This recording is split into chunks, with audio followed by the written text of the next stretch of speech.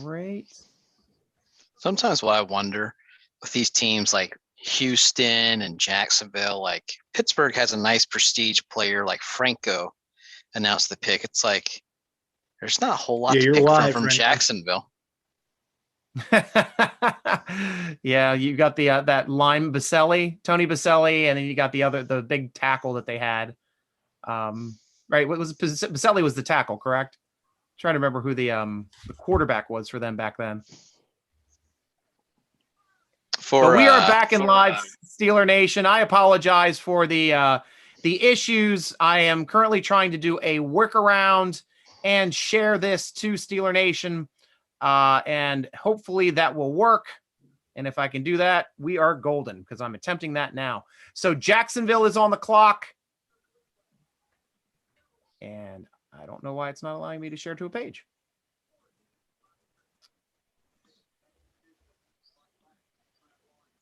Yeah, this is great.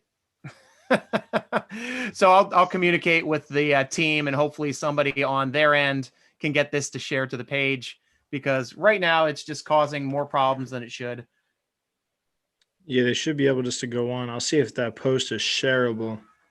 Yeah, it is. Well, it is shareable. It is shareable, so they should be able to go on. It might just be hard since you're trying to run a live show. And maybe I have to change my usually it allows me to change who I am, so I can click on and mess with it. Because I used to be able to log on at Steeler Nation. Maybe that's the problem. I can't switch to Steeler Nation right now.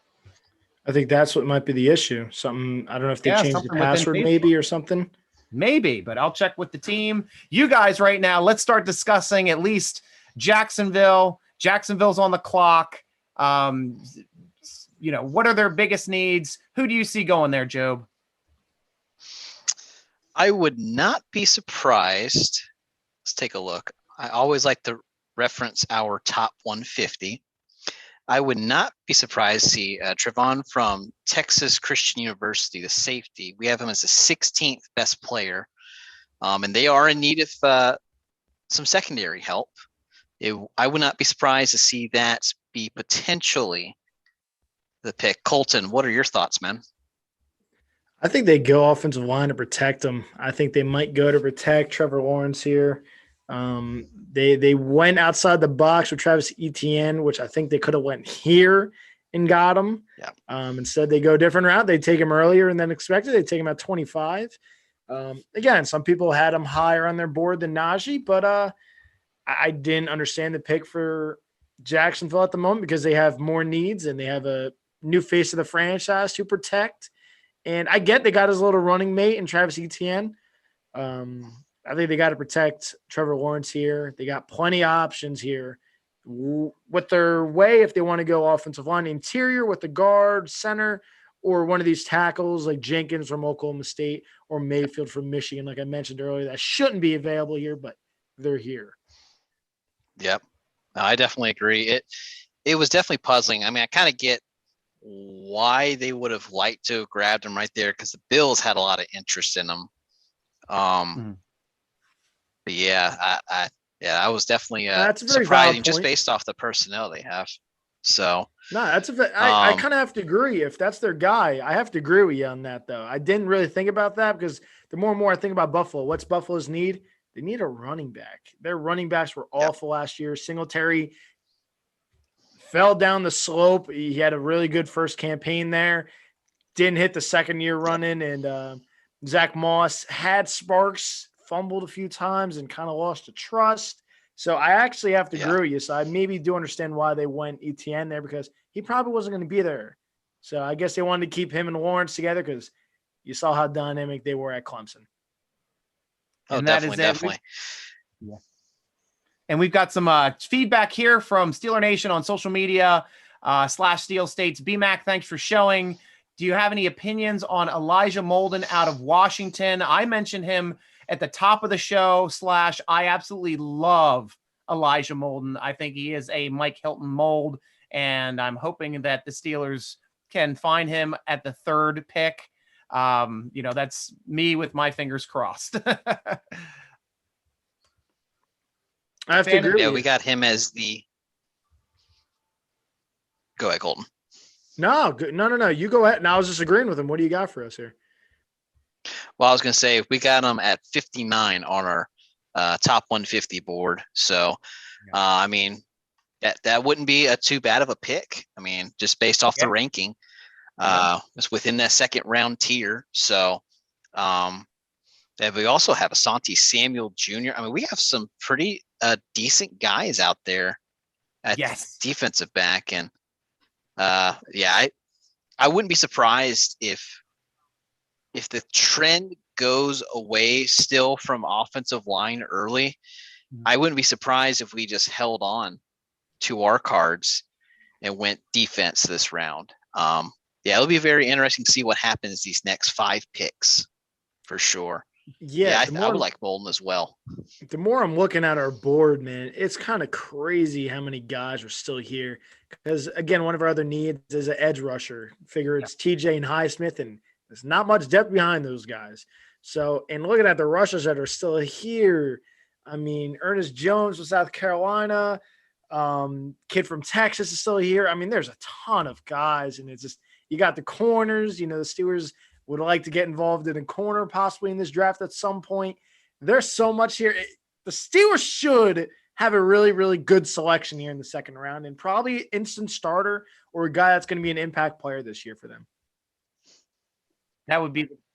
No, I agree. That would be a great way to go, obviously, because I'd be happy no matter as long as they're filling their needs. The needs at cornerback. We know their needs at center. We know their needs at tackle, tight end depth, tackle depth. Quarterback basically need a starter either at the edge or at the nickel spot, depending on where Sutton's going to be. So it's kind of like yesterday.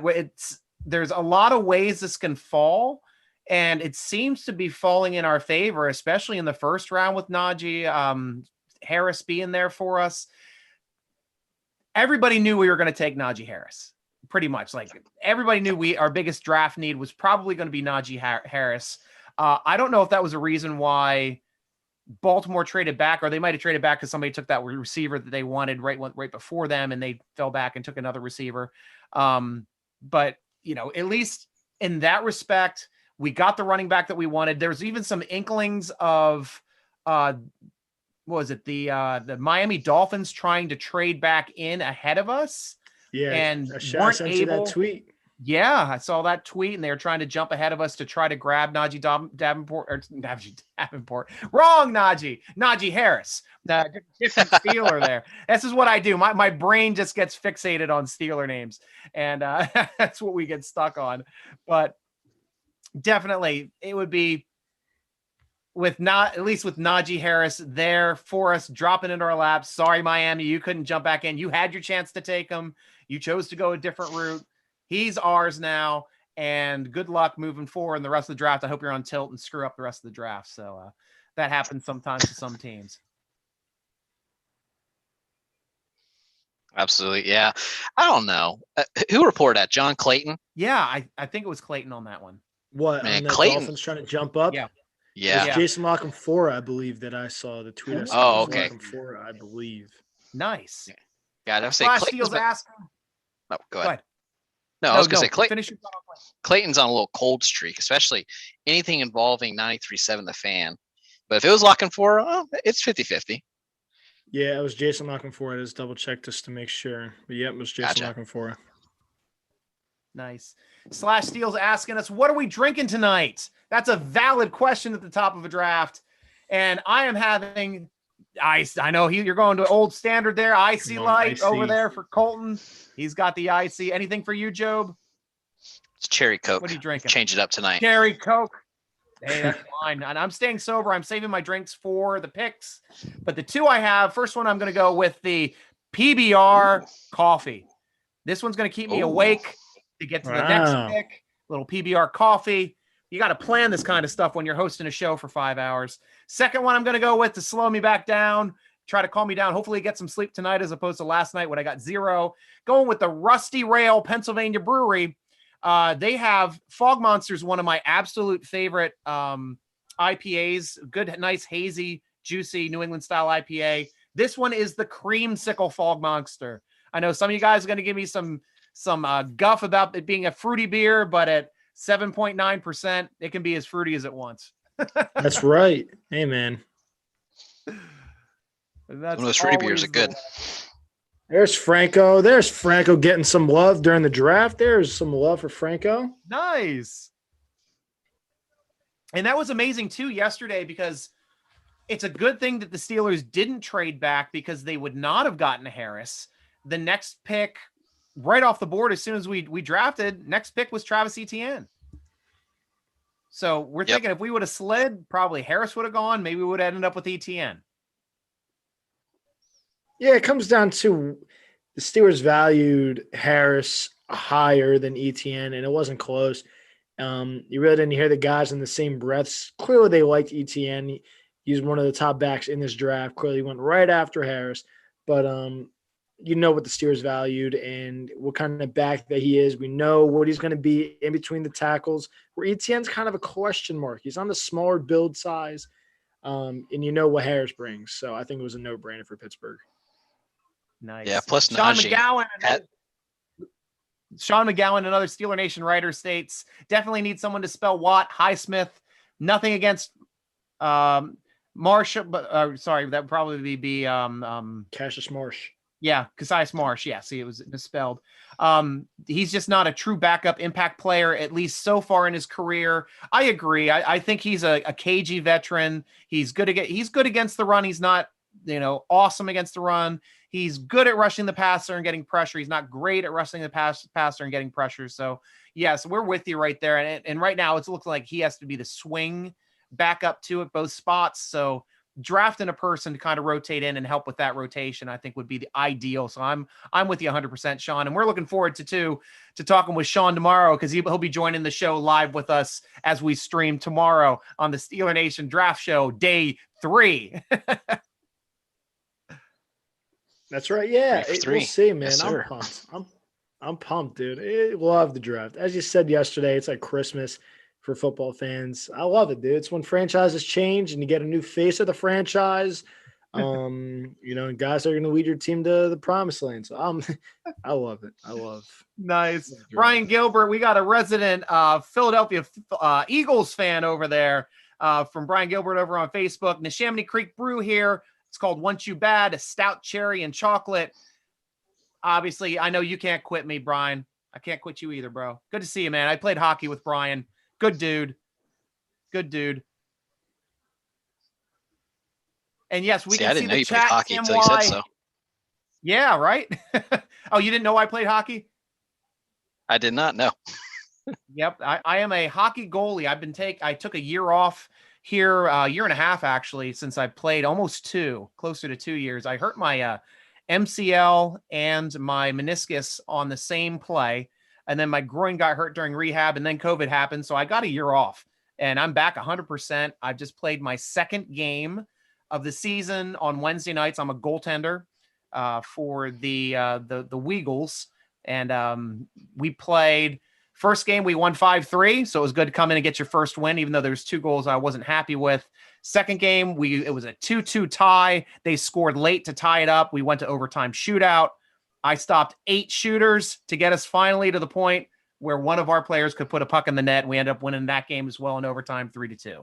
So super psyched coming back for hockey. I love playing hockey. At least it's the only thing that makes me sweat and stay in shape. So that's it's nice to at least try to reduce this COVID-19 that I put on here during this COVID-19 pandemic outbreak quarantine. I love it. I love what you did there. Oh, not like a freshman 15. It's more like a COVID-19. Hey man, I love it. I love what you did there. Oh,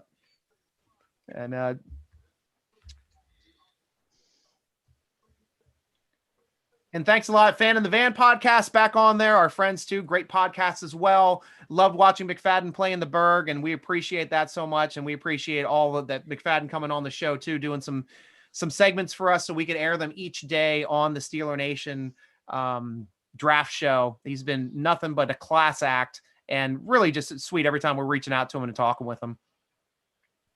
Tim Weiss says Goodell is no Tagliabue or Rozelle, but the booing is so old. And like we were saying yesterday on the show, he deserves every boo he gets. Like Goodell acts like the booing is it's like oh, he's in on the joke. The booing's cool. Oh, you're booing me. Yeah, ha ha ha. I get it. No, you don't fucking get it. We hate you. You're an asshole. You don't consistently give teams punishments across the board. They're weighted severely toward the New England Patriots. Otherwise, why would they be able to cheat so much and at least get caught the second time for the same offense last year in Cincinnati, filming signals again and get a lesser penalty than the first time that they did it? It's fucking bullshit. I'm sorry. Excuse my English, but it's absolute bullcrap. And it's the reason why we boo you, because we don't respect you. Fans don't respect Tagliabue. Owners can respect him all they want. He's making a money hand over fist. But fans, fuck you. Fuck you, Goodell. Absolutely. Sadly, it's all about the owners. Sadly, that's kind of what it's about. He doesn't really care what anyone else has to say. He's making his bank. He doesn't care. Yeah. Josh Shannon over on Twitter says we probably would have gotten an ETN because ETN probably would have been a bill if we traded back. And that's a good point. Though, they could have taken Williams as well. Williams still on the board. Somebody might be grabbing him, sometime here in this draft. I think the Dolphins, Jets, Buffalo are all teams I guarantee are owing on that. Definitely. So crazy. They're all in the AFC East, those teams mentioned. So they'll all be fighting for them. Yeah, who's going to get them first? Well, I figure the biggest need is probably Buffalo. Buffalo is probably that guy that needs him the most because the other teams have a bunch of other needs, I think, is Miami doesn't need him. You saw what Gaskin was last year for them when he was healthy. So He was a nice little back, just kind of like a James Robinson. He filled the void in. It wasn't really expected. So it's not really a need for them, I don't think, but you're going to see them address the position, I think, at some point. Great. It looks like the Steeler Nation crew is trying to help us out here too by sharing this to Facebook through their side, because right now, for some reason, I think it's probably on my problem. I'll have to figure that out between today and tomorrow's broadcast, so we have a nice, smoother transition getting back to here. But what the heck is going on with this not getting this player, this draft? I mean, we're already 17 minutes into the draft. Well, here you go. Here's your first pick now, finally. Are they finally walking across the stage? Yeah, Goodell's here announcing it now, finally. All right, here we go. Finally, Tyson Campbell, the cornerback out of Georgia, is off the board. Great. So, Colton and Job, where did we have Tyson Campbell as far as for the cornerbacks in his ranking? He was the top of the second round on Ben's big board. He was top of the second right here. Nice. Yeah, Matt has him at 98 though. So wow, that is definitely interesting. Not high. So that's probably the lowest person taken off of Matt's board so far this draft, isn't it? From what I am seeing, yes. And the next person who was lowest was Peyton Turner at 67. Wow. So that's a pretty significant gap right there. It is. It is, especially since he's doing very well. I mean, a lot of people have a lot of these players at the top of the draft, but we just love that he, as well as Ben, weighted these boards kind of more like how the Steelers would pick. So maybe by putting this corner down so far behind a lot of these other corners, maybe he does not fit the skill set that the Steelers like. As I know Steelers like corners that can tackle. Is this one of these cornerbacks that has trouble tackling? I don't know. Well, he's a pretty scrawny dude. So, yeah. Now, I will say, just looking at the stuff that they're playing right now, I mean, dude, he is nasty. I watched him bully our receivers live when I went to Sanford Stadium. The worst money I ever spent watching Auburn get spanked. Those are the worst when you pay all that money and then your team gets spanked. I mean, he was definitely, now he's a tough guy. I mean, I would say he's a much better version of Antoine Blake, because Antoine Blake, or Valentino Blake, whatever you want to call himself, he was a guy who would get up in your grill, and he wasn't very good at doing it. But yeah, he's definitely someone who is feisty. I will say that, despite him being a little smaller than not. Nice. We have to share, and we are up on Facebook finally, though. Unfortunately, I cannot comment on anything going up on Facebook right now. It doesn't look like we have access. Only my personal Facebook can I comment and react to. As we're on here, if one of you want to jump on Facebook and field those comments. Yep, I got you. Thank you, Colton. That would be awesome. That way we can all get back in touch with everybody and see how we're doing coming up on the draft. And there's now Steeler Nation, this is the part of the draft. Like, yeah, we got some picks going off. We know the Steelers aren't picking right now. So what I did was I set up a fun little video for us all to enjoy. And this is a video of Naji Harris and his career plays where he hurdles another player. So let's all, I'm going to share my screen here and I'm going to have just us comment as we're watching this, because I think this is absolutely amazing when I come over here and start playing this. Is this visible to you guys? Can you see the plays? Yeah. Yep. Okay. The Notre Dame one, yes. You all know the Notre Dame one. And I'm like, oh, that's amazing. I saw that mostly in his highlights. Great play. And Naji's just being a beast, obviously. Big hurdle. I mean, I love the height that he gets on that play. So, I'm watching these highlights and I'm like, yeah, he'll have like a couple of these. And as we just keep going, they just keep coming and coming and coming and coming. So as we get to the next play, it has a nice 3 angles on this.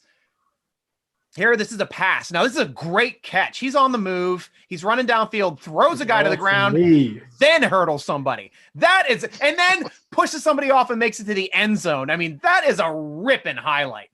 That's something I really got excited when I saw that. Complete miss, got hit from behind, stays on his feet, gets into the end zone. This is more of a nifty move on the inside. Whoop, quick hurdle, gets the first down, throws a stiff arm as he's doing it. So this is like a 3-part play, and they're going to show the replay against on this.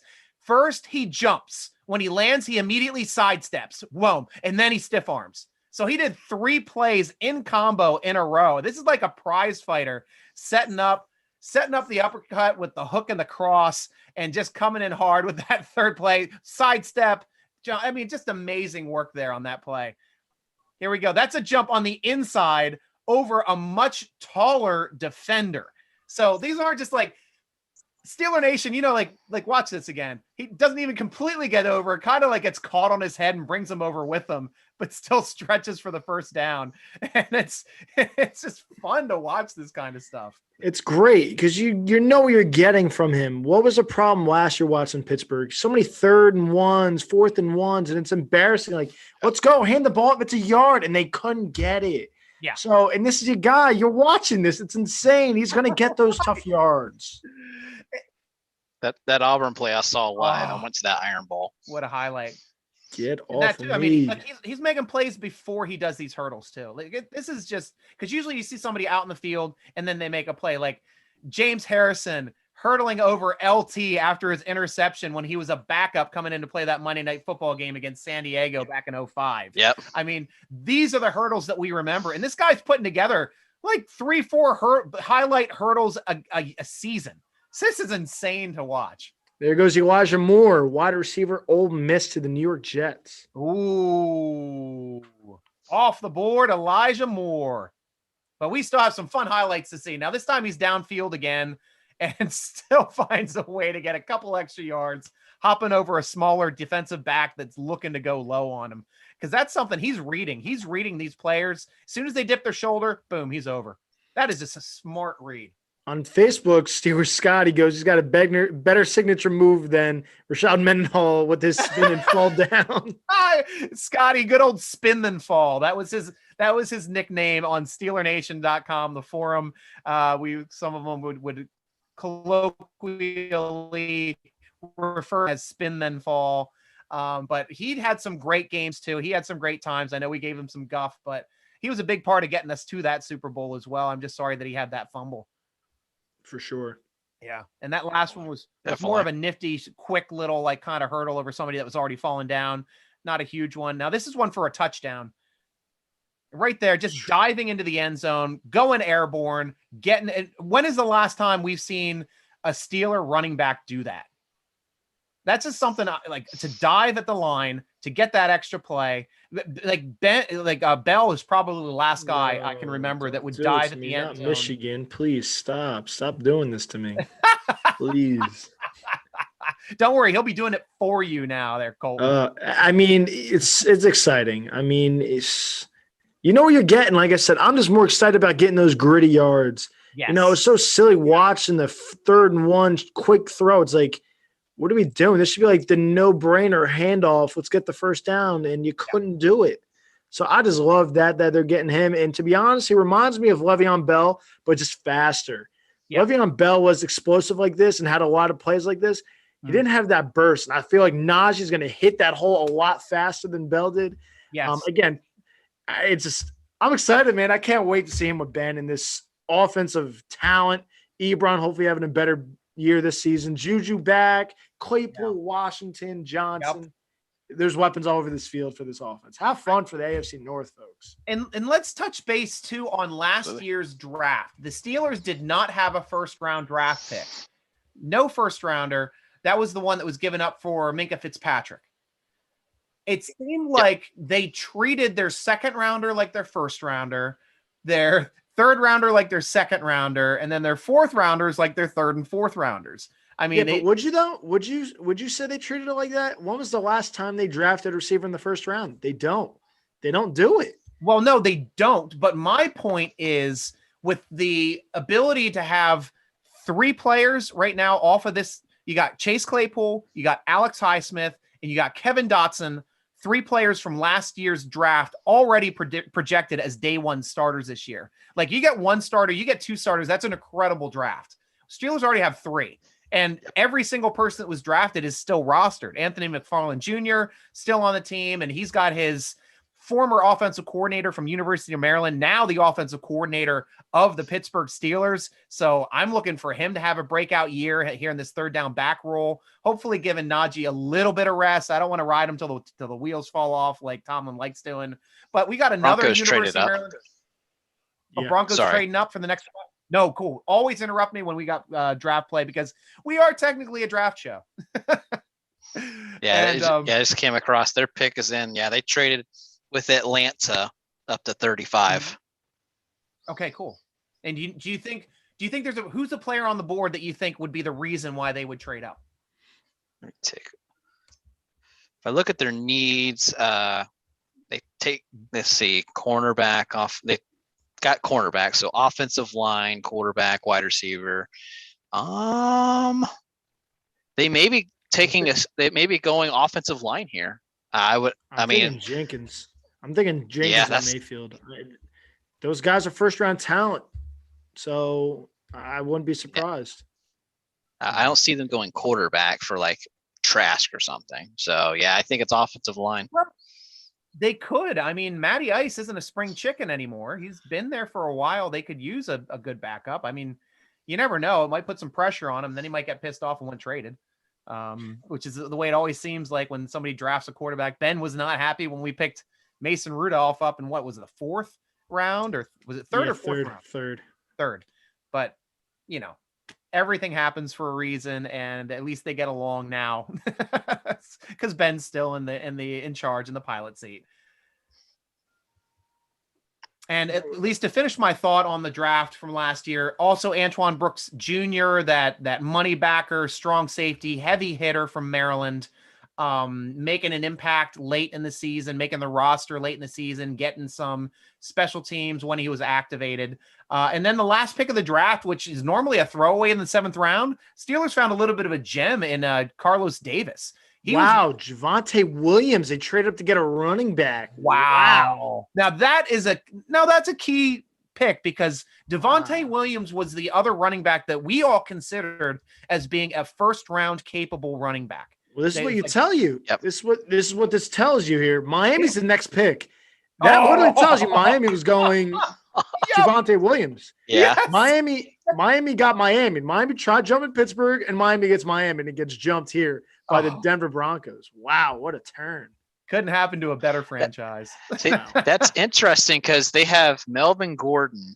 And who was that undrafted free agent that they had? Philip Lindsay. Yes, Philip Lindsay. I assume he's still on the roster. Yeah.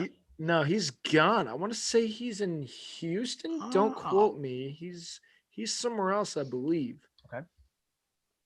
That is interesting. And we got some words here too on the internet.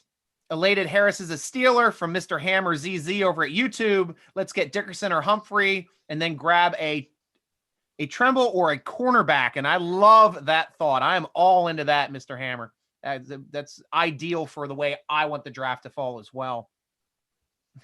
Brian coming back in, talking on Facebook, my buddy I played hockey with. Lights out goalie talking shit to other team as he's stopping slot shots. True story. And I am the most vocal goalie in the net that you'd ever hear. Usually you get on the ice and everybody is stone quiet. Goaltenders are just concentrating.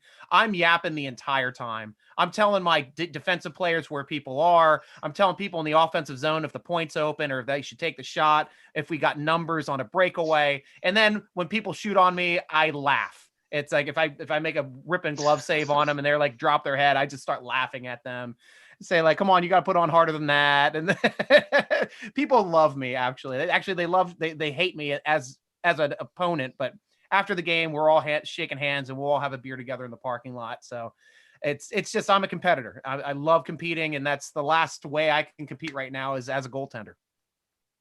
And we're not doing the 30 and over leagues. We're still playing with the young bucks. So that says something too for, nice. At least me being able to hang with the young kids because they haven't had a chance to see a goaltender like Dominik Hasek. That is my mentor. He is who I patterned my game after. Absolutely loved the Dominator and watching him play hockey. He's my all-time favorite hockey player, which is saying something because I'm a Pens fan. So he was just, I've never seen anybody play goalie like that, man. He was insane.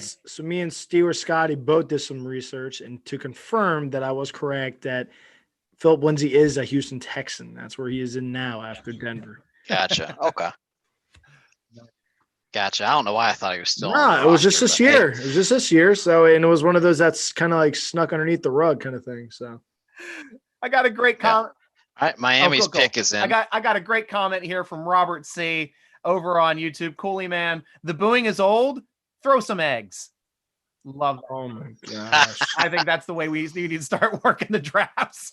And in Cleveland, I'd actually expect something like that to happen. And I would laud them if they did something like that. We already know they can throw bottles when they get bad calls. There's your first safety off the board. Oh, and he's been on there for a while.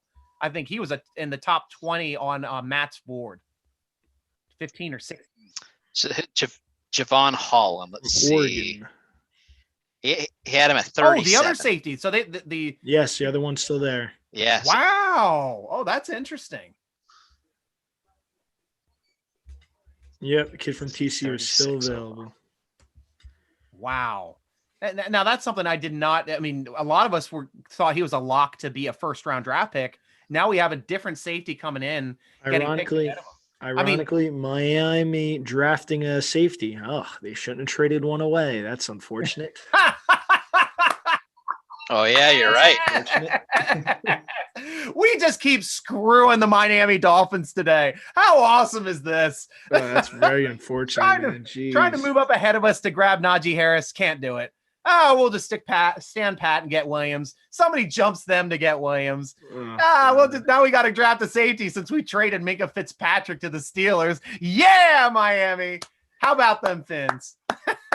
It almost worked in their favor. They almost got a really high pick, and man, that Minkah trade changed everything. And Steelers battled themselves to would have been the playoffs, last season, but thank God, man. That was going to be a disaster really, really fast. There was a lot of heat the Steelers took for that trade, and they got themselves an all-pro safety. Not many people can say that. Yeah. Tim Wyatt. Bouchette's infamous. Yeah, Tim. I was going to say Ed Bouchette's infamous tweet saying it's dumb. Oh, Mark Madden as well.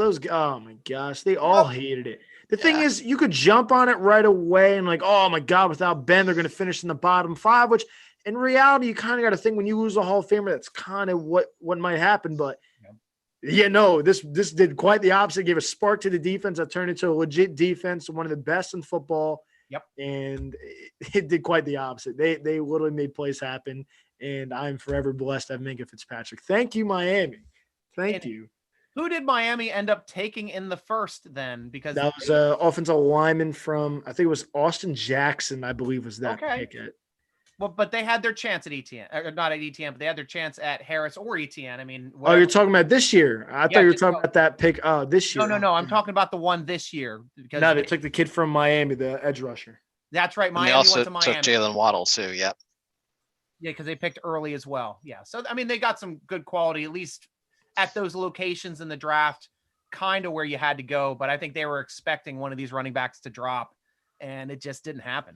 Stewart Scotty said, the more tackles and centers slide down, the better for us, I guess, since there's no lineman going yet. Yep. Crazy. Yes, it is. Yes, it is. Yeah, we got the Eagles up next. Philly's not going line either. I don't think they go offensive line either. That's one of their better parts of their team. Last year, they were really banged up. Brandon Brooks, I think, tore his Achilles in the preseason. Lane Johnson battled his Achilles all season. Wow. So that's one of their benefits is their offensive line. I don't think they go offensive line here, Philly. So that's another guy sliding back to Pittsburgh. Nice. Oh, that's something else. That is something else. Tim Y over on YouTube also suggesting things to do to Goodell. It would be great if somebody pants him while he's announcing a pick. That would be amazing. That would be great. Patriots traded with Cincinnati. Really? Patriots just traded with Cincinnati? Yeah, so it goes Eagles, then it was going to be Cincinnati, and the Patriots just jumped up to 38. Okay, well, they're coming up, and they did get Mac Jones, right? In the first round. So they looking to pair somebody with him, or are they looking for somebody on defense? There's got to be a reason why they jump up, especially now to get one of those linemen. I think I keep saying linemen. I keep being wrong on it. So Lord knows they addressed the receivers in the offseason, New England. Well, New England's a team that doesn't draft linemen. They essentially bring undrafted rookie free agents. They have a hell of a great line coach, an awesome line coach. But with the talent at least that we have up here now on our board, geez, maybe that's that safety we were talking about. Where's he at? Trevin Mooring from TCU. They might go safety. Patrick Chung did just call it a career. Yes, he did. He just retired. He just retired. True. Yeah. So that might be it because he shouldn't be there. Usually they'll make a play like that for somebody that shouldn't be there. And to me, that's a possibility. They got the linebacker from Penn State, Jeremiah Owusu-Koramoah, possible there too if they need edge help. What's call can go here also? Philly can go safety also. Who's the best wide receiver available? Looks like it's Randall Moore currently. Okay. Or Terrence Marshall. Terrence Marshall. Yeah, Terrence Marshall. Yeah. You got two of them right there, kind of close in the rankings here. Kadarius Toney as well, a little bit far. Oh no, he was taken already. That's right. Giants took him. Wow. Yep. That's why I love these rankings, is that you get surprised. You're like, wow, that guy's nowhere near the top 30 in this ranking. They must suck. Landon Dickerson. Landon Dickerson was the guy they came up for. Wow.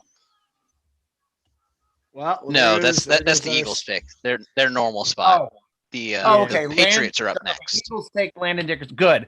Well, I'm saying good. It sucks because it's center. It's first center off the board. We wanted the centers to drop as much as possible, but Landon Dickerson has injury concerns, and that was something that everybody at Steeler Nation was talking about. His knees he's had a lot of knee problems, knee surgeries, and we were just worried about his durability. But his talent is unquestioned. He's easily the most talented center in this draft. The problem is you can have all the talent in the world, but if you can't get on the field, what good is it? No, definitely. I think I saw a comment on Twitter that said he's kind of like a car with transmission issues. When the transmission's fine, he's great. Yeah. But he spends a lot of time in the shop. And I thought that was a pretty good assessment. Yeah. And Gilbert, let us know your assessment there on Philly, on the Eagles, since the Eagles took your favorite team, just took that center. I want to know how you feel about that. Brian Gilbert also asked, how much weight do you think the NFL pedigree has on rankings, i.e. Joe Horn and Asante Samuel's kids? I think it's a factor.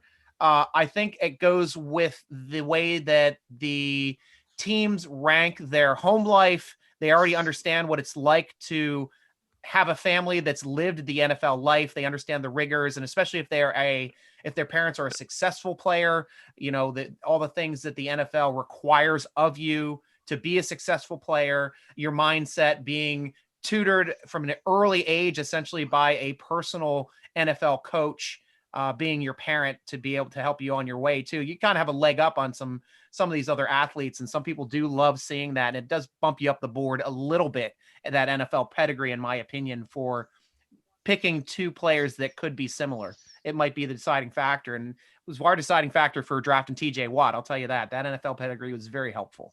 You just know what you're getting. You know what the parents were like. You know what the father was like. Same thing with baseball. Look at the freaking Blue Jays. They're all old baseball players or pops. Bo Bichette, Vlad Guerrero, Biggio. There's a bunch of guys whose fathers played. So, and you're seeing the same thing with football. A bunch of guys, figure from the Mannings to Samuel to Winslow. I mean, the list goes on and on with these players. Yep. The Bears also just traded up to 39. Wow. That's a lot of trades. A lot of movement today. So Steelers might trade up today specifically if they think that they can, if they have to Christian get Humphrey. Barmore, nose tackle from Alabama for the Patriots. They traded up for a nose tackle. Really? That's usually a position that's not of high need anymore. That's a position that's on the field now. 33% of the defensive snaps now.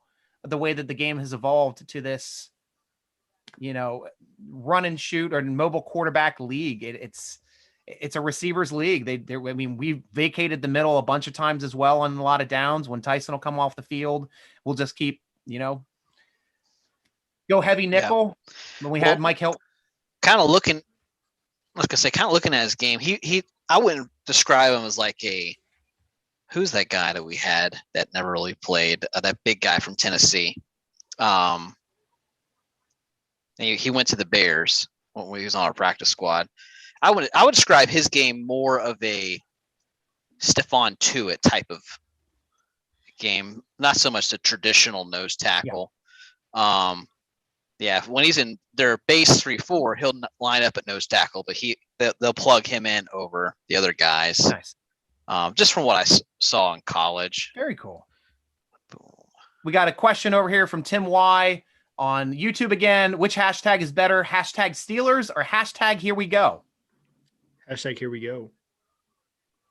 Yeah, I've been using hashtag Steelers. I forget to use hashtag Here We Go, but he also says Here We Go is so lame of a song. And I do agree with that. It needs to be more upbeat. I'm like more of a Steeler polka kind of guy, but I'm a little bit older. They used to have those since the 70s on. But and that's a little bit of Polish in me too. I can get up and I can polka to that. So I love that. Hell yeah from Kayla over there on Twitter. We got Steeler Scotty in the house. Yeah, he just asked where was Christian Barmore ranked? Is it one of those like he shouldn't be here, I'm gonna go draft him kind of thing? And on Matt's big board here, on Matt's board player ranking, he has Barmore at 19. So he shouldn't be there kind of thing. So so that would be a reason to come up and grab the guy, right? Yeah. So now the highest remaining guy is that safety at TCU at 16. So definitely that's very interesting. The Bears pick is now in. I like that guy's hat. Tevin Jenkins. Tevin Jenkins off the board. Offensive line. Okay, so this might be the start of the run on the offensive line. We're at pick number. Well, especially with Philadelphia grabbing a center as well. Yeah, we need a lot more receivers to go off the board, in my opinion, before in the next couple picks. Kind of slow down this offensive line pickup here. Yeah, this is what I kind of feared here. There's really, really good linemen here. Jalen Mayfield's the next to go. I mean, there's still really, really good tackles. I think there's still an okay spot, Pittsburgh. See what some of these teams do ahead of them. So it's Atlanta. I'm assuming is going defense here. They have a lot of needs defensively. I think that's where they go here. Yeah. Atlanta's pick is in. That was a fast one. Detroit now on the clock. So I think Atlanta's got to go defense here. And Detroit went offensive line first pick, so they might go. That's your receiver pick. It's guaranteed. I'm kind of guaranteeing Terrence Marshall to Detroit at 41. So, and that leaves the Giants at 42, which could be an edge rusher, which could be the kid from Georgia or Perkins from Oklahoma. Those are my next few predictions. Let's see if I get on a run here. Striker, I'm going to hold you to me right here. If I get on a run. Right? Let's go here. Let's see if I get on a run here. And we've got some great comments over here too. Tim Y says it would be refreshing if the Steelers made it through the draft without drafting a wide receiver. And that's what we've been talking about. All 5 rostered wide receivers returning to the roster this year. I don't think there's a need to draft anybody except possibly late as a return stud possibility. But yeah, I don't see them. They got Ray for that. Yeah, well, they do have Ray. But yeah, you can always upgrade certain positions. They could. I liked Ray. I don't know what happened to him. His fumble, like he had that little fiasco. That was against the Ravens, and then he lost all his confidence for some reason. Yes, like he wasn't as electric from that point on. Unfortunately, I have to agree with you. But hopefully he can get his mojo back because I'd love to see him do it. At least break one because it looked like every play he had a chance of breaking one up until that fumble. For sure. Robert also asking, I know we all want offensive line help in round 2, but if Freiermuth is there at Steelers pick, do you consider it? I definitely do. To me, that's one of the only people I consider taking over top of Humphrey. If Humphrey's on the board, also, Asante Samuel if he's still on the board, I got to give him strong consideration as well. Anybody else thoughts on that? I agree. I agree. Yeah, Freiermuth, he's a stud. Yeah, I wouldn't be mad to have him in the second round, to be honest with you. Yeah. I got a question. If Harris is on the early or late side of 24 years old, I don't think it matters. I think 24 is old enough, but at least as a first rounder, we know that he can play till he's 29. You don't really pay and expect running backs to do much when they're in their 30s. So I think that with the 5th year option, if the Steelers do utilize that, that's great. And they have an option to be able to franchise him for the 6th year. So possibility of him sticking around for the majority of his career when he is the most effective. All right, another center off the board. It's Creed to Atlanta. Really? Wow. Yeah, they just lost Alex Mack, so. True. Well, that makes sense then. So Creed Humphrey's off the board, the guy everybody wanted. Yeah. A couple of other people were talked about at center position to the Steelers. I know Quinn Meneertz as well from Wisconsin Whitewater, the small school. But I don't see the Wait, I'm sorry. I was wrong. It's Richie Grant, safety out of UCF. I'm sorry. Someone in the group. I saw Creed up there. Woo! Yeah, let me fix the board. I'm sorry, guys. Jeez. I saw in our group chat the name Creed come across. I was correct. I was correct. They want defense. Don't put that on me. Don't put that on me, Ricky Bobby. I'm sorry. Come on, don't do that for you. Don't do that to me, man. All right, so this is where I'm at now. Detroit's going wide receiver. And I'm going to book a name. Okay. I'm already going to mark it because I feel that confident. It's going to be Terrence Marshall here out of LSU going to the Detroit Lions. Wow. Looks like Falcons got pretty decent value by selecting Grant. We had him, or I'm going to phrase that. Matt had him at 64 on his board. So that's not bad. So that's now two safeties. So now it makes me wonder which team needs a safety next. Maybe I know Dallas needs more of a corner, but I mean, Dallas needs everything. If that guy from TCU is still up there, I mean, they may take that. Thank you, Scotty Meinertz. Thank you. I was pronouncing it incorrectly. I love Steeler Nation because they always help me with my pronunciations, which is how I learned to say Travis Etienne. So that makes it very helpful when we have people to help me out with my pronunciations. I don't have the phonetic spellings like these talking heads do on the other draft shows. We make mistakes. We have fun with it. We keep moving forward. And Mr. Hammer, ZZ, Ray is the funniest name to scream leaping up from your couch. Ha, ha, ha. I love that. Speaking of haha, I think the best name in the league for one time was haha Clinton Dix. That had to be my favorite name. Yes, because I always think of Nelson from The Simpsons. And it's Naji or Najee. I think it's Naji, right? I thought it was Naji. Naji, yeah, I thought yes. it was Naji Harris. Tim was asking that. Yes, we think it's Naji, Tim. Actually, I read something where they asked him about his name. He said it's kind of frustrating. He says it's Naji. He said he says not Naja, not Naji. Naja Harris. Hammer's throwing it down. This baby crack Naji. I love that. Love that, man. Great comment. That's funny. Steeler Nation, you guys are rolling tonight. This is a lot of fun. This is a lot of fun talking with you. And Tim Y also said, I get the same sense from Dotson's comments last night that the O-line isn't as thin as some people would profess. And I'm with you on that a bit too, Tim. Like, I am all over Zach Banner. Zach Banner is a physical specimen. He's a monster. He's got great feet, and he's got the size, and he's got the wingspan. Like, I know for a fact he is going to be a successful tackle in this league. Very, very few people know about this, but his biological father was actually Lincoln Kennedy. And Lincoln Kennedy was the Pro Bowl tackle for the Raiders back in the day, and made a couple Pro Bowl seasons with the Raiders when they were good, and went far in the playoffs. I'm not sure if he played in the Super Bowl or not, but he's got bloodlines. So he doesn't refer to him as his father or anything else, but a friend now. He has an actual father, loves his family, and his father that he knows as well is like, it's his family. So, you know, this is more of like, this is the person that provided the DNA, and that person was Lincoln Kennedy. So pretty interesting to think about for having that kind of bloodline on the Steelers. Yeah. Plus I think Kevin Dotson's comments last night about pretty much the defense doing all that motion and stuff up front, and then they would just come to the line of scrimmage and just hands up.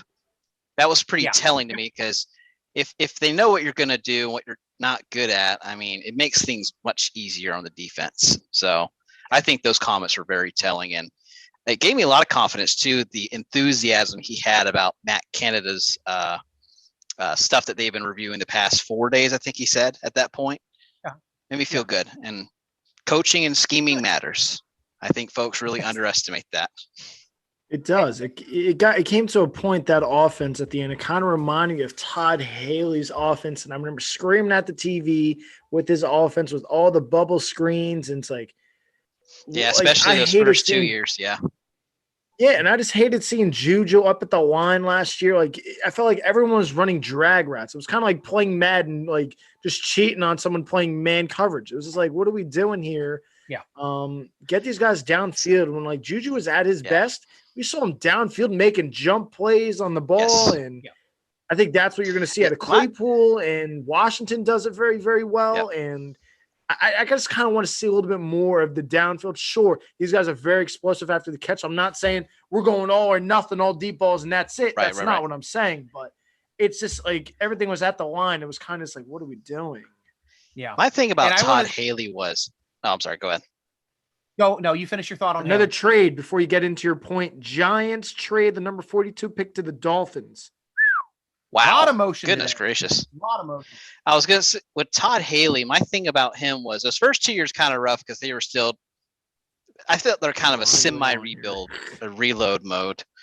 But once he got going, his thing was he tried to, I mean, let's face it, we hear a lot about his personality and that he has an ego and stuff, which, I mean, to be an offensive coordinator, you kind of have to be. And that kind of showed in his play calling. He tried to outsmart the guys, where it's just like, just attack their weakness, man. Everyone knows what it is. So that was my thing about Todd Haley. But yeah, it was definitely a step down going from to Randy. Because at least Todd had that innovative. He had his perks, like Colton said, with the screens and whatnot. But I mean, he always had some kind of new wrinkle to add each week.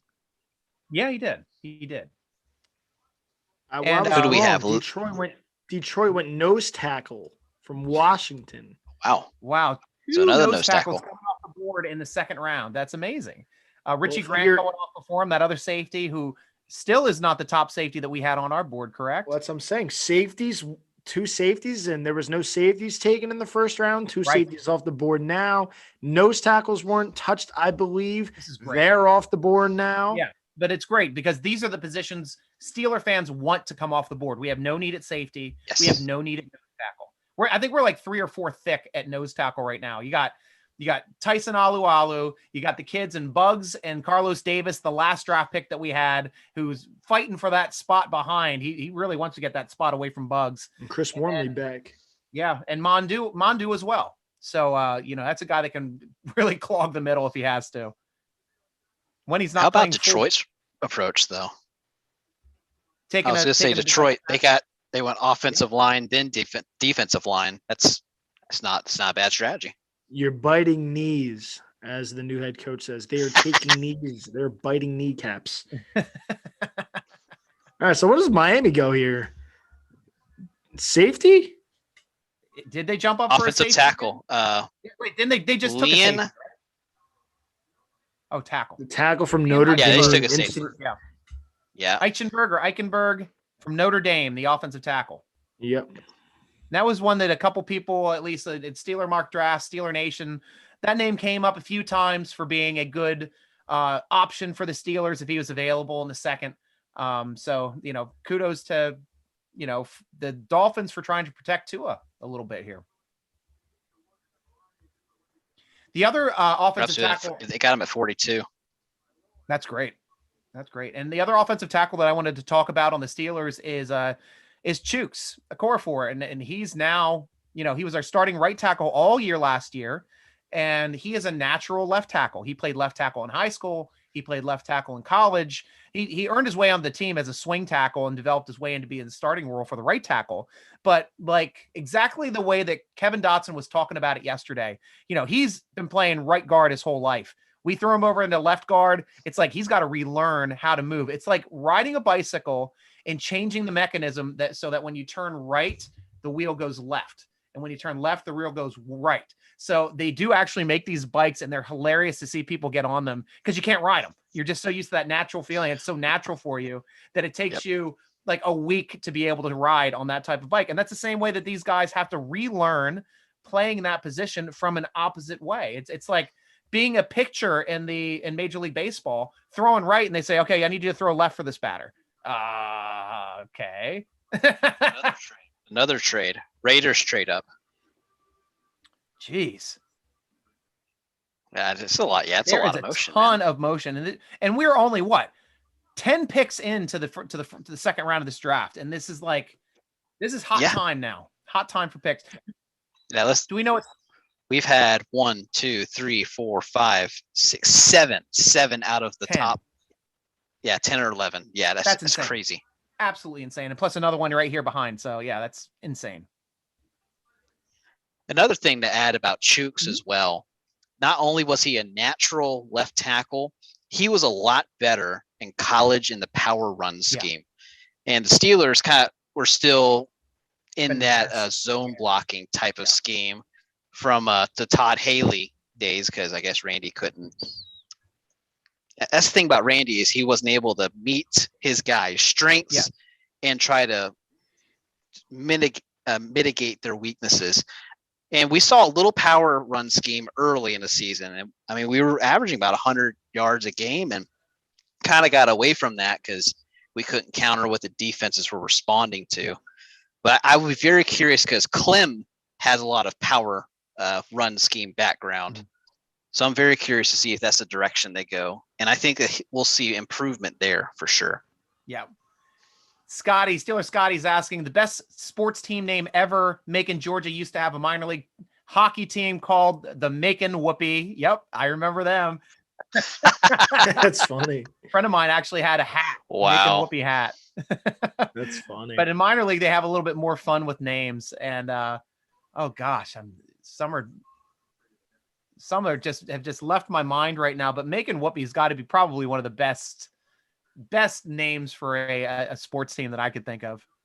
Nah, what are you talking about? It's the Washington football team. Your favorite. That's the worst thing. And the worst part is it's like that was the only name that wasn't copyrighted. There's this one guy in Washington that had 200 different names copyrighted, but not football team.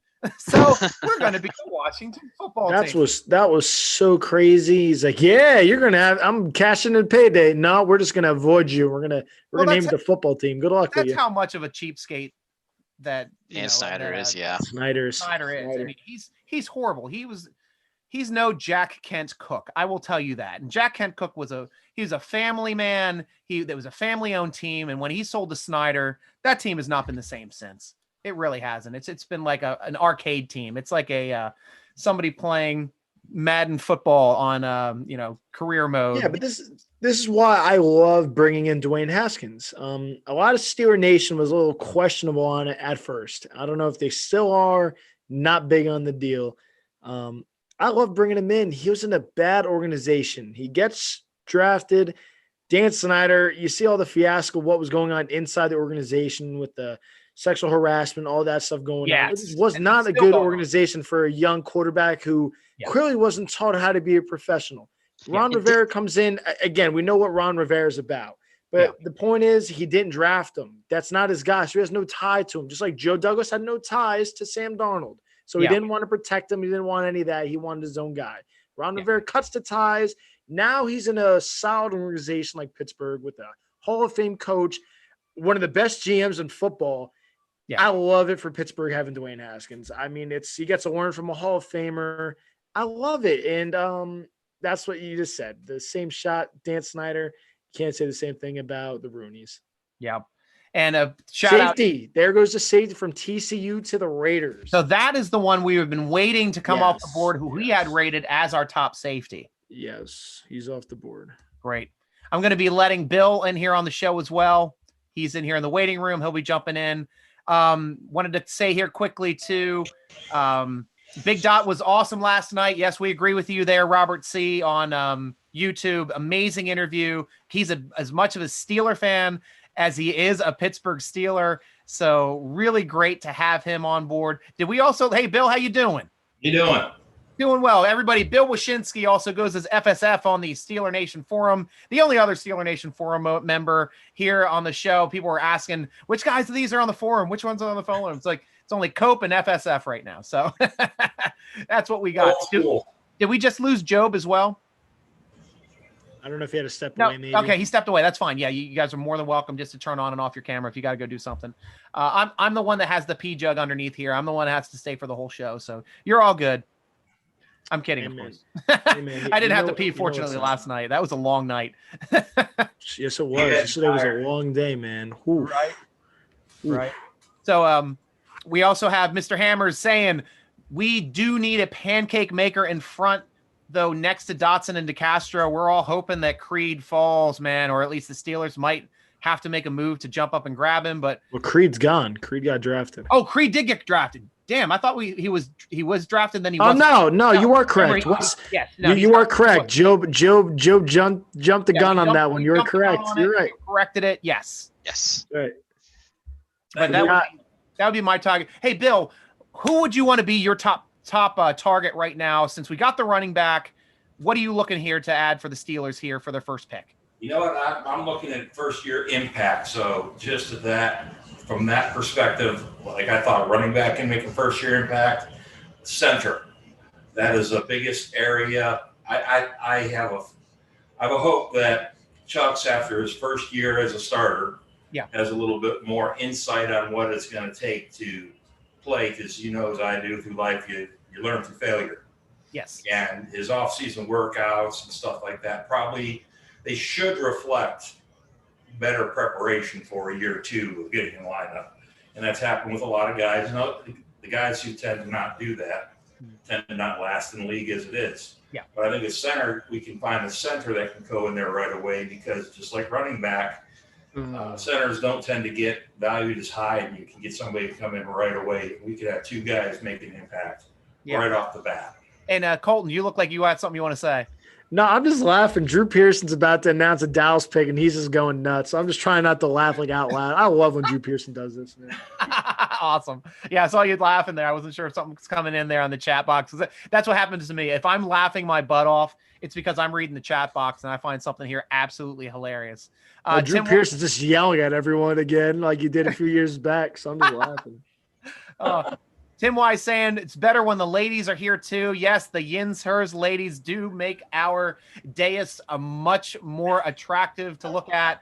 At my age, I mean, all I can do is grow a beard. I can only grow hair this way, not so much this way. So I'm going this way. Joseph, cornerback from Kentucky, off the board. Cornerback or quarterback? Cornerback, defensive. Yes, so a need for Dallas, Kentucky, Kelvin Joseph off the board. Okay, wow. Jacksonville back on the clock, then Cincinnati. They seem like they've been on the clock this entire freaking second round. They just keep trading. I think what they're doing these days, as opposed to in the past, they've got that pick in there and they're just milking the time. Yeah, but they still have to be on a schedule. So first round, all the picks were supposed to be in 15 minutes. Second round, it's supposed to drop to no, it was 10 minutes. 10 minutes. Yep. It's supposed to be 10 minutes second round, and then third round it drops to 7 minutes. I think you're right on that. So that's the new rule. Yeah, that happened last year. First round used to be 15 minutes. Yeah. And then it stays 7 minutes until the last round. And I think, or does it drop to 5? Might drop to 5 minutes. I'll look at the rules, but at least for today, it should go 7 minutes 10 minutes for second round, 7 minutes for the third round. That sounds about right. Yes, because I remember those first rounds taking forever too. Steelers Scotty thinks the Vikings are going to move up. They have 4 third-round picks and 4 fourths. So he thinks they're going to slide up here at some point. Wow, that is a ton of picks. It's like right at the spot of the draft that you don't really want. It's like they can kind of go either way. So yeah, moving up would definitely be smart for them. Yeah. Wish we had more capital to move up this year. Yeah, they did. I don't, I can see maybe if they want to try to jump up a couple spaces for somebody, but yeah, they're right now. It seems like their real draft capital is that extra 4th. It is what it is, Yep, and that's definitely like to see that center and Walker Little, offensive lineman, University of Stanford. Yeah, Mr. Hammers brings up a great point as well. Also, people forget that we got a tiny glimpse of Canada's offense in week 17 with the majority of the starters sitting. So there's that too. And I did like the way Mason Rudolph controlled the offense in that game. Yeah, he had an interception early, but he settled down and nearly brought us back to winning that game against all of the Browns starters. So that was that's something really to take from in that game. Problem was landing in quicksand the next week when we brought all the starters back that took a rest the week before.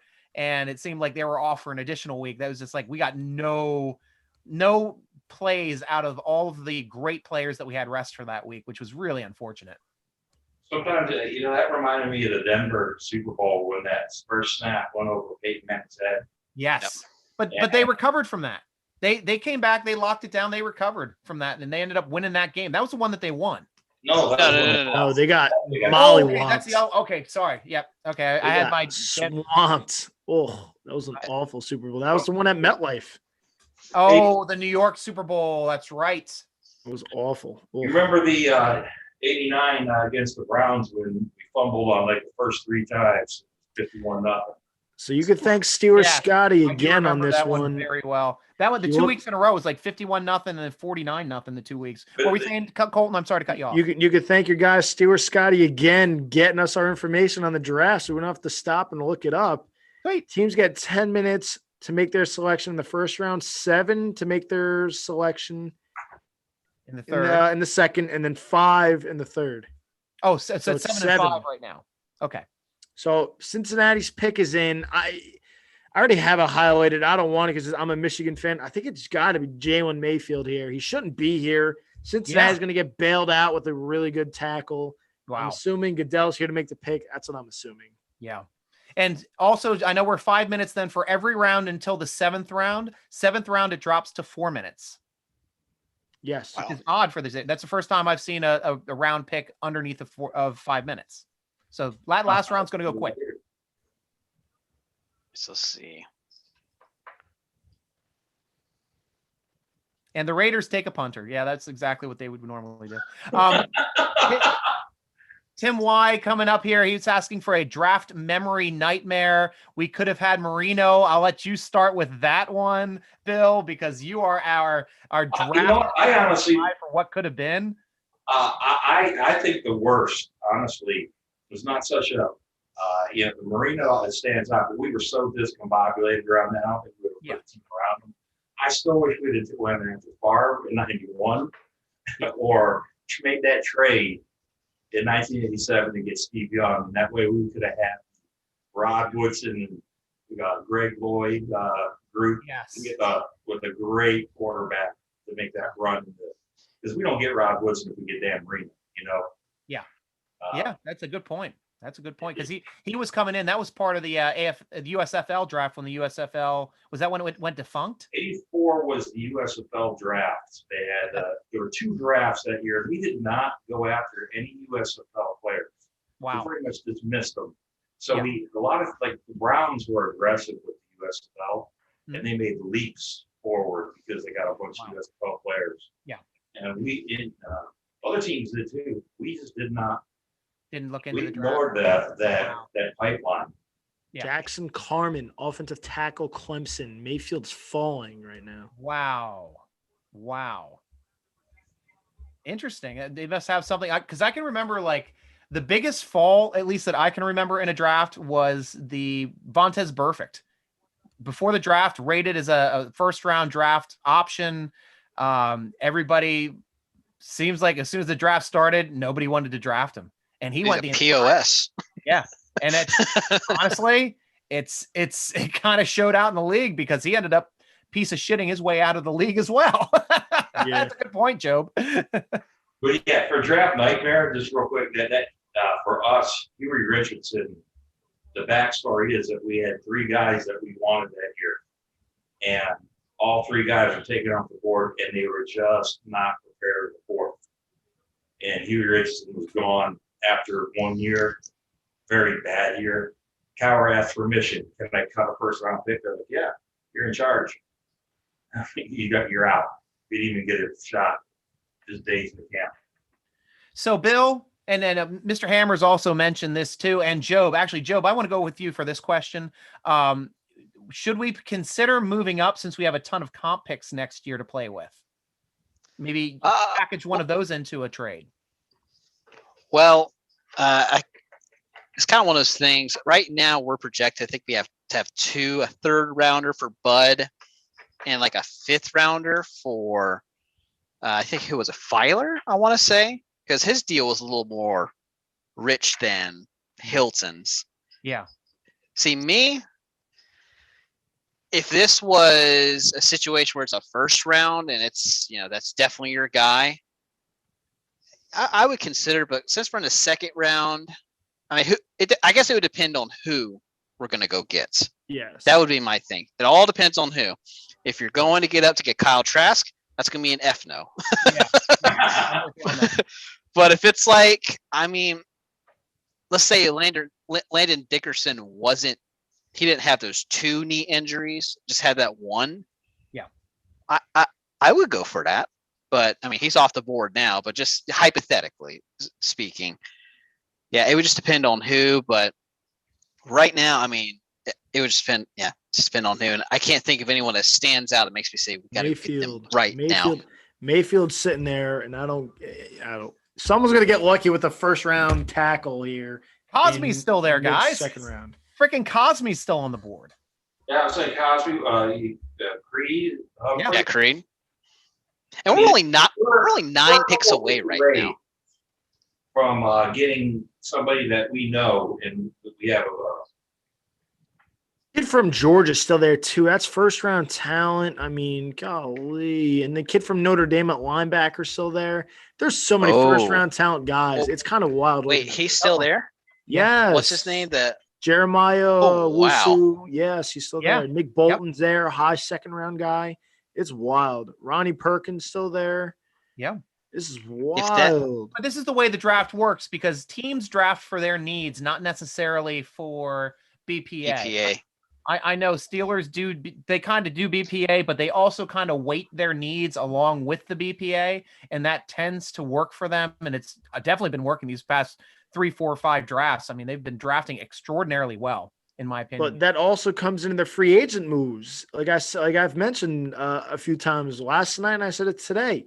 Yeah. They sign guys that if they aren't there, they don't necessarily have to make the move. Figure Kalen Balaz. They had a need at running back this season. Kalen Balaz, they pick him up in the offseason.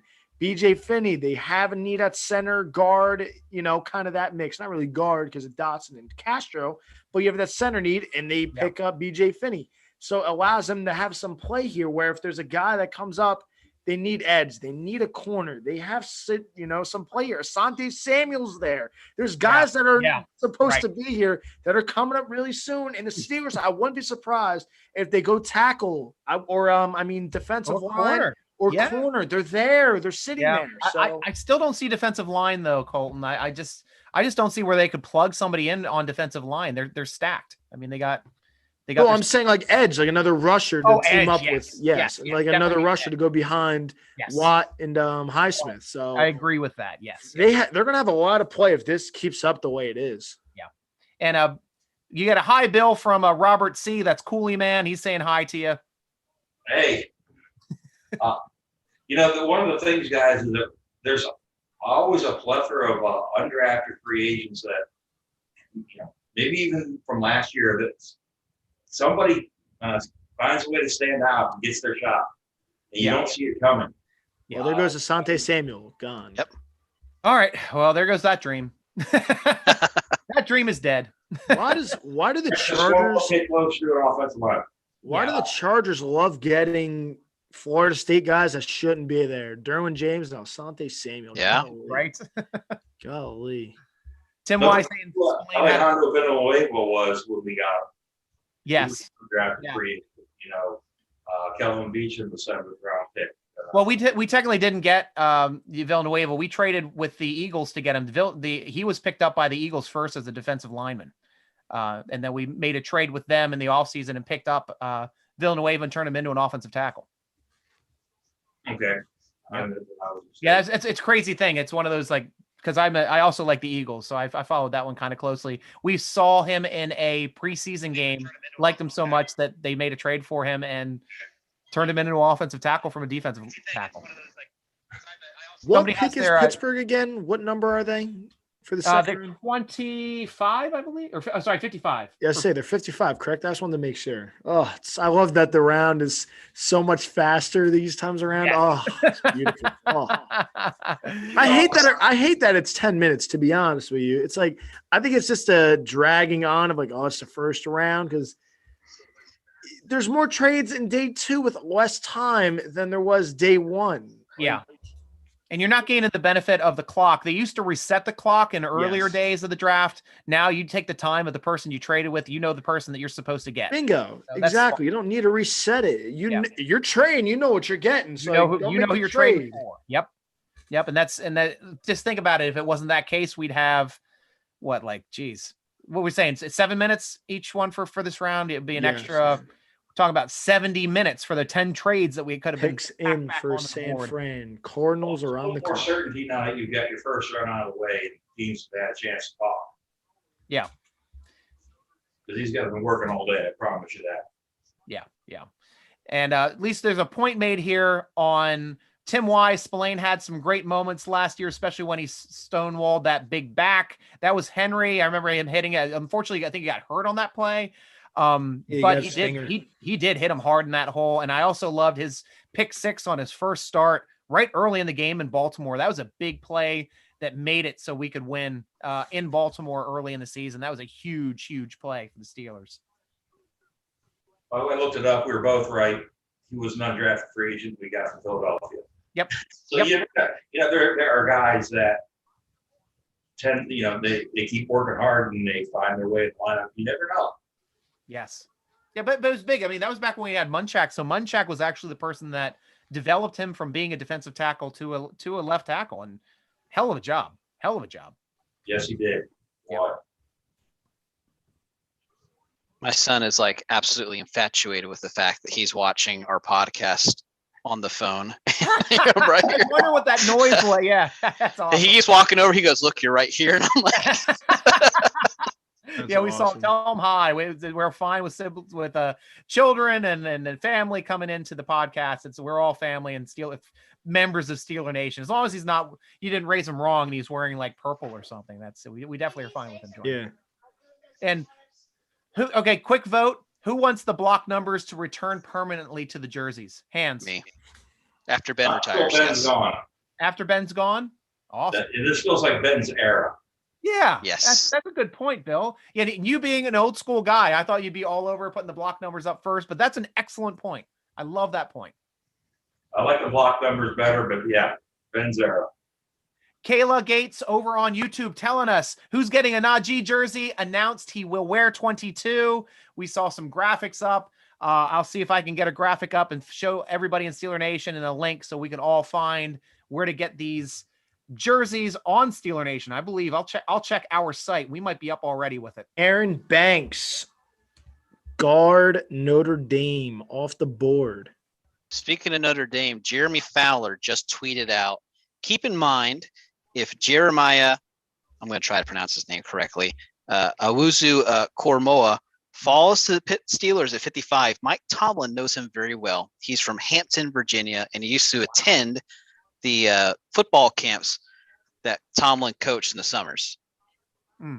Wow. So that is something to watch. Yeah, definitely is. Excellent point. So Steelers Scotty's asking if the Steelers can even trade projected comp picks. The Steelers would have to trade their actual third-round draft pick, Correct. and they would get that. Yes. They would get it off of – it would just be added on to the end where you see, like, the numbers that are way too long at the end of the draft in the third round, second round. Those are comp picks. So you can't trade those until you actually receive them. So, like, right now, the Steelers had any, which I don't think they do. They cannot. Yeah, no, you're right. You cannot trade a pick that you don't have yet. The comp picks do not get announced until the start of free agency the following year. So, yeah, we would not be able to, you're right. As much as I was excited to be able to trade those comp picks, it's something we just cannot do yet. That's something that they did with the Devin Bush trade, though, is they took that Broncos, they did a first round swap, traded that year's second pick because they had 3 two-day picks because of the Antonio Brown trade, and then knew they were going to get that compensatory pick for Le'Veon Bell. Yes. So you could anticipate it, but in that situation, I mean, you can anticipate it, yes, but you can't trade it. You're right. Yes. Right. Great point. Arizona's pick is in. But New you York's broke the story, though, Stryker, about why Nelson really left. What are you talking about? The story about why Nelson really left? Yeah, because they knew they were going to get Najee in 22. That makes perfect sense. Steelers knowing what they're doing, jettisoning Nelson so that they could use 22 for their first round draft pick, Naji Harris. That is perfect, Bill. I love that. You got the inside info. What can I say, Cole? Awesome. Yeah, I'm not seeing the jersey here on our side yet. I don't know if I'm on the right site, so I'm checking this one as well. Yeah, no. I think it's in the group chat too. It is on the group chat. I just got to figure out how to find that. Gotcha. Or at least get that projected over. Yeah, I'll find it on the group chat. That's a smart move. Thank you. See, I would love to go get myself a Naji Harris jersey. The problem is I have way too many jerseys that I can actually wear. So I can't actually do that. Calvin Beachum is announcing the Cardinals pick. Ooh. Yes, he is. Former Steeler. Nice. Receiver Rondale Moore. Wow. Ooh. Wow. I like Rondale Moore actually a lot. A lot more than see, Ben didn't have him high. I liked Rondale Moore a lot, actually. Why did you like him so much? A little undersized, but he's just really, really explosive. I believe he sat out this year, I believe. Let me see if it pops up on here. I believe he sat out. He's just really, really explosive. And he played at Purdue with no quarterback play. So I think he's legit. I think he's going to be really, really good. And I figure he's going to learn from is Larry back this year? He is, right? Fitzgerald? Still a free agent. Yeah, he's a free agent. He's still a free agent? Still? Yep. All right, so he's not playing then. There's no way Arizona lets him leave. There's no way. That's one of those things. He might come back for a low salary for one last ride. And you know, It'd be his 18th year if he did that. Yeah. So figure they have Christian Kirk and they have one of the best in the league in DeAndre Hopkins. I kind of like that move for Rondale Moore. I think he's going to be really, really good. I think he's one of those guys in this draft that we kind of talked about it with Rashad Bateman. That's kind of one of the things that a lot of these talking heads were talking about, as in Rondale, not Rondale Moore, Rashad Bateman being one of those studs of this draft, probably one of the best wide receivers you're just going to see in 5 years down the line. I think the same thing goes for Rondale Moore. Yeah. We're getting close up here so we can actually count down. You guys, if you had a choice, Cosme or Creed? Cosme or Creed. I have to go Creed for me personally. If it was between Creed Cosme and Creed, though I love Cosme. I wouldn't be upset if they went Cosme, but I'd have to go Creed if he's on the board at that point. I'm going Creed as well. But right now it's like Freiermuth is still there as well. I think that's a valid option as well for the Steelers, because that's probably the last of this kind of tier of tight end before you start getting into strictly blocking tight ends. I wouldn't go tight end. The way the draft, they're literally not far away, and there's a legit first-round tackle there. There's a first-round linebacker there. There's a second, first-round edge rusher. They're going to get something great. I just don't know what they're doing here. I'm kind of excited because they're falling. I don't know what's going on here, but falling, and I'm very excited to see what they do. Awesome. I believe we have a guest star coming in for us now into the Steeler Nation waiting room. I know the name there doesn't match the person that I'm expecting, but we'll see once the camera is activated who exactly this person is. Sorry, who'd you expect? Dave Dameshek, how you doing, sir? Good having you on the show. Boy, it's a pleasure to be with you. This has to be the greatest disappointment for Steelers fans since last night, right? What's that? Having you on the show or the draft? Well, wait, they're like, who's it gonna be? Like, right? That guy? Right? Yeah. It's Dave Dameshek, and ladies and gentlemen, he is excellent, well-known writer, comedy writer, Man Show, works with Adam Carolla, works with Jimmy Kimmel, works on the Late Show too with Jimmy Kimmel helping out with monologues. Obviously knows his sports. He's all over Pittsburgh area sports, all over different. And we're currently, you currently have a couple different projects going on right now with your podcast. Tell Steeler Nation how we can listen to you, Dave. I'm sorry. I'm busy getting lost in your beard and those great baubles hanging right or hovering right over. Is that a John Henry Johnson helmet? John Henry Johnson helmet. Yes. Oh, that's sweet stuff, Dave. I love it. I'm doing Extra Points with Cousin Sal. You know him from FS1. Yeah. And the Kimmel Show. And then I'm doing -3, which should be of particular interest to the Pittsburgh sports fan out there, because it focuses on all things pretty much Pittsburgh and Northeast, all the rivalries and everything else. So that's awesome. But anyway, that's not what's important right now. What's important is, are the Steelers going to use their draft picks? Because I don't know. Based on what I'm hearing from the analysts, it seems in doubt that the Steelers are even going to be allowed, even if they want to take an offensive lineman, to take one, because everybody has decreed that they've doomed themselves by taking a high pedigree running back who just won the national championship. Well, I guess they haven't watched the draft. I guess they haven't seen what's going on here. All these really good linemen are just falling. It just makes no sense. Yeah, that's what we've been talking about. There's still a lot of good first-round talent that's right now dropping down toward us as the way of, you got some great edge players. We got some great linebackers, tackles. So which way would you go, Dave? If it's your pick, you got your top center there, your top tackle, or one of these first rounders that are dropping, do you have a preference?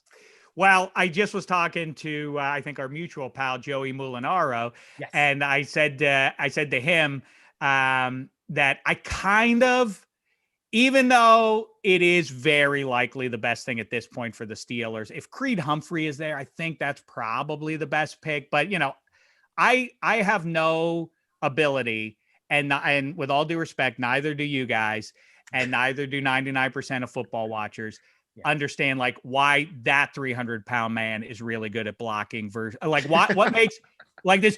They didn't take Penei Sewell. Like, Tell me with your own eyes why he's better than Tevin Jenkins. You don't, is the answer. So anyway, all this, how did they pass on blank? Like, you don't know if that guy's good or not anyway. But I feel like, it would be funny at least. I think we could have a good wry laugh if they took any position other than O-line. Yeah, that would be funny if they did that and did it again on in the third round. Don't do no, it. we wouldn't be a good team, but we You're still could have a scaring me good now. laugh. You're That would scaring cause me. you Don't do all it to me. Don't do that to me. You're getting a lot of love here too, Dave, across social media. Getting some Dave is hilarious. One of my favorites from Mr. Hammer. Tim Y. Will Sevilla Vergara be joining us tonight? Oh, wait, that's the other guy. Awesome. What a slap in the face to Manganello. Right? I don't think we're confusing. I don't think anybody has ever confused me. And Joe Manganello would surely take that as a personal attack. Right. But we have a lot of fun. This is the first time we've done the full length of the show with Steeler Nation, and us going the full length just with the fans, having them chime in and out. It's kind of creating this new way to watch just the went draft. And what did you say there, Cole? Ojulari just went from Georgia, the rusher, finally off the board. Sorry, you can continue. I just thought I'd break that out there. No, that's good. That we are supposed to be reporting on the draft. That is what we're supposed to be doing on the show, but we end up talking a lot more about the Steelers, who they're picking, who they're going to pick. The Steeler Nation version of the draft. I appreciate that you guys legitimately have brought some sunshine to the proceedings as things get more and more doom and gloom, it seems, for some percentage of football talkers or who would have thought that Ed would have done the heel turn? I was not expecting the Ed Bouchette heel turn. I completely missed it. What did he say? Wait, today or last night? Yeah, he came out. He slammed the pick of Naji Harris when their problem was offensive line. Okay. And then he turned around and wrote a column about how great a pick it was. Yeah, so playing both sides. On Twitter, he was a heel turn. Come back on. That way it can be right both ways, you know. The heel turn. I love Ed. I mean, I understand. I mean, it's not like we're going full mark and just completely destroying everything that happens that can be a positive. But yeah, we like to at least be a little bit more balanced here. I'm an optimistic person, unfortunately, by trait. I know not everybody has that type of I'm not. That's why I don't like it. I'm resentful of constantly being put in the position this last 6 months to defend everything with a sunny disposition. That's not my predisposition. Oh no. I'm glass half full about everything. I don't think my teams are going to win most of the time. I always can talk myself into the negative, and yet people have now forced me into trying to explain to them in rudimentary logic why it's not the worst thing in the world to have a future Hall of Fame quarterback under center for one more year. Yes. When the only other option, I mean, now we're getting into the Wayback Machine, relatively speaking, but this idea that the Steelers should trade up to get some, there would be no path for the Steelers to even have gotten Justin Fields for instance, now that we have it all finished. That's proven correct. There was no chance that the Steelers have the assets that could have jumped that high in the draft to even get a guy like that. One. And two, Samuel Cosman's gone off the board. Okay, we're getting down to it now. Yep, we're getting close. Browns are trading up too, apparently, according to the group chat. Oh, wow. Browns are trying to trade up. Okay, I don't think the Browns they don't have a center need, do they? Yeah, I don't think they're looking to jump in and take a center. But at this point, if the Steelers are dead set on position and they want to center Quinn, the D3 guy, and Panthers. So Panthers are trading here. It looks like. Yeah, it looks like they might be targeting the inside linebacker that we have, or the linebacker that we have slated as a first rounder, and Jeremiah out of Penn State. So I would not like that if as a Steelers fan, that is too good of a fit for them. And it would be a little bit more difficult to I'd give some real thought if he falls, what is it, 3 more picks now? What's coming up here? 52.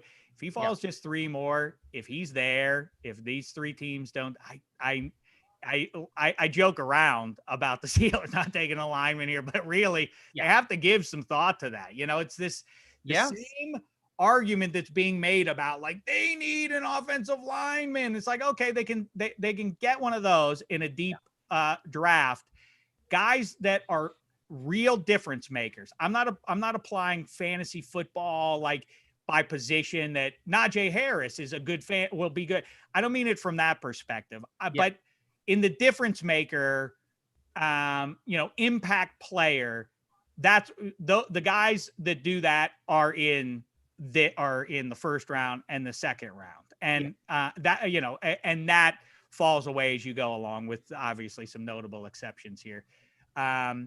So boy, that kind of hybrid player in the 21st century is everything defensively.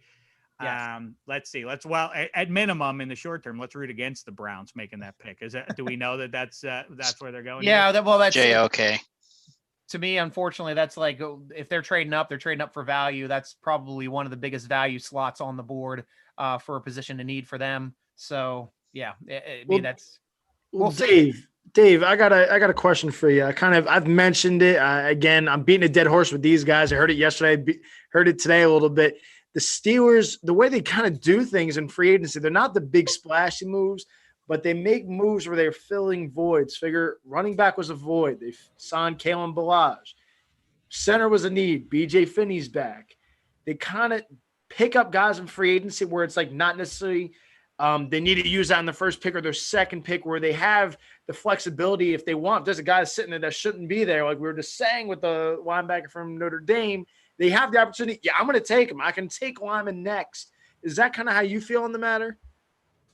I guess so. But the other thing, the premise that specifically to this roster, as we sit here the week before Cinco de Mayo, and everybody making these hard and fast proclamations about the Steelers having a losing record, even though Mike Tomlin and Ben Roethlisberger never have losing seasons.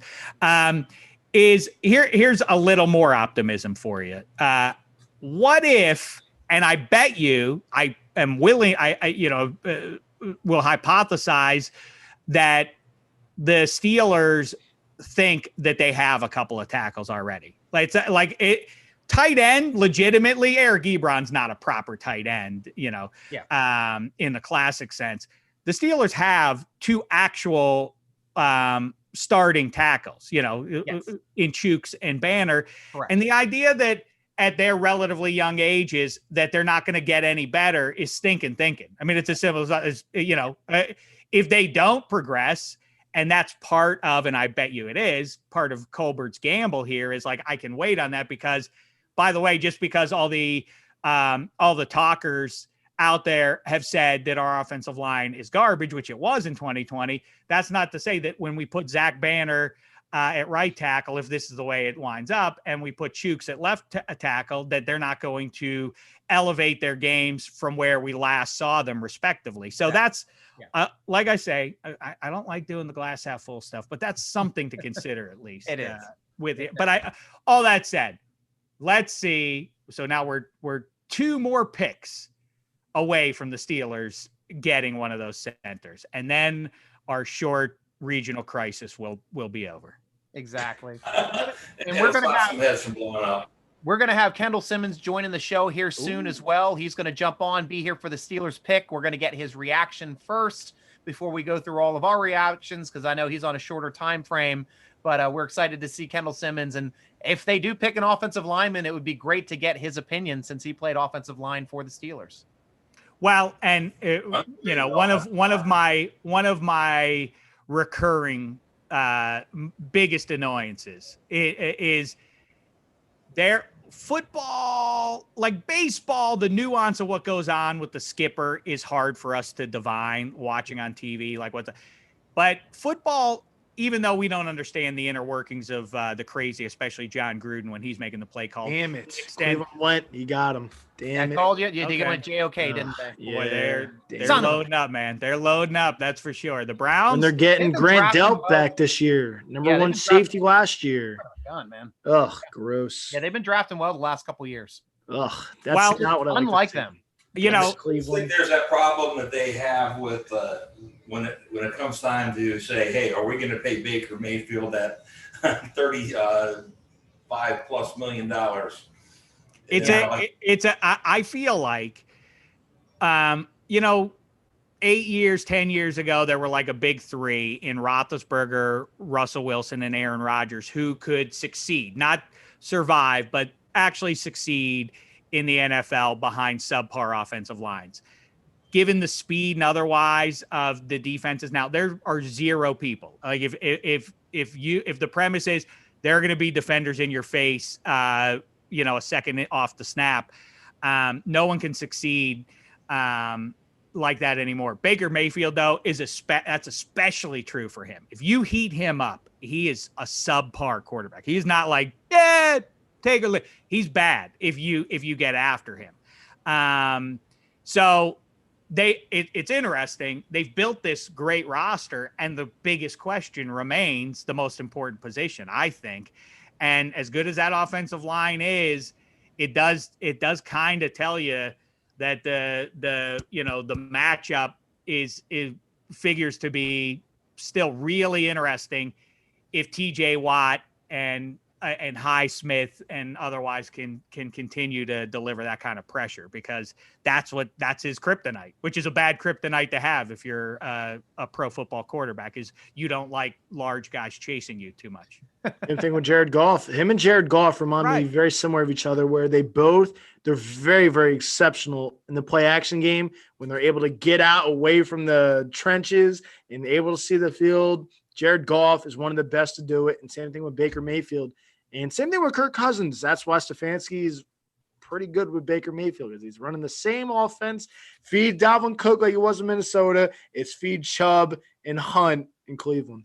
Yeah, they do that. They move the pocket for him, or he moves it with those roles. I mean, that's I guess at this point it's ironic and sad that that's where we are as Steelers fans, that Roethlisberger's greatest virtue compared to other really high end Super Bowl era all time great quarterbacks was his ability to move and improvise and everything else, and not even design necessarily, but just do it when things broke down. Now that's been taken away from him, and he's probably one of the worst. But as much as all the analytics people get into this, like play action always works against defenses, like there's got to be a floor where it stops working depending on who the running back is. Like at some point you can back off defensively. You don't have to load up the box if it's, with all due respect, if it's Benny Snell. Like that is not a premise in that division, for what it's worth. Like I kind of go back and forth like,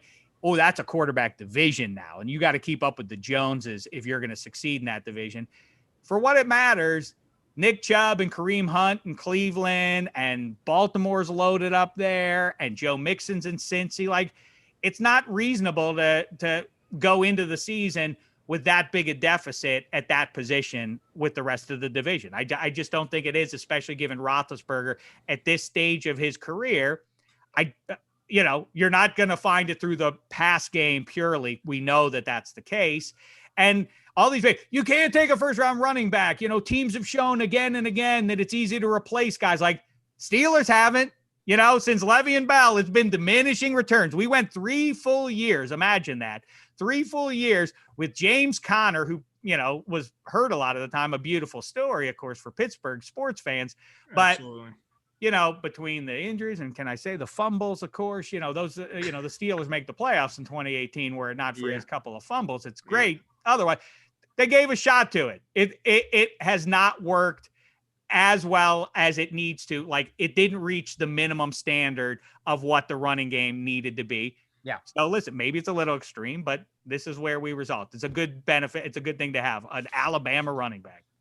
And Steeler Nation, I am here. I am going to invite on to our show Kendall Simmons. He is in the waiting room. He is trying to jump on now. I don't see his his audio is still connecting though as well, so we're waiting for that to jump on. But great to have Kendall Simmons on the show, and now we'll see when that connects. There it goes. Kendall, good to have you back on the show, man. And it looks like you're working on your beard just as hard as I am.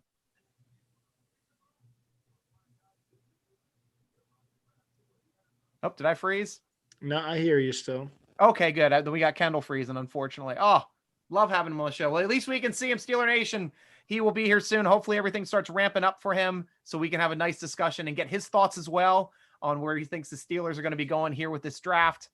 One more, your offensive lineman went off the board, by the way, while we were waiting. And who was that? Oh my gosh. The kid from North Dakota State. I'm trying to find his name now on here. Dylan Radins. Yeah, yes. Yep. That's it. Yep. Gotcha. Okay. Hey, you're back in touch with us there, Kendall. How you doing, sir? It looks like you're working on your beard just like I am. Yeah, I'm doing good, man. I'm doing good. My wife told me as long as I can keep it cleaned up and keep it nice, I can keep it for a while. Nice. Hey, I got to brush mine. Otherwise, it gets pretty insane when I pull it out to the side. But yeah, you got it nice and down the side. I just have it combed today. But great having it on the show. And I know we've had you on the podcast a couple times. And what I want to know from you being an offensive lineman, how excited were you that Najee Davenport, a running back, got drafted in the first round? I think it was great, man. I really do. His style of play, I've seen it for the last couple of years, being on the Auburn offensive staff here and watching how he ran the football against us. I think he fits the mold perfectly for what Pittsburgh's looking for. That's great. And now for this round, since we've already got our running back, you as an offensive lineman, are you expecting an offensive lineman pick here coming up as the next pick? I would think so. I'm just looking at from the way the needs that we have right now up front. Yeah, I think it would be a good pick for the Steelers to pick somebody on the offensive line. If not, I think they might address the linebacker position.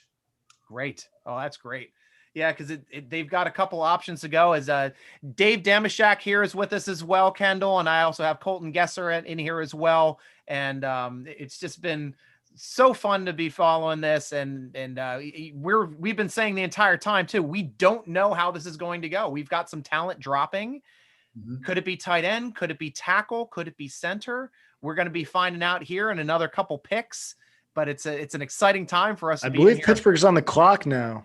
Ooh. I believe Pittsburgh's on the clock. Hey, Kendall, while they're on the clock, lay your expert eye on Banner and Chooks. Do you see the room for them to get better? Do you see potential in either or both of those guys? Because I think that really is what decides what they do right now. Obviously, some of these tackles, the big names, I think the last big tackle, although there are a couple of guys out there. Do you anticipate those guys elevating their games respectively in 2021, or what we've seen is what they are as pro football players? No, I think there's still room for them to be able to get better. You got to give Clem a chance to get his hands on them and work on them. I think that's only fair. Yeah. And then also too, it was an off year last year. It really was, just dealing with COVID and everything else, the training and figuring out how to take care of yourself as a player. They know what to expect. They know what to go into and how to prepare differently. So I think it'll be good for them this time around. Nice. And the pick is in for the Colts. They're going to be picking here very soon. We've invited back Bill Wyshynski and Job Morrison, who are writers over at SteelerNation.com. We like to get everybody's reaction, of course, right when we first learn who the pick is going to be for the second round. And it's going to be coming down to crunch time now, obviously. And once we make that pick, I'd like to get opinions from all of you, starting with you, Kendall, and hear how everybody thinks that went, and if it was a good pick, and how we can move forward. So hopefully we will all be excited here in the next 10 minutes or so. Let me ask a question. What from all of you guys, what do you think they're going to do? I'm hoping personally for a center. I was hoping maybe Humphreys here. What were you thinking, Dave?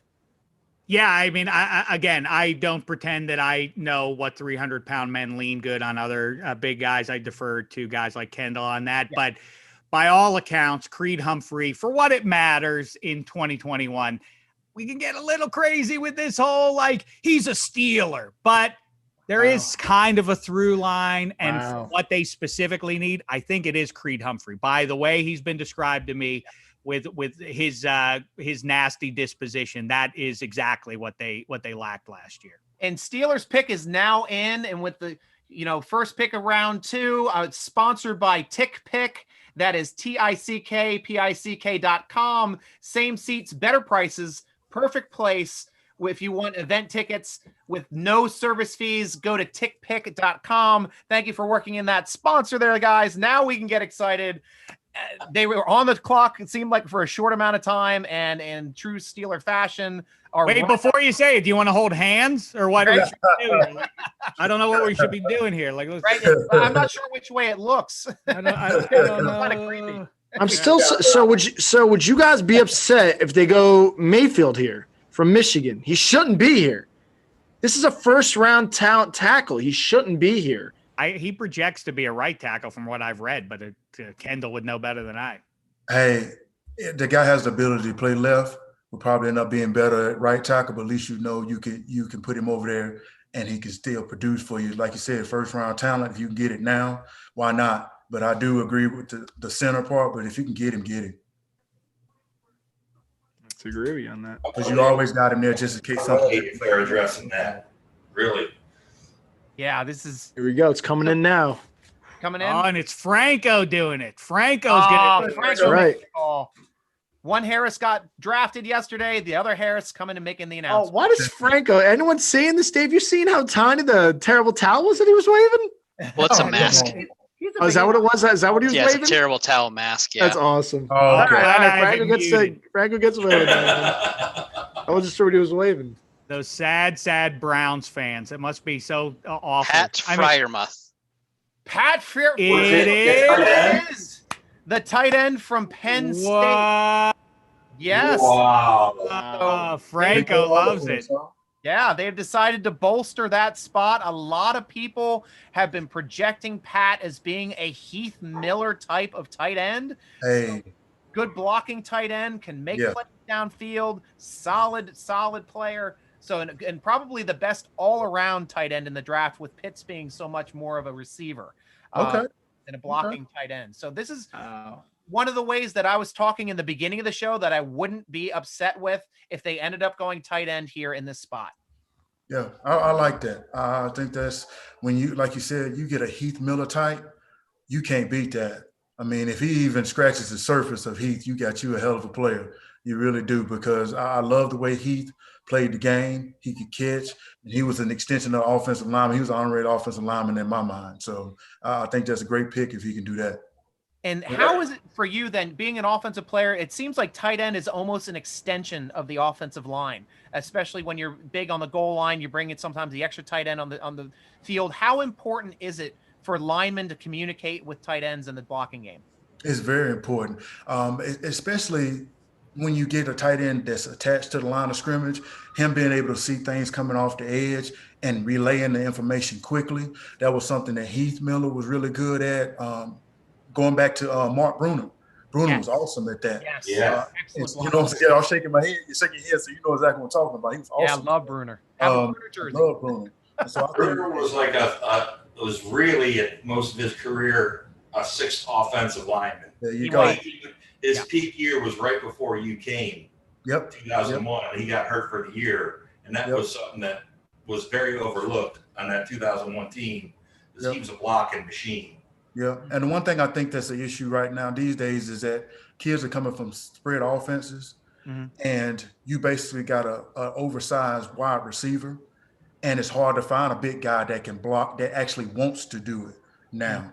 And so this kid here, if he wants to do it at all, and he got a little bit of that in him, that's perfect for what Pittsburgh is looking for. So I really hope that he can do that. Yeah, that's fantastic. Now, Dave, I want to go to you too as well. What do you think about the Steelers going tight end with this pick? Well, I was just joking 20 minutes ago that it'd be funny if they didn't take an offensive lineman here, and now here we are.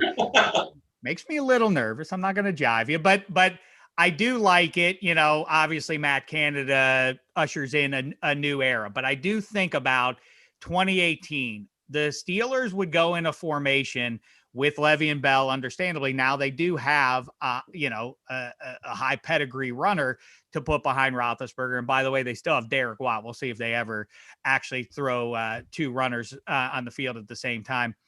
with Canada, but they really were effective with 2 tight ends. And obviously that's what Tom Brady did a lot of on the way to the Super Bowl this past year. You see what Belichick just did up in Foxborough, loading up with 2 tight ends, one a pass catcher in Jonnu Smith, the other a hammer of a blocker who could also catch the ball. That's kind of now where the Steelers are. They can put 2 tight ends on the field, work those seams. You have Naji Harris, who you have to pay attention to as a defender, and that forces a choice. If you have Deontay Johnson or Chase Claypool or both of those guys on the field with those 2 tight ends, a single back or a fullback in front of them, you have to make a choice, and it's not a good one. Pick your poison. If you're the safety, you're going to bring one of the safeties up to stop Harris. Well, Deontay Johnson's going to whip whoever you got singled up, and so is Chase Claypool on the deep ball, and those seams are going to be opened up. I kind of like it, but there is the practical need still for offensive linemen. But I'm not going to get pessimistic. I told you that already. This is good. This is good. We still have more. We still have another draft pick tonight, let alone tomorrow. Let's not get too upset yet.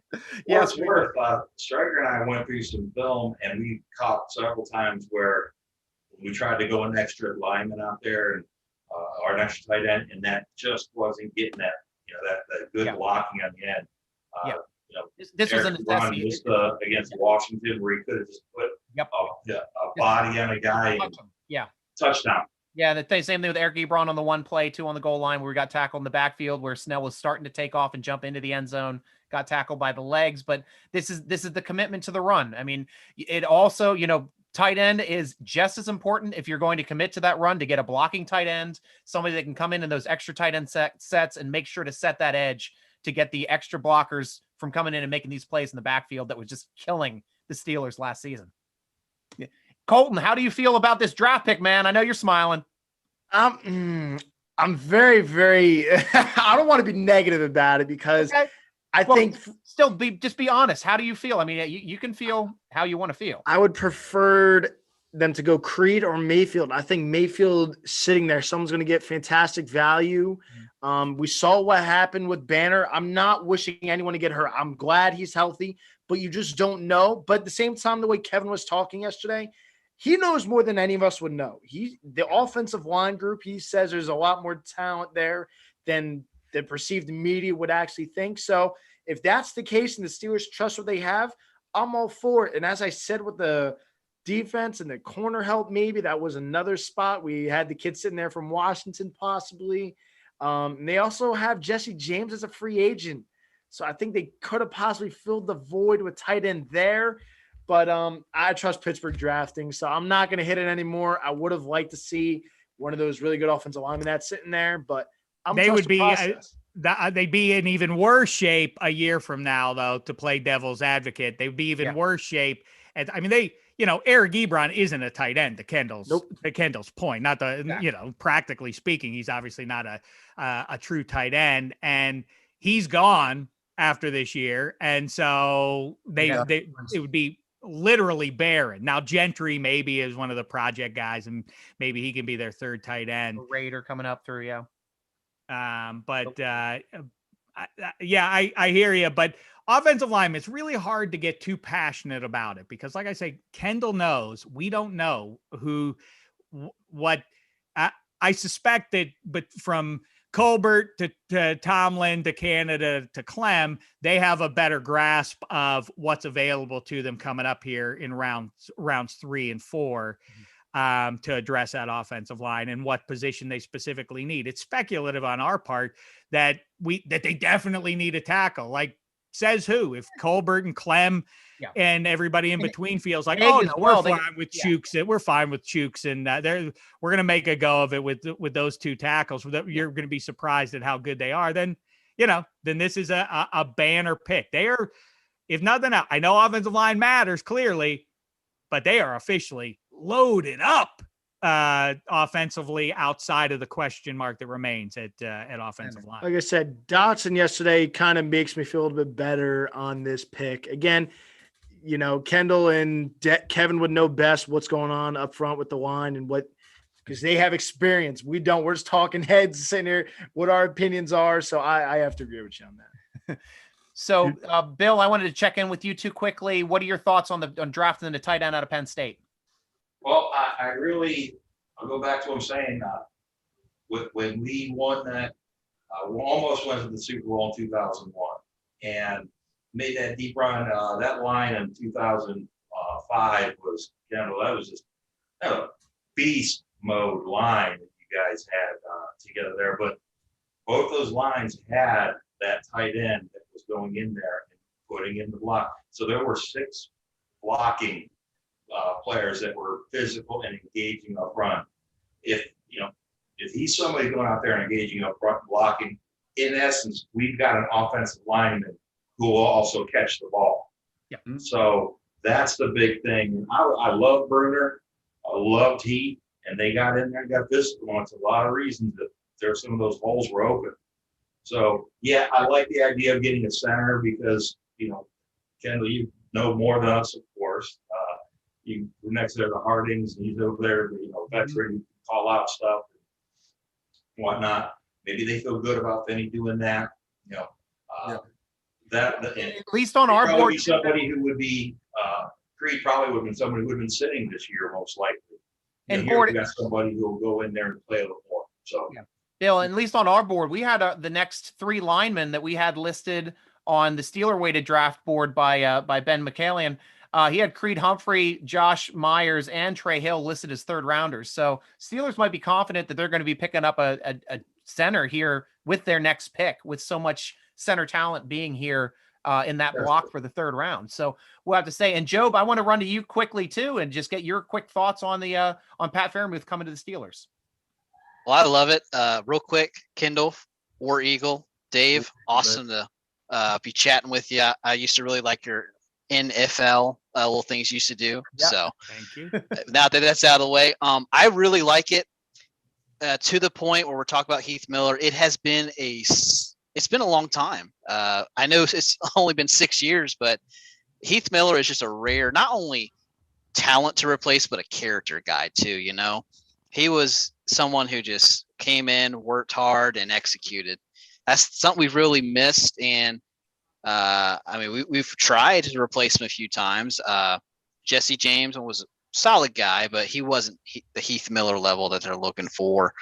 And what's that guy's name? Green, who we had in 2016. Ladarius Green. Yeah. I love Ladarius Green before he got the concussion problems.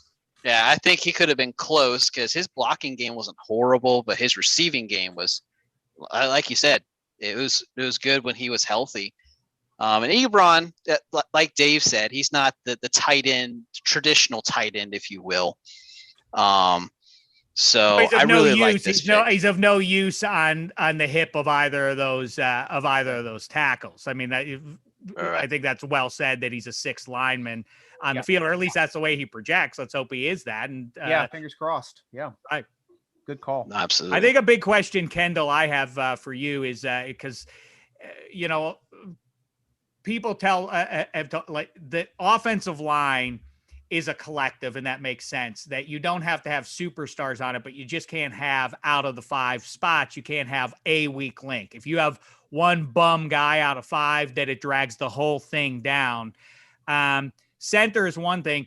DeCastro had a down 2020. I think I look at his from a human level. I look at his quotes last year, all through the season. I kept saying, what's up with DeCastro? Like, he was having an existential crisis, and it was fine that he was with COVID. It was like, why are we even playing? I don't know if this is the right thing for us to be playing football with what's going on and everything. It seemed like he was legitimately kind of like, I don't know if I want to be doing this right now.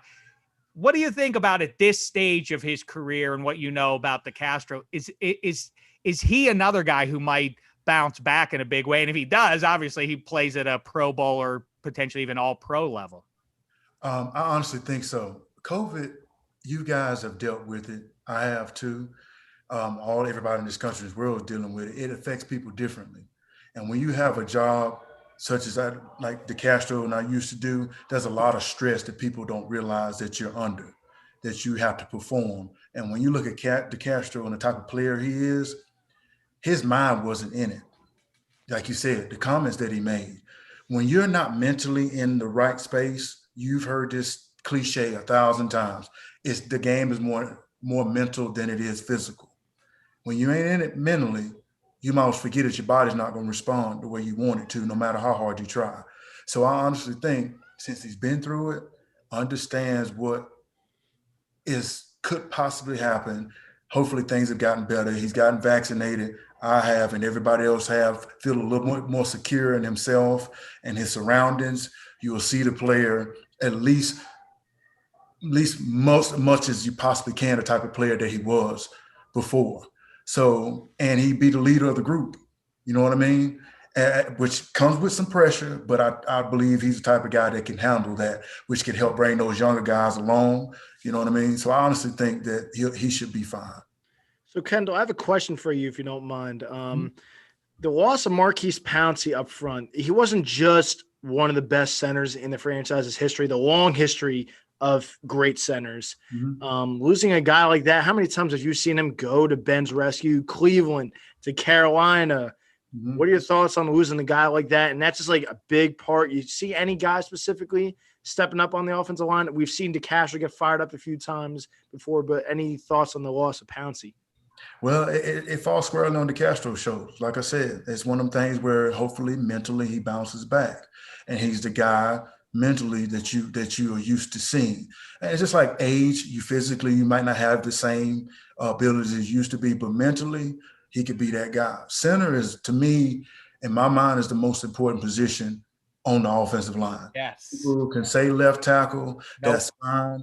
But if you got a great center like, Damani Dawson's, you got Jeff Harden's, you got those type of guys, you got Pouncey. I absolutely love playing next to Jeff Harden's. Jeff controlled everything. I mean, there were times where Jeff checked the plays before Ben even checked the plays. He's telling him what to check to because he could see the entire field. And I know Pouncey probably did some of the same things.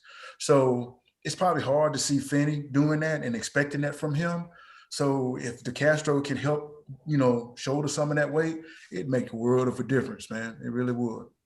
And that was a great point too, with the way that you respect the centers. It's the way the Steelers respect the centers. I did an article earlier this year. The Steelers have had 8 different starting centers since Ray Mansfield in 1959. So you go from Mansfield to Webster all the way through, overlap to Dermani Dawson all the way through. Then you got Hardings, you got Hartwig there in a couple of those years, Sean Mahan for a year, and then draft Pouncey. And the rest has been history. So Steelers have always been very high in making sure that they make the right pick for them at center to be able to come in, because they take it as seriously as they should. And I've always called the center a skill position player. The center touches the ball. He's the only person that touches the ball every play. And he's got to snap the ball. Sometimes he's snapping it to a wide receiver coming around on a quick run behind, or a direct snap to a running back. But everybody thinks the quarterback always gets the ball. No, the center always touches the ball. And there's nothing more important than that center quarterback exchange as well for maintaining ball possession and not getting cheap turnovers, unfortunately, like we got in the first play of the playoff game this past year. But that was just an unfortunate move that happened on that play. But I'm in complete agreement. So great points on that, Kendall. And thank you very much, too, for joining us here. Are you also expecting to come back here in a little bit and try to follow us for the next pick? Yeah, I'll be there. You just text me, let me know. Yes. I'm pretty sure my son going to have me going in there playing Switch and playing baseball with him in a minute. Oh, great. Yeah. You go enjoy your time with your son then. Thank you so much for joining us here for the pick. We love having a Steeler Nation, a Pittsburgh Steeler alum here with us to get your insight. So can't wait to see you again come up here in a little bit. Thanks, Kendall. We'll see you soon. I appreciate that. Hey, I'm going to keep my eye on that tackle because he might still be there, man. I'm going to keep my eye on it since you brought it up with the tackle. I like that pick. That would be good. That would be good. Thank you. Cheers. Oh, awesome. Y'all have a good one. I'll see y'all again in a little bit. All right, we'll see you real soon. Thank you, Kendall. And that's what we do here at Steeler Nation, guys. We have so much great input from everyone. I mean, so great for Kendall to be so open and helpful too today. I mean, we had Alex Highsmith. What's that, Bill? Underrated for a long time. He was. He was a solid player for us for a while, and that was. And just a great person too to deal with it. And you remember him playing too back in the day. I mean, you're old like I am, Dave. So I know you know watch and remember playing Kendall Simmons playing for the Steelers. I mean, wait, that makes me old. If I saw Kendall Simmons play, I got bad news. if that's what makes somebody. I remember you watched the late 70s as well as myself. Yeah, I did. but what a nice way for Steeler Nation alumni, former players. They're always just so big and open-hearted at reaching out and being able to be part of this. Bryant McFadden also doing 3 segments for our show. We just love having. B-Mac's a wonderful guy. Yeah, he's a great guy.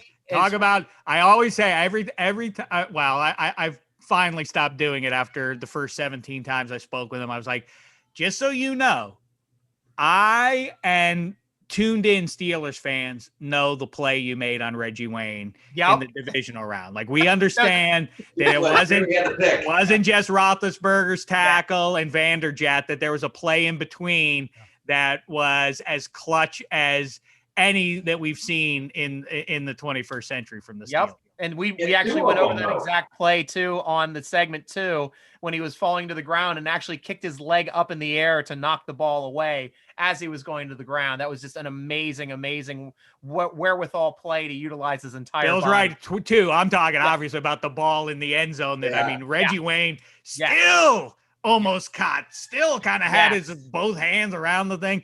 Reggie Wayne told me, by the way, fun thing is that play convinced him for the rest of his career he would, in the offseason, grind his hands in rice all through the offseason to strengthen mitts, because he felt like I should have held on to that one. I was like, Bryant McFadden's arm was literally on the ball, pulling it away. You couldn't have caught that ball. But anyway.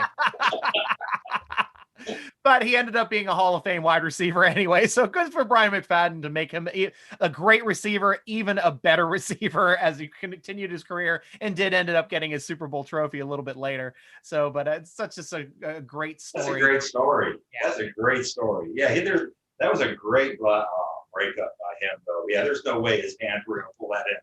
Imagine being a rookie and Peyton, you're like the entire sideline. It's like, we had this game. It was over. Until the terrible reversal, the single worst. Yeah. Hyperbole. Yeah. No, it isn't hyperbole. It was the worst overturned call. The worst call that I have in any sport. Well, I guess 1985 World Series on replay is the worst call of all time. But the worst play in football that I've worst. Yeah. I can't believe I'm not going to get upset because they worse won than the Jesse Jones should have been touchdown. I mean, the Jesse James.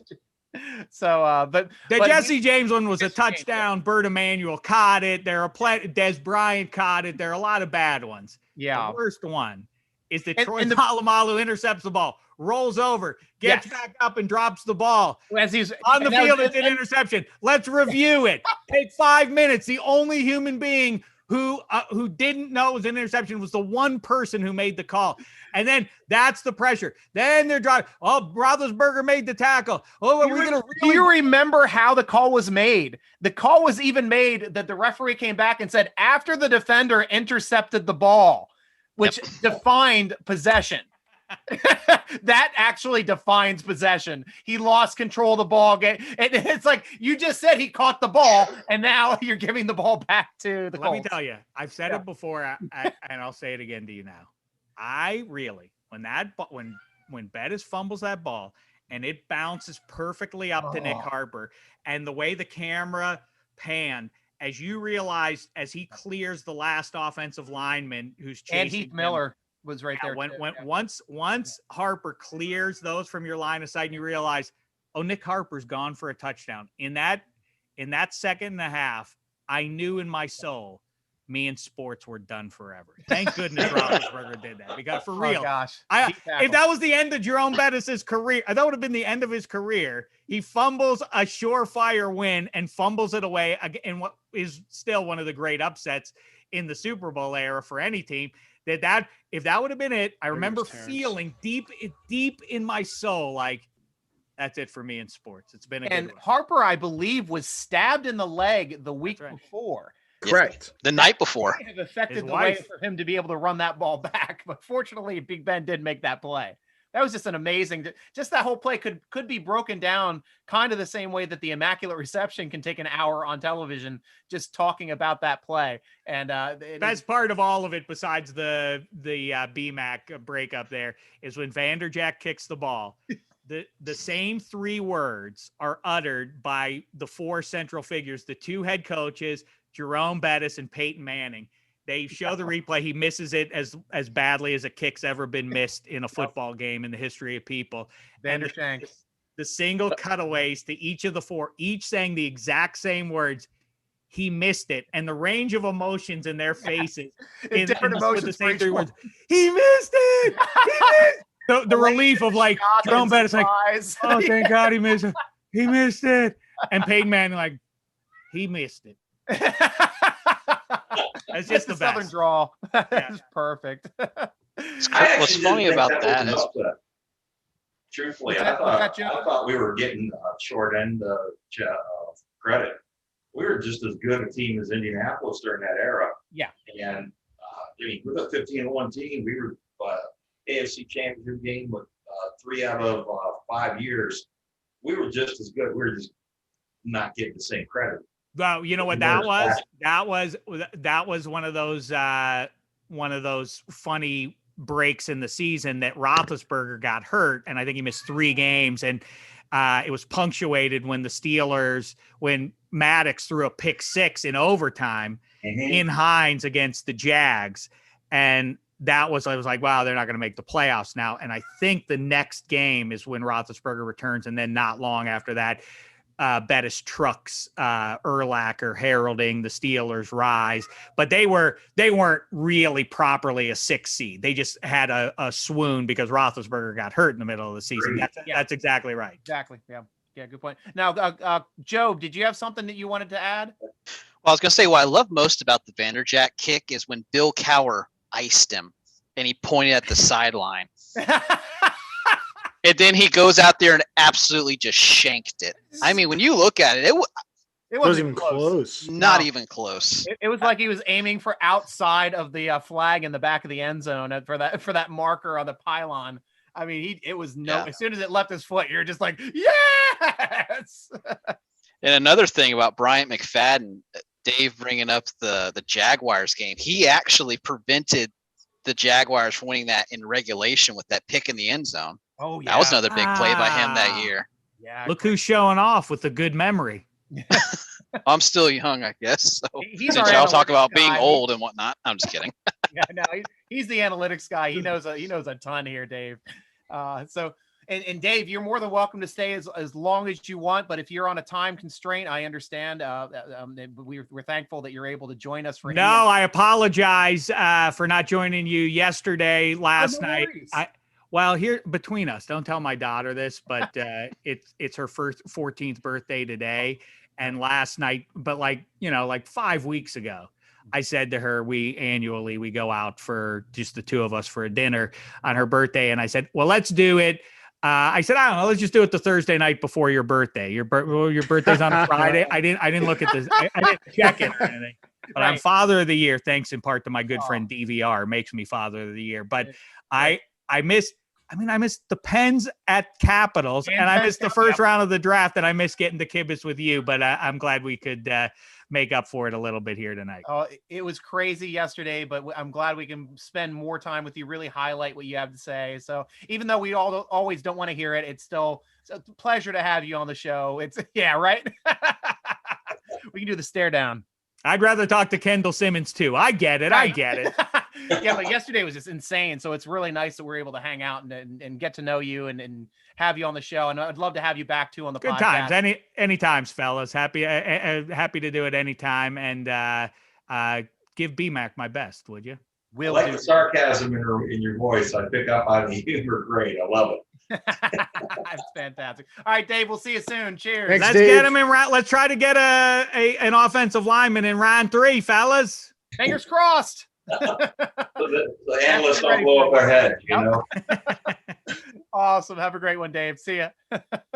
And now we got, guys, it's the 4 of us, but I think it's time for us to toast the newest member of the Pittsburgh Steelers, I am pulling out my Pabst Blue Ribbon coffee beer so I can stay awake until we pick our next pick. And I'm ready to toast Steeler Nation. You got your icy light ready there, Colton? Well, Fred, I just got Come on now, you know, Strike. Okay.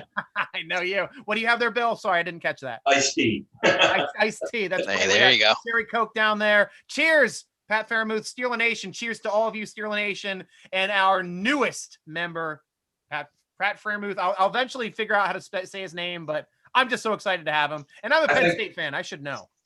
Another guy that we're going to screw up the spelling on the name on the chat and post a whole lot. I'll get it down. As soon as they become a Steeler, I'm a savant. I have the names and everything, man. Chris Fuamatu Mafala, I can spell that backwards. I understand. I'd like to see you do that right now. No. So going over to Steeler Nation on the chat, guys. We have the Mighty Guru over on YouTube. Great show. Thank you guys so much. Everybody coming in, chiming in about Pat being drafted here from Penn State. Kayla Gates, this kid is good. Loved him at Penn State. Does Freier have good hands, Tim Y? Yes, he does. He's an excellent hands. And which is usually rare. Like tight ends, I'm surprised when they don't have good hands. It's the way that tight ends work, and they come out and they just have a natural motion, the way they can bring their hands around for their catch radius, and they're always used to catching in traffic their entire careers, so they usually have the strongest hands of anybody on the field. So Abron is more of a he'll put a couple on the ground, but he'll also make these huge plays for us. But Pat's supposed to be as solid as they come. Hands like Miller, hands like Bruner was a solid receiver as well with those hands. And you go back to Eric Green. I mean, Eric Green had just enormous stick-em hands, it seemed like, when he was catching those balls from Neil O'Donnell back in the day. Fan of the Van podcast loves that pick as well. Small Ben 7, neutral. It's a face with a line. Can't focus on need alone. BPA is the choice. Good call there. Cooley. He's a blocker and a weapon. And that's the thing that we've all been talking about here. Steeler Nation, good to see you back here. Heatwave 316.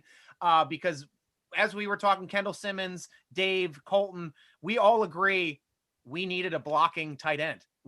That can also be a threat. Right now we have, I think Gentry's more of just a blocking tight end, and Raider is more of just a blocking tight end there, and not as big as Pat as well. So absolutely love it. Mr. Hammers loves the pick. And they said Colbert sprinted to the course down to the podium with that. We got Scotty agrees with you, Colton, 100% too on your take as well. So we got some great comments. Anybody, I guess I'm starting to get some of these Facebook comments over here now too. So I guess they're starting to track. Especially when you said Naji Davenport. Right? I do that all the time. And I still, to this day, it's Ladarius Green. I always got that confused with Mercedes Green, or like Mercedes. Mercedes Lewis. Mercedes Lewis, baby. Like something happened with that name. Like Ladarius, I just couldn't remember, but I should have remembered the green connection and just paired it with Air Green. And that's usually the way I pair stuff, but that was the one I had the hardest trouble with. But that's why I have you guys here with me to correct me, to make sure that I sound a little bit smarter, because I kind of know what I'm talking about. Don't always exactly know what I'm talking about. Colton, I've been talking a lot. Let's talk to you now. We picked up that tight end. We picked up that running back. Are we going to go defense next, or are you sold too on offensive line coming up here next? I didn't expect tight end there. I know I was kind of like, you did. Yeah. It was I know I talked about it at the top of the show. I even mentioned him specifically. I'm going to give you that one, Stryker. I'm going to give you that one. You did say tight end. I really haven't heard anyone say it there. So I'm going to give you that one. You did hit the nail on that one, but I was surprised. I mean, we talked, it is a need. That was another spot that was a need. Vance retires, who was really good in the pass blocking and the run blocking game. I think this guy, as you said, has the potential to be really, really special. And I'm excited to see what happens with that. But going later on, it's going to come to what's available to them. If Creed's there for some reason, I think they jump on it. I think they're like, all right, we could have taken him the second. He's there now. We're going to jump on it. Mayfield is there. There's no way he falls to the third. There's no way he falls that far. they got a bunch of stuff to play with. Corners they can still play with, but the line is so deep in this draft. So I think they're going to get a good offensive lineman either way. Yeah, I got a couple comments here that I'm laughing at that I just got to at least say out. Robert C. Cooley, man. Has anyone said fuck Goodell yet tonight? Yes, we have. That starts at the top of the show, and we will always say fuck Goodell when we get the chance.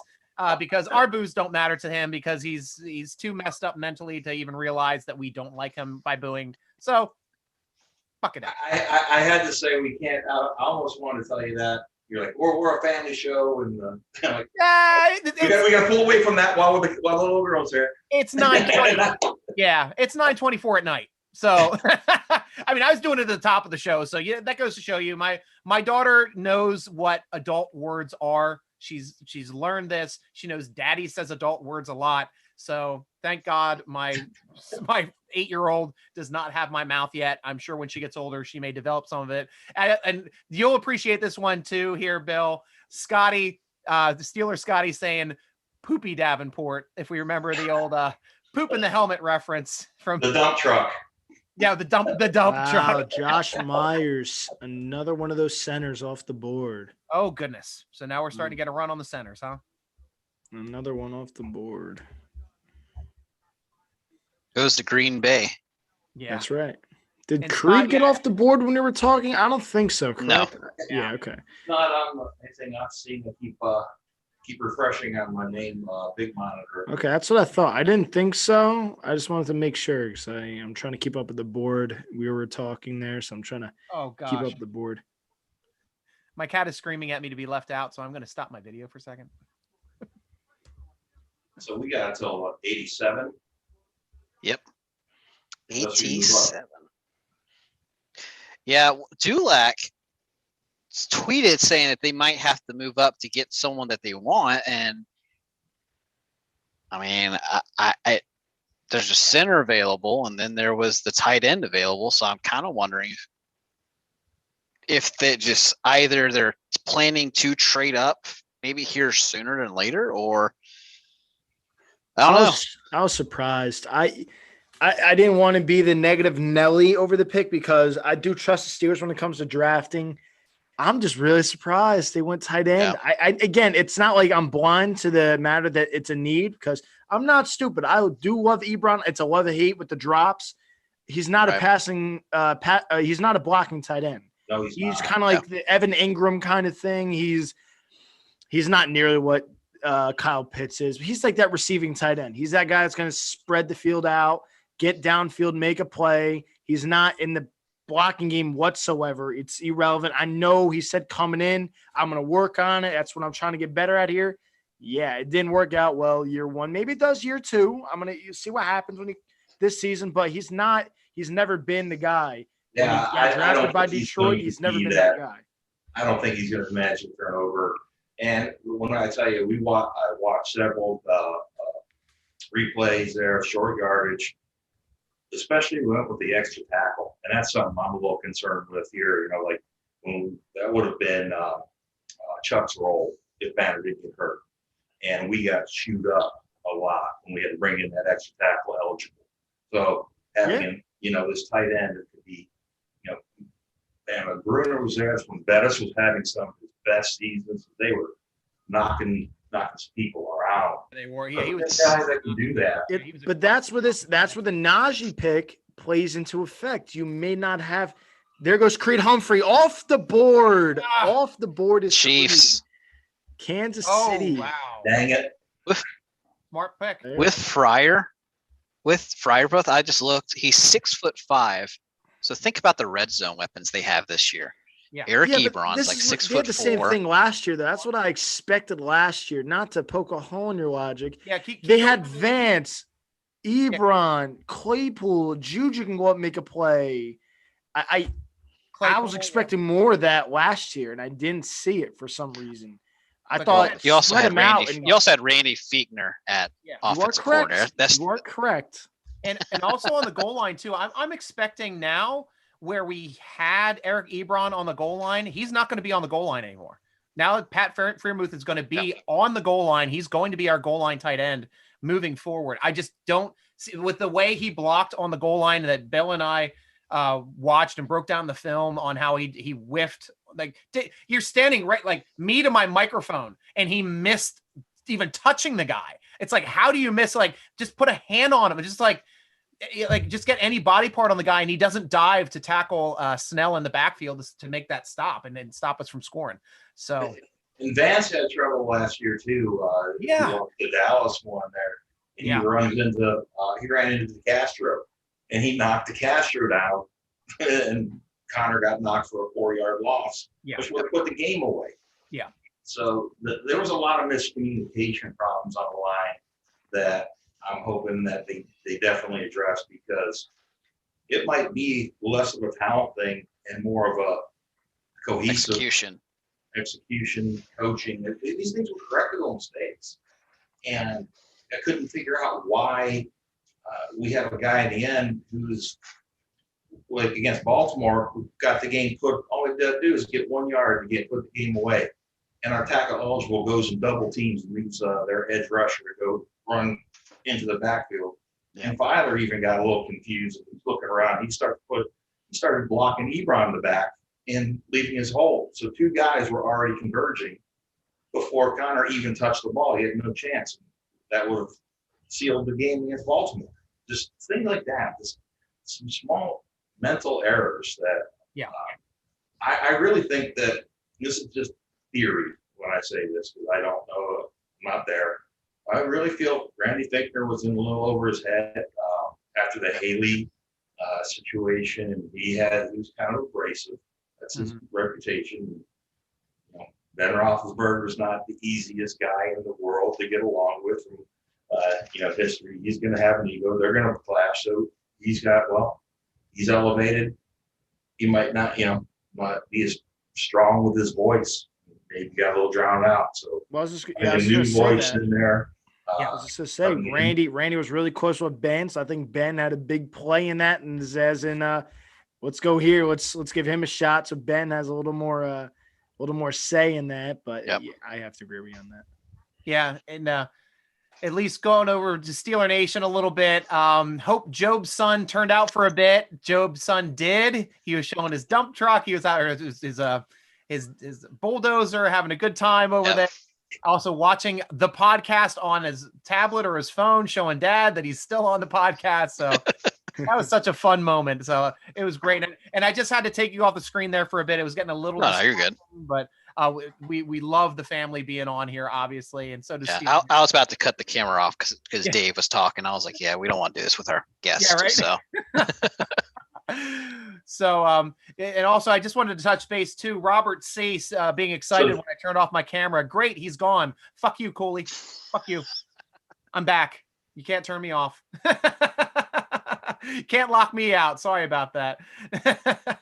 But this is why we have fun, Steeler Nation. There's a lot of Steeler Nation forum members over here jumping on the chat, having fun.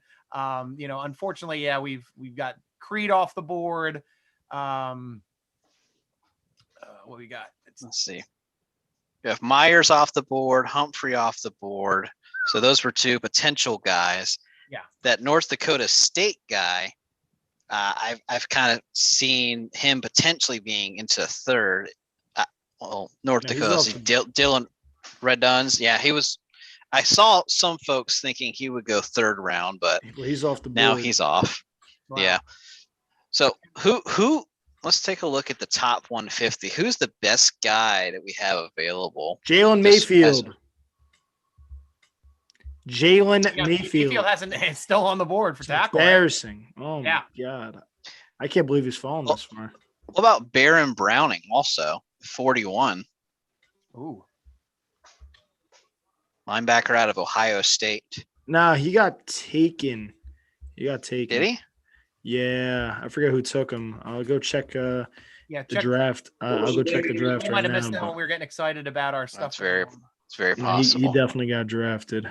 Yeah, there aren't a whole lot of slots. Like I'm looking at Matt's board, and like I said, like the only slots that it looks like that we had was 41 Baron Browning. But if he was taken, Matt's next open slot would be at 44 with Wyatt Davis, the guard from Ohio State.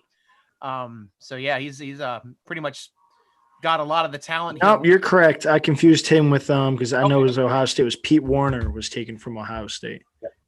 Great. So he is still available. Yes. Correct. This is the last pick in the second round. That is correct. Tampa, so we're into the third. And you know how the Steelers like Ohio State guys, so who knows? Yeah.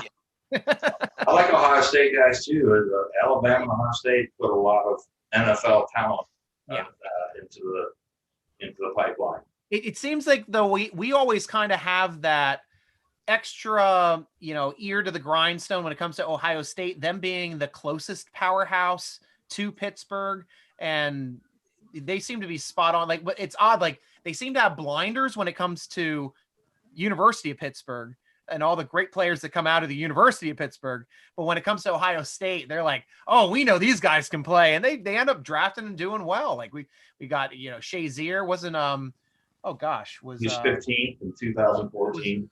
Was Holmes the receiver? Was he Ohio State as well? Yes. He was traded up for him. Yeah. Yeah. So honestly, he was a Super Bowl MVP, helped us win a championship, and geez, like definitely worth moving up in the draft to get a guy that helps you win a championship. Absolutely. I think they're hesitant to move up this year. First off, they haven't had much capital, but they really want to. I think they're very comfortable with their starters as long as they stay healthy. Yeah. They just need to get some improvement from that offensive line. And I really do believe that they got a contending team. Yeah. I thought so last year before everybody got hurt. Yeah. They got that short, we talked about it, playing no rest, playing in a Washington game. They were gassed. Was Kyle Trask just taken? Am I reading this right, or am I just what? On the clock it says Tampa Bay, and then it says Kyle Trask. Thank God it wasn't the Steelers. Went to Tampa Bay Buccaneers. Finally, Kyle Trask is off the board. Yay! We're not going to take him. It's great. Now he would have been our pick in the second round, and there would have been a real meltdown. And we had that stat that we were talking about on the group chat with the writers here yesterday, and it was like he has a 41% completion percentage beyond the line of scrimmage, like past the line of scrimmage. So like a lot of his plays, he had a lot of completions. It sounds like that were screen plays, swing plays, circle routes for the running back out of the backfield that were at the line of scrimmage or behind the line. Like that highlight we just showed. Yeah. So of course that range will increase your completion percentage significantly when you're throwing at or behind the line of scrimmage, but throwing downfield at 41%, that's a bit of something to be worried about, I'd say, or at least to be in the back of your mind when you've got to start coaching this quarterback up to become the better player that they are. And I just want to say quickly too, Kayla Gates on YouTube has an excellent point here, saying that Pat Freiermuth did not drop a pass in the red zone in 3 seasons with Penn State. That's an awesome stat. Thank you so much for sharing that with us, Kayla. Awesome stat. And I know Carlos Goncalves from Venezuela. Hey guys, I guess the tight end is value, but it hurts to see Creed go to the Chiefs. And we understand that. And that's the one thing that I was stating. If we're going by Ben's board, the next centers really weren't. We had Creed rated as a 3rd rounder. Josh Myers rated as a 3rd rounder. Trey Hill rated as a 3rd rounder. Tight end. I guess he had Hunter Long rated as a 2nd rounder and didn't have Freiermuth rated until the 3rd round. So we went with that 3rd rounder. It seems like than another 3rd rounder, but you can make an argument either way. I would understand the argument either way. Hunter Long. Now that's a name I haven't heard a lot of out of Boston College, and I'm a little disingenuous that I didn't get to ask Matt specifically about his rankings for that player. Does anybody know of that player specifically and what their skill set are? Which player specifically? The tight end Hunter Long out of Boston College. Not too familiar with him, actually. Yeah, I'd have to look it up. I'm drinking right now. I don't really care. So I can do that real quick. Even my girlfriend just sent me a text about Trask. Like, holy shit. Yeah, right. We're down, we're in Gator country here, so like, what? Wow. Oh, nice. No way. Yeah. There wasn't that much. Even like Gator fans that I know were like, no, I don't want him. They just didn't think that highly of him at the next level. Well, yes, you agrees with you off of Twitter there, Colton. We should have gotten Creed. Damn it, too.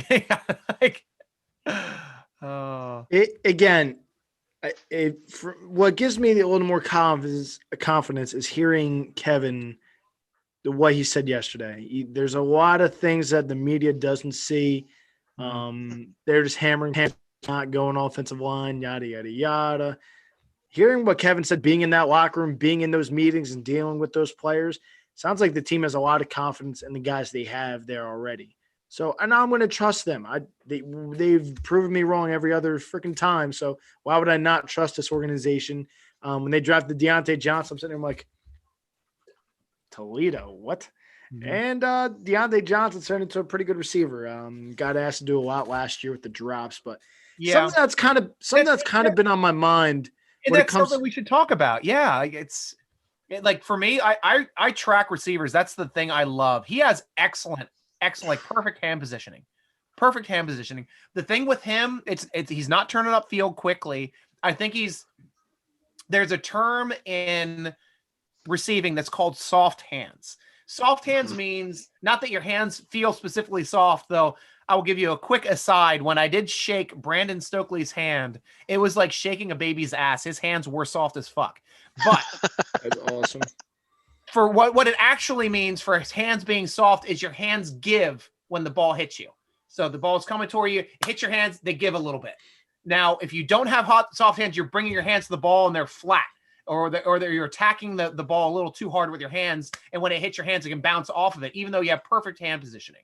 And that was the problem it looked like for Deontay Johnson to me last year. Was he was kind of like coming around too quick, trying to make the play too quickly, getting those hands, and those hands were a little too stony as opposed to being soft, and would hit hard off of the hands as opposed to cradling and just coming in as a nice catch. And I think that's something that can be corrected in his game. Him being, I mean, that's the first year he's played with Ben. That's the first year you had a Hall of Famer hitting him in the hands. So he's going to learn. He's going to be hitting that jugs hard as shit, hopefully this offseason. And I expect him to have the biggest turnaround of any of the receivers next year. Like, to me, he is Antonio Brown light. He had a higher, to me, coming out of college, he had a much higher floor than Antonio Brown did. Also why Antonio Brown went in like the 5th or 6th round as opposed to going in the 2nd round. Was it 2nd or 3rd that we got? Third round. Deontay Johnson. Yeah, much higher. But he had the best get off of any receiver I've ever tracked at beating the press at the line of scrimmage in college. He's got 3 or 4 moves off the line of scrimmage. He's untouchable. The guy just like, he does feints. He does moves. He does stick and moves, swims. Like, the guy is just completely untouchable at the line of scrimmage, and he mixes up his moves so well that you just can't key on one move and lock him down and try to bump him off his route because he's already around you. So I'm still in the Deontay Johnson fan club. Yeah, I went into last season. I know it hurt a lot with the drops and what some of them led to interceptions. So the Steelers fans kind of turned on him really fast. I thought going into last season, he was a number 1 receiver, and I didn't think it was close. Again, we need to talk to how important Juju is and how much we love Juju. We didn't really get to see what Claypool was going to be. He's turned into something really special. I think Deontay Johnson's our best receiver. He literally, his rookie season, he led the NFL in separation. Yes. He didn't just lead rookies. And it's like a standard deviation. It's like way higher than any other. And that separation off of his break, when he comes out of his break, he is more open than any other wide receiver by a significant margin. And that's what it was. Everyone's like, it's rookies. No. It was the NFL. It was the guy is ridiculous. He's very, very good. I think it was just a lot. When I was watching some of his tape last year, I'm like, his eyes are off the ball as soon as it's hitting his hands. You see, like, his hands are going up to catch like one of those drags, and his eyes are looking where to run with the ball. And it's like, no, just catch it, please. You're so explosive. You can do it after it. And it's, I can't wait for it. Think. Andre Sisco just came off the board, safety out of Syracuse. Mel Kiper had him at his number 2 on his positional rank. Kellen Mond, the next quarterback off the board. Yes! For the Vikings. Keep drafting quarterbacks, people. We love it. We love it. I got to say that, though, Colton, Juju is the number one guy for us as long as Ben trusts him the most. Yeah. Oh, I agree with you. I compared Juju to Hines Ward this year. He was so gritty. The pass blockings or the rush blocking's ridiculous. He is so underappreciated for that. Maybe not with the Steeler fans, but I'm talking the NFL in general underappreciates how good he is at run blocking. But I think he was up there in the league leaders for first down receptions. How many times did he get so many tough first downs? Blowing someone over. 3 weeks in a Falling row. backwards, leaning with the football. He was so tough. I love Juju. It's not a shot at Juju. I just think Deontay Johnson's their best overall receiver. The way he gets out of his route, his speed, how explosive he is after the catch. I love him as well. Yeah, and I love those short-handed, quick X receivers that get wide open, and the Antonio Brown being the gold standard that has ever played in Pittsburgh for getting open, coming out of those breaks. But DJ is like I said, AB light and kind of doing the same types of things. But Hines Ward also playing that X position. Yancey Thigpen playing that X position. I've always loved that left side receiver that's the possession receiver for the Pittsburgh Steelers, because when that guy's catching the ball, when they're shorthanded, that keeps that chains moving and that keeps them going down the field and getting scores. And that's just Hines Ward is probably my all-time favorite player ever. A big thing after this year, though, I mean, that, like I say, he was trusted by Ben. Yeah. Because he understood. He played with him for a couple of years. Now there's going to be a little bit more of a trust factor built up after year after understanding. So we'll see if they're on the same page mentally, because that's why Juju got those three straight weeks.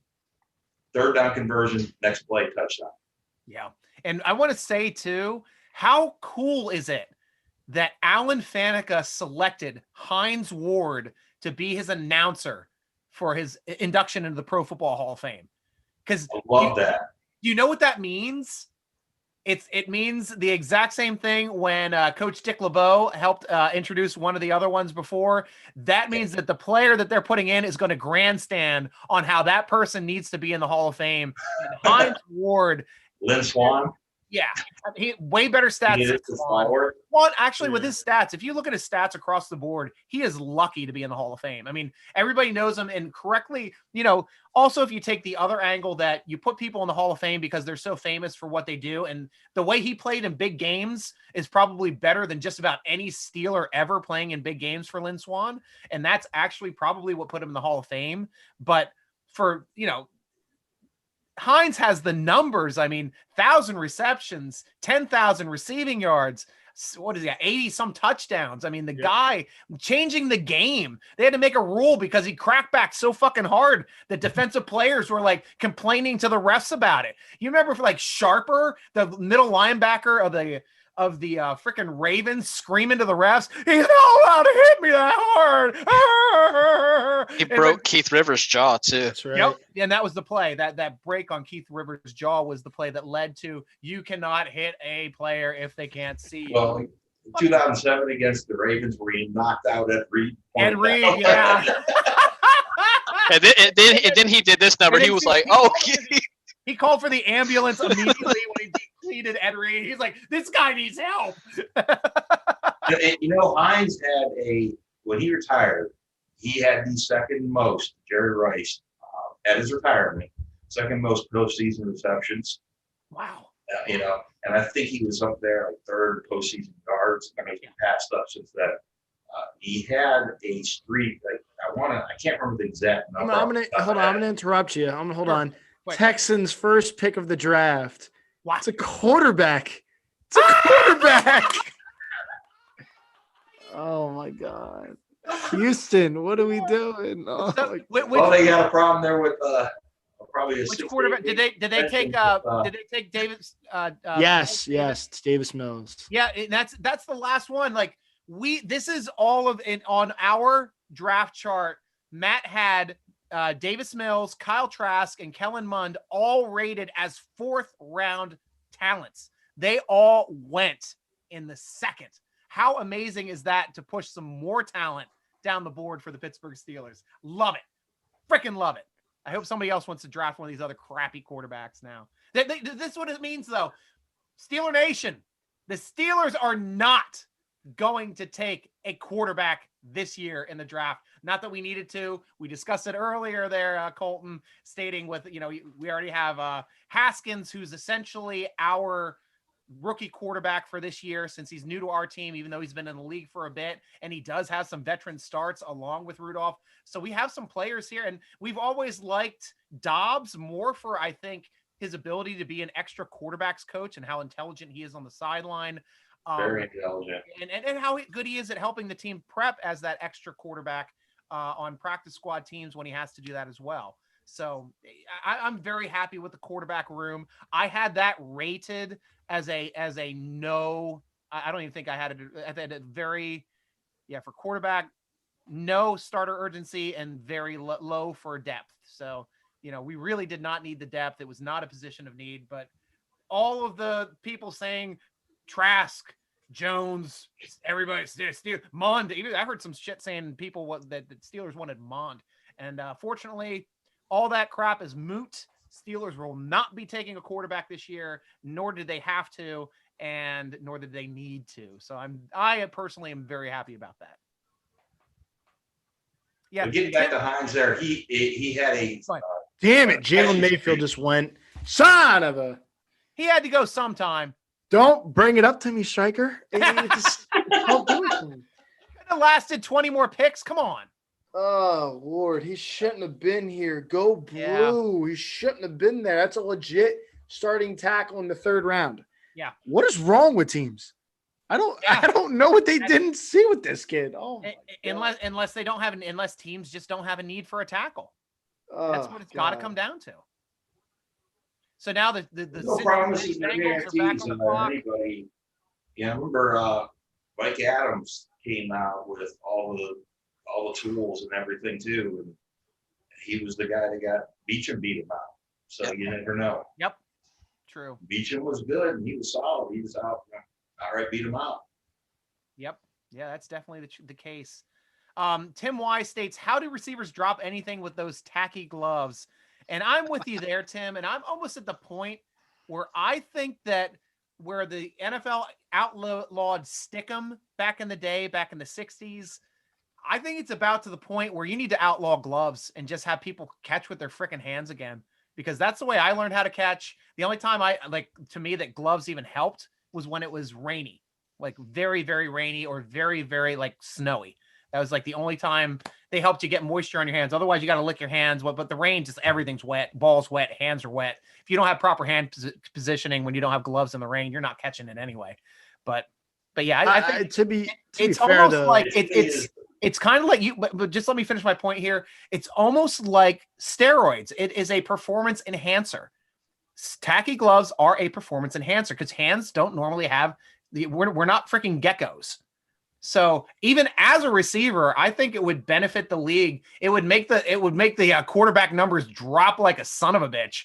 No more 70%, 60% passing rate. We go back to the 70s rates of being around 65% being great for a quarterback completion percentage. But that's at least my start on it. Okay, didn't mean to step on you, Colton. Go ahead. No, you're good. I was on my soapbox. To be fair, though, these quarterbacks throw missiles, dude. So I think that also is what leads into it. You watch some of these throws and it's holy crap, dude, that's a lot of mustard on that ball. I ain't catching that thing barehanded. That thing's gonna bounce right off my hand. So I think that's what plays into it. And it just, again, would you want to watch a game with a ton of drops? We watched it this year. Ebron and Johnson. You want to watch football with a ton of drops? More the power to you. I don't want to watch that. So I still have these gloves, and you're never going to have anything like that with a one-hand catch like that, like Odell's catch without those gloves. Right. So it brings the excitement to the game. So to that point, though, Terry had one of the strongest arms, I think, still in NFL history. Dude could really just rifle that ball. And Lynn Swann, John Stallworth, would just have these incredible catches, and it would just look so good. So I don't know. Do you think the argument, I guess, now is a quarterback's arm stronger today than it was, I guess, to that significant of a degree to for a Marino or a Bradshaw? I guess this is the question I would ask. I think Mahomes would like a word, the way that guy is a freaking bazooka. Yeah, but it depends. Like arm strength, I don't think has really changed as much as the amount of time that quarterbacks now get to practice, because back in the 60s, 70s, like playing football was a part-time job. It was almost like you had your 9 to 5 outside of the football season. It wasn't like a year-round thing where you had mini camps and preseasons and meetings and all this other crap, like, and keeping your body training the entire year because you were making enough to do so. Like that's to your point, the 70s teams wanted to win them Super Bowls because that bonus was what they got paid during the season for winning the Super Bowl. So they were like, okay, let's go back out there. Not just still being fun of the commercials and stuff, but they're like, hey, we got a chance to get paid again. Yeah. And a couple people too making points. Tim Y, Robert C, stating that at least back then when Swan was getting his numbers, even though they're lower, it wasn't a run first era. And I will too state that, that's another reason to really support Hines Ward's numbers, because he was on a run first team. I mean, Jerome Bettis was his running back at the time. So, I mean, he really had to, he wasn't the first choice to get the ball like a lot of these teams are now that are pass first. And I broke down a while ago what he did from 2001 to 2004, and he was as good as, or better than even Randy Moss. I think the only one that was at topped him all across the board for that 4 years that he went through the Pro Bowl stretch was Torrey Holt. Yeah, I total numbers, the 4-year run. So when they were doing it then, but his numbers dipped and they won the Super Bowl. So that's what was really about. Well, the NFL's weird. The NFL, the Hall of Fame is so weird when you give me, no offense, and this isn't a shot at him, but Megatron getting in first ballot. It's ridiculous that Terrell Owens doesn't get in first ballot. Yeah. He's got way better numbers than him. I don't know, man. Well, Terrell Owens, when he came out and stated that he wouldn't show up to his Hall of Fame meeting even before the vote happened, I'm surprised he got voted in.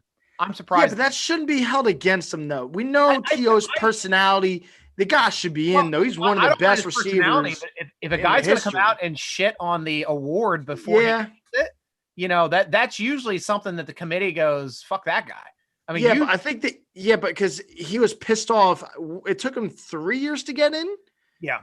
So that's what he's pissed about. I mean, to be honest, his numbers are fantastic. He should have been in the first year. Yeah, and they held it against him because of his personality and the stuff that he was doing off the field and on the field. And you don't hold it against him. Didn't he come in the same year as Hines Ward? I think they were both third rounders that year. I forget what.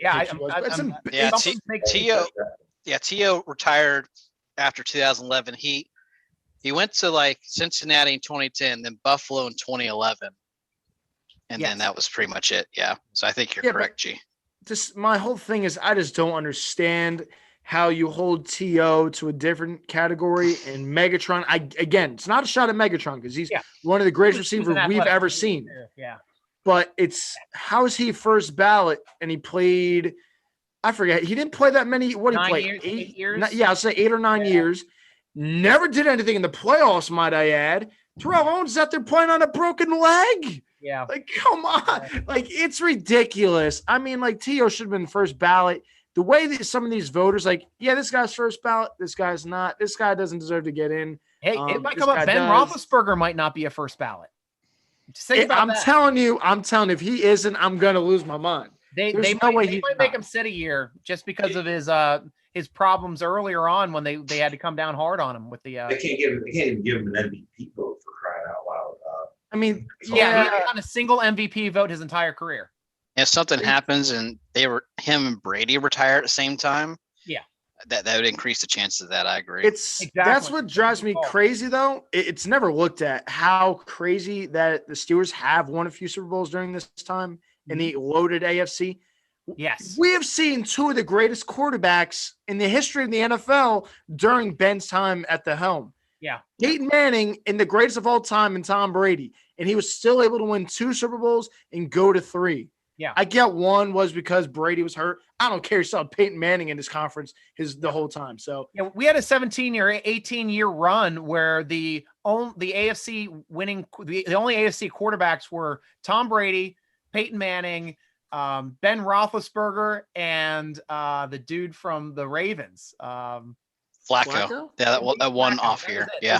That was the stretch. Those were the only AFC quarterbacks playing in the Super Bowl for that run of like, geez, it's like 16 years. It's insane. Yeah, from like 03 to 18, I think. That's even before that. I thought 2000 was when Patriots. 2002, we had Rich Gannon. Yeah. You're right, so Bill. Gannon was in there. Rich Gannon. Yeah. Okay. So probably you have to take 03 then to back that and out. You got to figure Rivers was also in the AFC. I mean, again, Rivers never really had any of the deep playoff success, but still going to be a Hall of Famer by a lot of people's standards. He is. Yeah, he is. He's a Hall of Famer. I always call him this generation's Vinny Testaverde. He's a guy that just does not perform well in the playoffs, but he's a good statistical quarterback. Really, like a phenomenal statistical quarterback. He was the guy that Colbert and Cowher were coveting in 2004. And that was the weird thing too about that draft, because we were expecting Rivers to be there right before the draft. The talk of Rivers like boosted him up, and then Ben dropped. Like we did not think Ben was going to drop at all. Him being that big, playing that position, being that accurate and that mobile, that was just like that was just when you consider that there were 5 picks before him that had drafted first round picks, and 4 of them were like top 7. Two first overall picks, So the teams had already invested in the quarterback position before, and all those picks right before. And Tom Donahoe was going crazy trying to trade up to get ahead of Pittsburgh. Yeah. And nope, didn't work. Okay. Yeah, because the trades that were happening between the San Diego and Giants anyway. I mean, that's what pretty much was the story of the top of that draft when Manning gets drafted first by San Diego, says, I'm not playing in San Diego. I can't stand that kind of shit. Like draft day, you're drafted first overall and you say, I'm not playing for this team that just fucking drafted me. And, then the Giants trade. And turns out he may have a point there. Really, Spanos, his son, Dean, has really wrecked up that franchise, in my opinion. Yep. There might have been a legitimate insight there to say no. Yeah, but I don't know why Manning wouldn't want to go there. That San Diego team was stacked. Like they had talent all across both sides of the ball. I thought for sure like he just want to go there, play in good weather, and just like help this awesome team get better. And probably would have taken him to Super Bowls, but like you're saying, that would have been an extra quarterback in the AFC. Maybe he didn't want to play in the AFC because his brother was in the AFC. And he wanted to play his brother in a Super Bowl sometime. Who knows? I really believe that it was Spanos in the management, because they fired all their coaches. I mean, they never got to that next level. Yeah. And that comes from the top down. And Spanos is pretty much not like, especially how he jacked the team out and moved to LA. And, there's been things out there that have been not the best decisions in running an organization. Yeah. And the Giants have been one of the better teams in running their organization. And a couple people here online are throwing. I don't know if you're ever going to see. What's that? Before you get into your point, I don't think you're ever going to see, and I don't think anytime soon, any players sitting out against organizations, because to be honest, you could have easily seen it last year with Cincinnati. What has Cincinnati done? It's been disaster in Cincinnati for as long as I can remember. Not running the organization well, not protecting their quarterback. Carson Palmer is like, help me or I'm out. And they didn't help him. You had him speaking out very loudly, yet no, sit out, do not go there. I just don't think, especially with the media nowadays, with people on social media, I don't see anybody sitting out. I just think these players would get their doors kicked in on social media. I don't see people sitting out. I think they'd be looked at as soft. And I think the way the media is nowadays, I think they would get eaten alive for sitting out. And I'm not playing there. Not happening. Yeah, that's a good point, Colton. That's a really good point. A couple of people throwing shade at Jerry Rice online, trying to discredit him. But you got to remember the thing about Jerry Rice. He had perfect hands, the best hands ever on a receiver. Also, the best route running that has ever occurred on a receiver, setting up his routes, getting people going opposite ways and being a lot wide open every freaking time. The guy was a freak. He wasn't even an athletic specimen. He just worked harder than everybody else. Wasn't the fastest. I think he was like an 8.6, or he was like a 4.6 40 or 4.7. He wasn't the fastest guy, but the guy knew how to set up his routes. He never missed. It seems like he never dropped the ball, and he worked harder than anybody else. He's like the way we hear about Antonio Brown, the way he just insanely trains every day. Nobody can keep up with him. Jerry Rice was that exact same guy. And if you remember my article that I wrote there on 1985 draft, Chuck Noll was in love with Jerry Rice. They thought that the old holdover of the small college schools that they built on, he would last. And he was in love with Jerry. He was all set to draft Jerry Rice. Bill Nunn loved him. They were all about Jerry. He was that close to being a Steeler. Bill Walsh just happened to be, as the story goes, staying in a hotel and turning on local news there and seeing him. He goes, wait a minute, let me go check it out. Oh, wow. So it was that close. Jerry Rice could have been a Pittsburgh Steeler if Bill Walsh didn't have to have that stopover and then make a trade and move up. And another interesting aspect from those drafts, the year that Joe Montana was taken, he was taken at the position that the Steelers would have been drafting, except they were docked a draft pick that season. That's right. That's something that's an amazing statistic as well. Would they have gone quarterback there? Who knows? But that's just one of those interesting things to think about. And here's a question for all of us. Tim Y asks, I honestly don't get Cowher in the Hall of Fame. Convince me otherwise. Bill, I want to start with you on that and hear what you have to say. All right. Why is Cowher a Hall of Famer? He did not have a franchise quarterback his whole career. Name me another coach that has won playoff games with 5 different starting quarterbacks, and he did it. It took him all of 2 years to win a Super Bowl when he did get a starting quarterback. You could argue cheating Patriots and whatnot, Ben's rookie. It would have been 1 year because he, 2003 when they had the 31st ranked rushing attack, he's like, nope, fixed it, went to first. Yeah. He was always evolving. We just missed. We had every piece except the quarterback, and we saw O'Donnell throw 3 picks in the 95 Super Bowl. We had 3 picks in the AFC Championship game for the next 3 AFC title games that we were in. 2 Cordell, 1 Ben, and when he finally got him in year 2, bam, in. And if he had stayed there, I fully believe that was more of a family thing that he walked away from because he knew, with his wife. He would have gone on to win another and have a second Super Bowl ring with that team. They loved him. Yeah. The passion was gone in 2006. You could see it. Yeah. Yep. It was. I agree. Colton, you want to add to that? I mean, Bill hit the nail on the head. The amount of playoff games he won without a franchise guy. And this is where I'm going to bring in Mike Tomlin, man.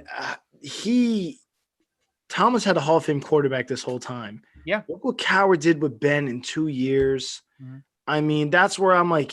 Technically 3 years. He had Ben for 3 years, but. Yes. This is where I'm like, you can't give me the whole look what Cowher did with Ben in those 2 years he had him and what Tomlin's had his whole entire tenure. That's why I kind of hold Tomlin at a different standard because he's had a Hall of Fame quarterback his whole time as head coach.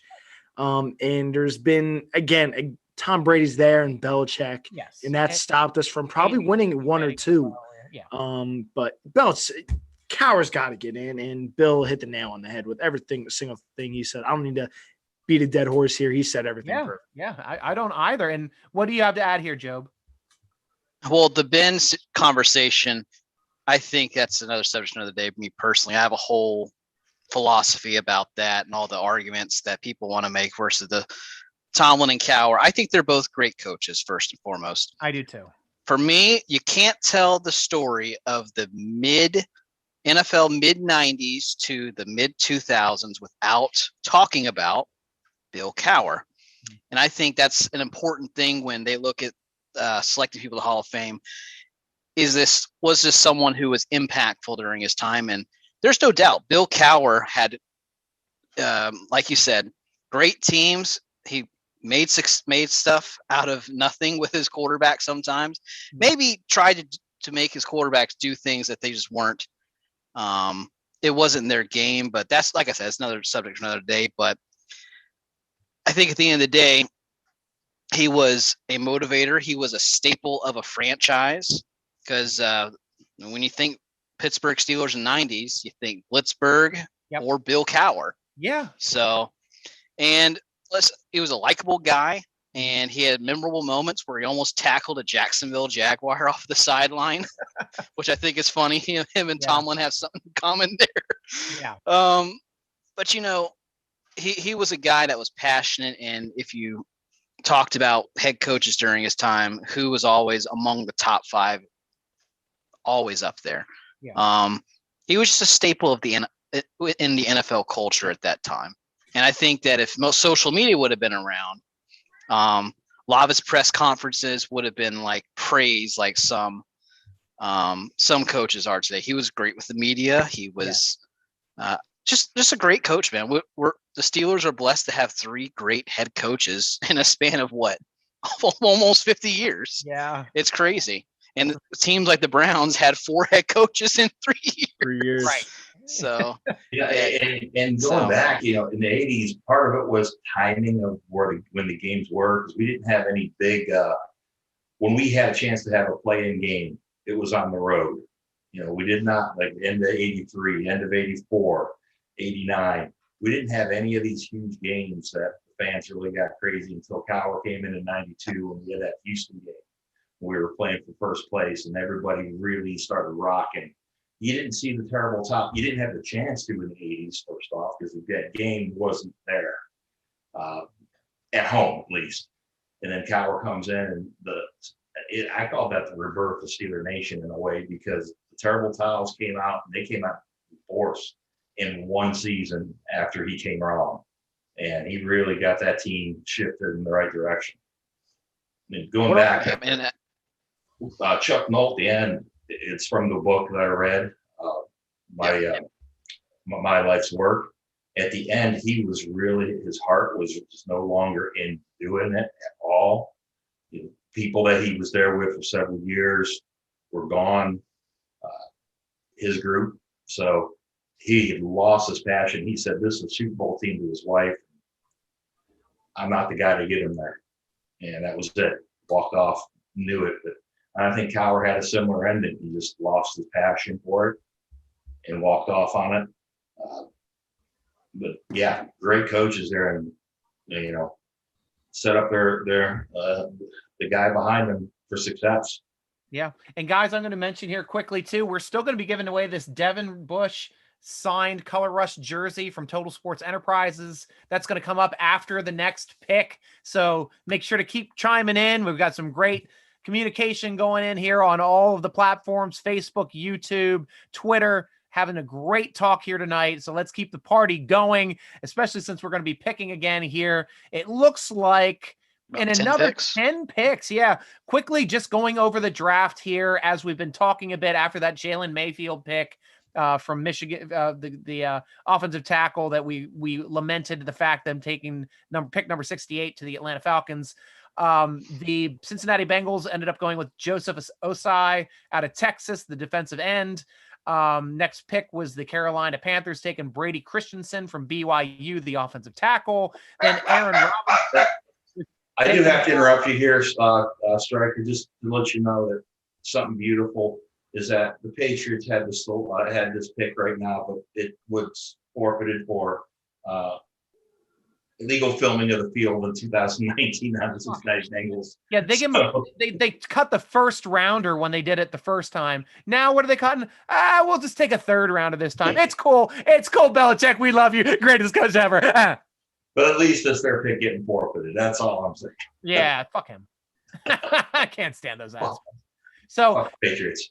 Then we've got Aaron Robinson, the cornerback from UCF, going to the Giants at 71. We've got Alan McNeil from NC State, going the defensive tackle to the Detroit team. Our friends, the Philadelphia Eagles, across the state from us, Milton Williams from Louisiana Tech, the defensive tackle. The Washington What the Fs took Benjamin St. Juste from Minnesota, the cornerback, and that was one of those players that I kind of liked and thought that the Steelers might have been targeting.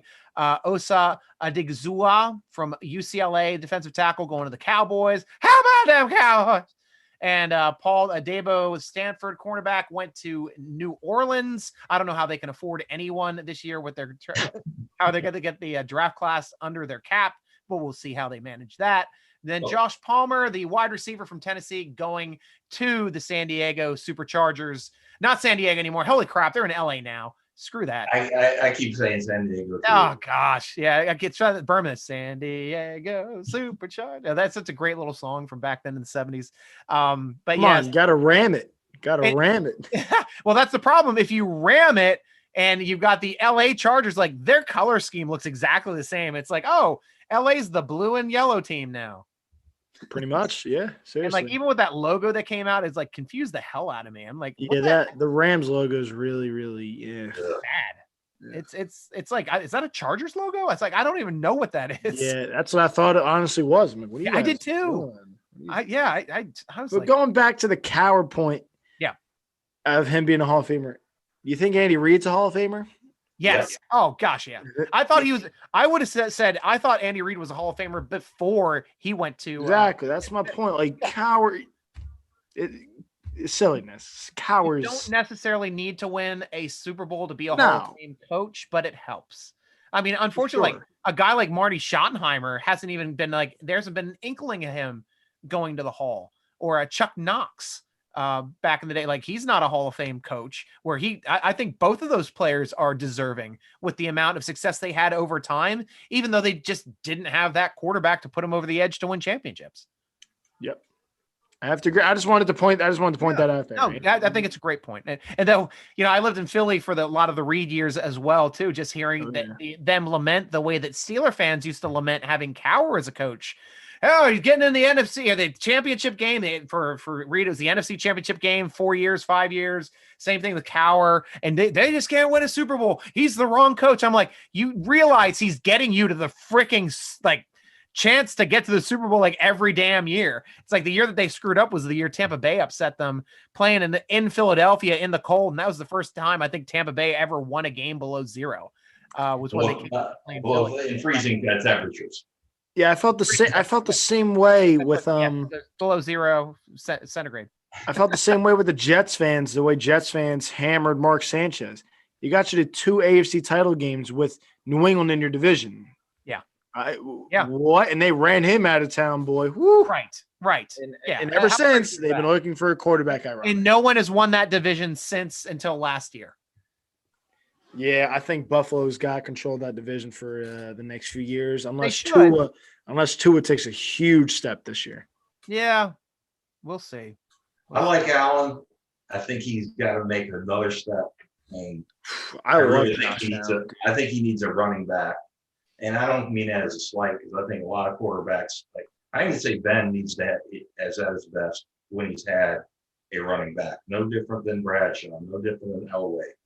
There's the big gunning arm that doesn't want to dink and dunk it. I love Josh Allen. Impact player getting digs. Yeah. I was actually lucky enough to be invited on the Buffalo Bills fan podcast, which has the greatest name ever. It's called Overdue Bills. And they had me on the podcast when we went to talk about the matchup for the Steelers in the regular season. And we had a great time, though. It was insane. Bill, I was on the show. I was ripping out. I'll tell you who my favorite all-time Buffalo Bill player is. And it's one that's never gets mentioned on the 90s teams. And that's a guy who I think deserves to be in the Hall of Fame. And that's Steve Tasker. I've never seen a guy play special teams and be that dominant on special teams, blocking kicks, returning kicks for touchdowns and big yardage. I mean, making huge tackles and forcing fumbles on punt coverage and kick coverage. The guy he played every single special teams, and he was a monster, absolute monster. And then when they threw him on the field, he'd make catches. The guy was just like unreal. But I think if anybody ever had the argument to make the Hall of Fame strictly for being a special teams player, Steve Tasker is by far his highlight reel. He blows he's the gold standard of what it is to be a special teams player. Really is. Special teams are so important. They are. Yeah. You know, And Antoine Randall was huge for us in 2005. He was bigger for us as a special teams player than he was as a wide receiver. Yeah. An entire. He did a lot of the gadget plays too. So I'm not like just him going in the passing route. I'm just saying he was so big on the returns, getting us in the field position. So things like that are the stuff that you don't look at. It doesn't show up in the. We lost the 2001 championship game because of 2 special teams touchdowns. Because Chris Brown couldn't kick in Heinz Field. Yes. Yep. You know, I've never forgiven Troy Edwards for running out of bounds on that punt.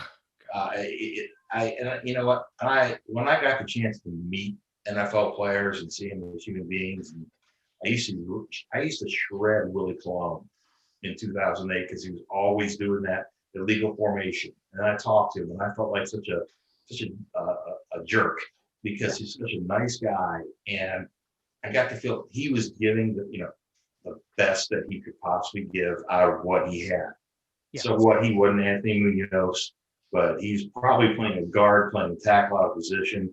I'm like, you know what? I'm going to evaluate guys on what their talent is and how hard they give at it versus if they're not good enough, I'm not just going to hate on them. They're giving everything up.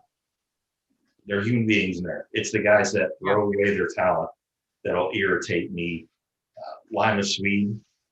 Yeah. You know, there's a guy who threw away. He had all the talent too. Like he was always open downfield, but the guy couldn't catch COVID in Wuhan. The guy just had no chance. It was weird. Like he couldn't even like move to the football down the field. Like couldn't read it. It was really weird to see him that open and just bone every single play that came his way. And the guy that got me into the Super Bowl party, the practice squad player, told me that Lima Swede basically had everything handed to him at Texas. He never had to work for anything. His whole 4-year career there, everything taken care of. So when he went to the pros, it was like, how come nothing's being done for me? Yeah. So he didn't even know how to fend for himself. And you had Nate Washington working his tail off to make himself into a player. We've got Steelers are coming up. Wow, he's coming in a little early though, but it's fine. Kendall Simmons jumping back on the call. I'm going to invite him in and we'll see what he has to say. It's always good to hear from Kendall Simmons and rejoining the call with us. Always good to have an Auburn Tiger with us. So. Yes. And Chaz Surratt from North Carolina went off the board, inside linebacker to Minnesota. Raiders are on the clock for the next 2 picks. Kendall, welcome back to the show. We weren't expecting you so early. Man, I'm normally the one running late, running around here crazy. I was making sure I got back on here on time. You got plenty of room. We're happy to have you. I think we're still looks like 1, 2, 3, 4, 5, 6, 7, 8 picks until the Steelers are on the clock. But it's up. Really? Yeah. We still have 8 more picks. Okay, they're going quick though, so they are going fast. We're down to 5 minutes a pick now. But it's up to you. 8 picks left. What number are we on right now? We are on pick number 79. Yeah. So if you want to take a break, it's still cool because I was expecting you to pick number 84. Okay, that's what I thought. I thought you told me 82 in the message, but no worries. So 87. We're picking at 87. So yeah, jump on at 84 and we'll highlight you. Okay. All right. I'll be back in a few. No worries. See you soon, bro. All right. Always good having you. Yeah. So this is crazy the way that looks like the Raiders have a couple here in a row. That's what's crazy. I watched someone came on, was announcing a pick, and I looked in the top left. It showed like the actual live up to date, what's going on, who's on the clock and stuff. Yes. And it was like 6 picks ahead of where they were announcing. I'm like, why the heck are you so slow? Just like, let's go, catch up here. Like, right. Dang. Yeah, that's why I use the online because the thing you have to worry about watching regular draft shows is they have commercials. We don't have commercials. We can always say what's happening. I mean, obviously when the Steelers draft a player, we could care less about what's happening in the draft for the next 15, 20 minutes. We don't care. We'll get back to it. But other stations, when they go to commercial, especially when you start getting every 5 minutes a pick, you're going to commercial, you're coming back, you might have like 2 picks off the board, 3 picks off the board, and they're still talking about the other person that got drafted. And then they still got a backstory, the next people that come up. So they don't really like rattle through them. They just kind of like try to plug and play to get them through. And they're still kind of like chasing their tails through the next commercial break. Notice that there hasn't been an offensive lineman pick since 70. That was Brady Christensen. There hasn't been a what, Bill? Offensive lineman taken since Brady Christensen at 70. Who, for which team? Carolina Panthers. Really? That's odd. So, yeah, and I didn't even notice that the Packers, when they took their center, it was from Ohio State. So darn. Yeah, right. That's my theory of the Ohio State and Alabama connection. So, Malcolm Kuntz from Buffalo just came off the board, the defensive end going to the Raiders. Where do we have? See, the Raiders, I'm just fascinated every time they pick here, Joe. I don't even have him on the spreadsheet for the top 150. Well, is he on the big board for Ben? Let me take a look real quick. Let me spell it.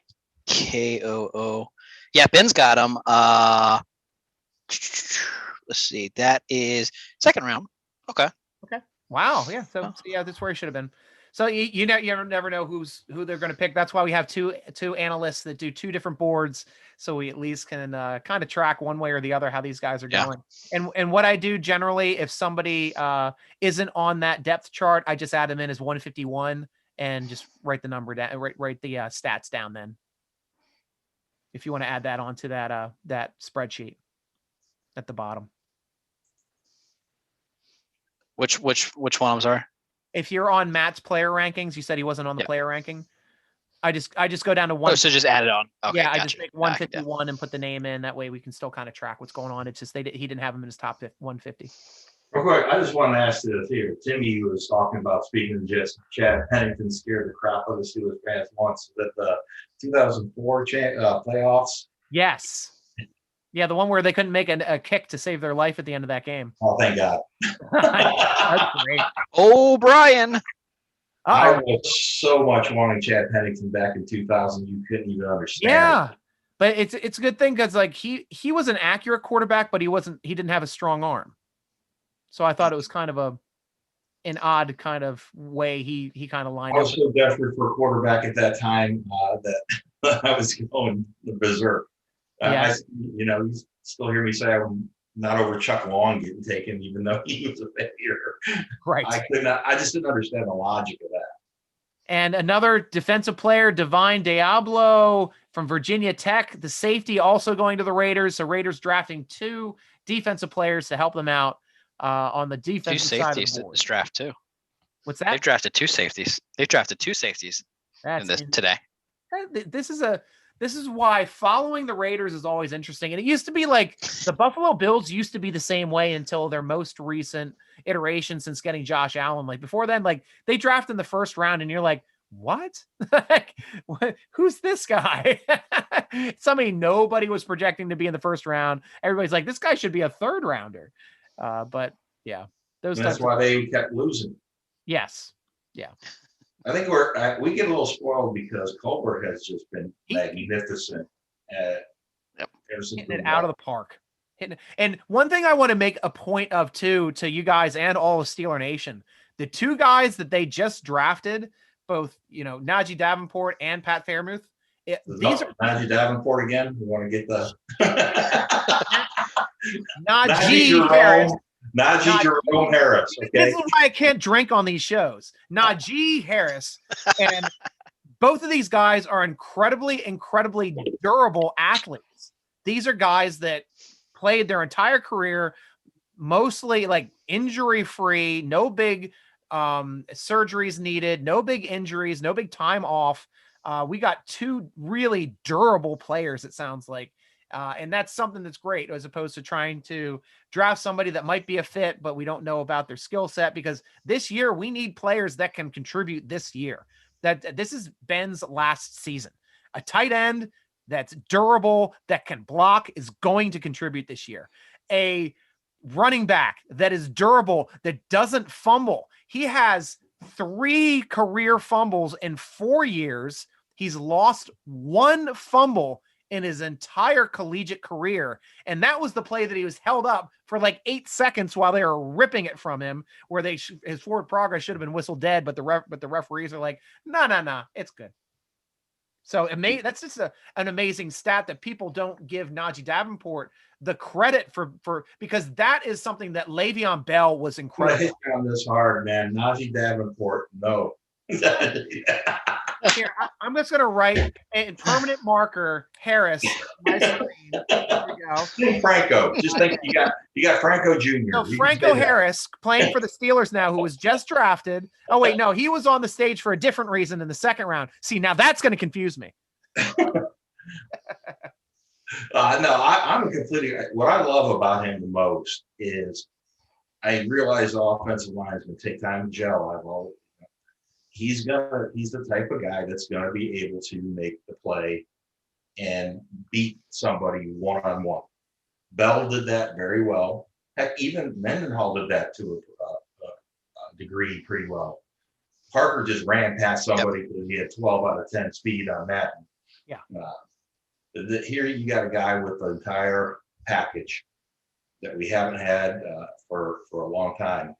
At least till Bell really had his peak years, And I don't care if he runs the ball 50 yards down the field and doesn't have that acceleration speed, Give me that guy that's consistently getting those 20 yards and grinding out and keeping the sticks moving and taking time off the clock. Tick, tick, tick. Let the defense not be on the field, because the defense can't get beat or whatever if they're standing on the sideline. And let me take it's like Kevin Dotson's. Go ahead. No, you go ahead. No, I'm going to do a segment. Oh, so go ahead. I was going to say it's like Kevin Dotson talked about yesterday, is getting those 5, 6, 7 yards per pop, just really wear down a defense and it's mess with them mentally. Yeah. So that's just added to Bill's. And so here is, I've queued up some Pat Freiermuth highlights from Penn State. This one is called Baby Gronk. So let's take a look at this highlight. I've been nicknamed that, by the way. Right? I've never been a fan of the baby whatever athlete, but here we go. There's a play action, jumping high, one-handed. He's actually fending the defender off with his left hand and reaching up and caught that one-handed. Here he is out of the backfield. Nice square to the.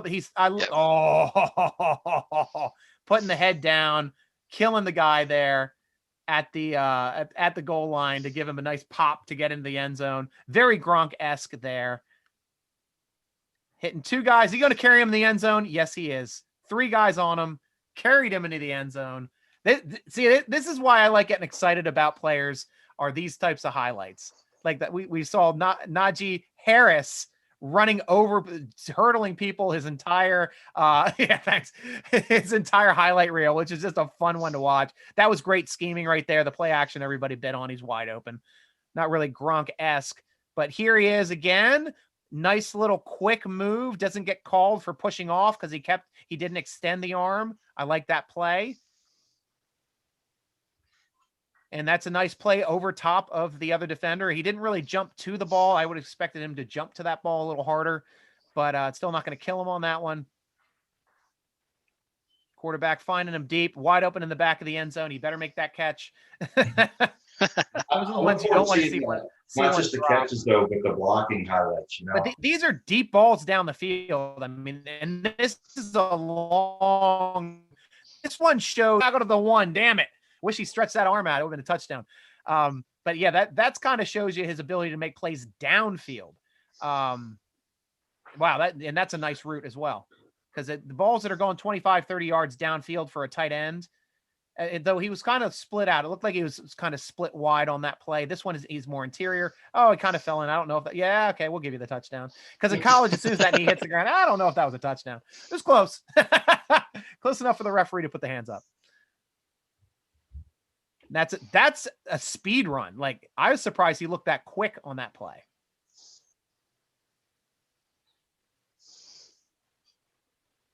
Here he is off the block and release, making a little shoulder shot. I think we've never had a grade 87 before. You think he takes that number? 87. Can you restart? Gee, I missed all this. Can you restart You're gonna have to watch it on your own because Nation's watching it, bro. We've done some good thing. It's called Baby Gronk. You can watch it afterward on YouTube, but it looked like the most entertaining one for me to watch today. If it's called Baby Gronk, yeah, I'm tuning in because I want to see him hit people. There it goes. Took a big shot there. Hang on to the football. That's what I love seeing in my tight ends. Sure-handed.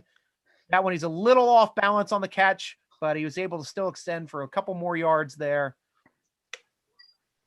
Play action again, getting open deep, and has to go through 1, 2, and makes the touchdown on that one. All 3 people.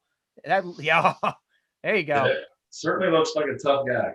Yeah, certainly does. I mean, these are fun highlights, and these are the types of highlights that I get excited about when I see a Pittsburgh Steeler making big plays before they come to the team, because you hope that they can make these same kind of plays after they get here.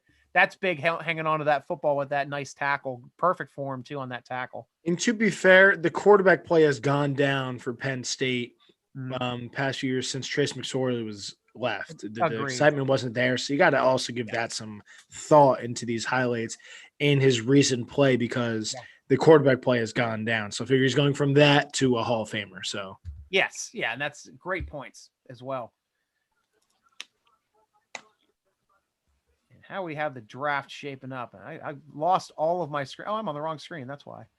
See, every time I share my screen, I've got 2 desktops open. It throws my, desktop into the other side. That's okay. I got 5 things going at once right now. Right? Well, my one desktop has like 8 things open. This one has like 6 things open. So I got the stats on the one side. I did my stuff that I rotate through on this side. But that's what we do behind the scenes to make sure this show is as fun for Steeler Nation as it is for us. Because we got to try to be our own statisticians. We have to do our own legwork on athletes, find our own highlights, because we're not like these big money companies that already have the highlights already queued up and the teleprompter's already prompted to tell everybody what to say. We say what we say. So this tight ends just went 2 in a row. Oh, wow. So good that the Steelers made their run, because those tight ends would not have been available. And actually, yeah, to me, I mean, I personally thought that Freiermuth was in the top up there with, Pitts was elite. He's a first rounder. Freiermuth to me was like a first to second rounder. And then you kind of had everybody else. Which tight ends came off the board? Tommy Trimble from Notre Dame. Yep. And Hunter Long from Boston College. Yeah, the kid from Boston College. Yep. Oh, gotcha.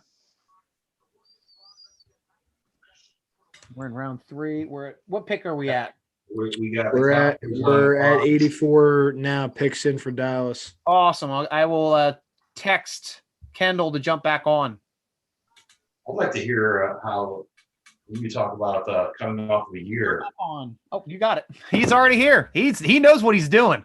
He is a professional. But when he missed the 2000, when he talked about like coming back on, what it would be to get back in. Yeah, he was out for the year in 04, and he had some crazy injuries and stuff. And, here he is now. Yes, Kendall, welcome back to the show. Yeah, you're spot on. I was just about ready to text you. I'm like, oh, we're at 84. I'll let Kendall know. And we're like, ding dong, doorbell rings. Kendall's here. He's a professional. He knows what he's doing. Well, you don't mind if I ask him that question on the lead into, okay? What's that? Kendall, when you were talking about everyone being out last year and having a little getting back into it, you got to start first off. You were starting right off the bat as a rookie. I think you may have to wait 2 games, but then you had a year out and then coming back to it. And how would you relate that to some of the guys there, like Dotson in his first year, or Chuck's finally getting in there after kind of a crazy season? where things were off. So now you're coming back into it. Your experience from doing that in your career, how would you relate that? And tell us about your thoughts there. The way I feel about that, man, you have to just follow the trainer's thought process and what they want you to do. Get yourself into a routine. Like you said, I started out from the beginning, and you automatically expect once you get thrown into the fire and everything's starting to start going well, it's going to be that way for the entire time during your career. And it just doesn't work that way. Y'all know that just as well as I do. When you hit a bump, you got to kind of get back on the horse as quick as you can, and not wait or be hesitant about getting in there. And it took me a minute to kind of get going. And it took Dr. Bradley telling me, hey, you're fine. You're actually stronger than what you think you are. And it took me getting rolled up one good time in practice to realize that I was okay. And then after that, I was fine. I was ready to go.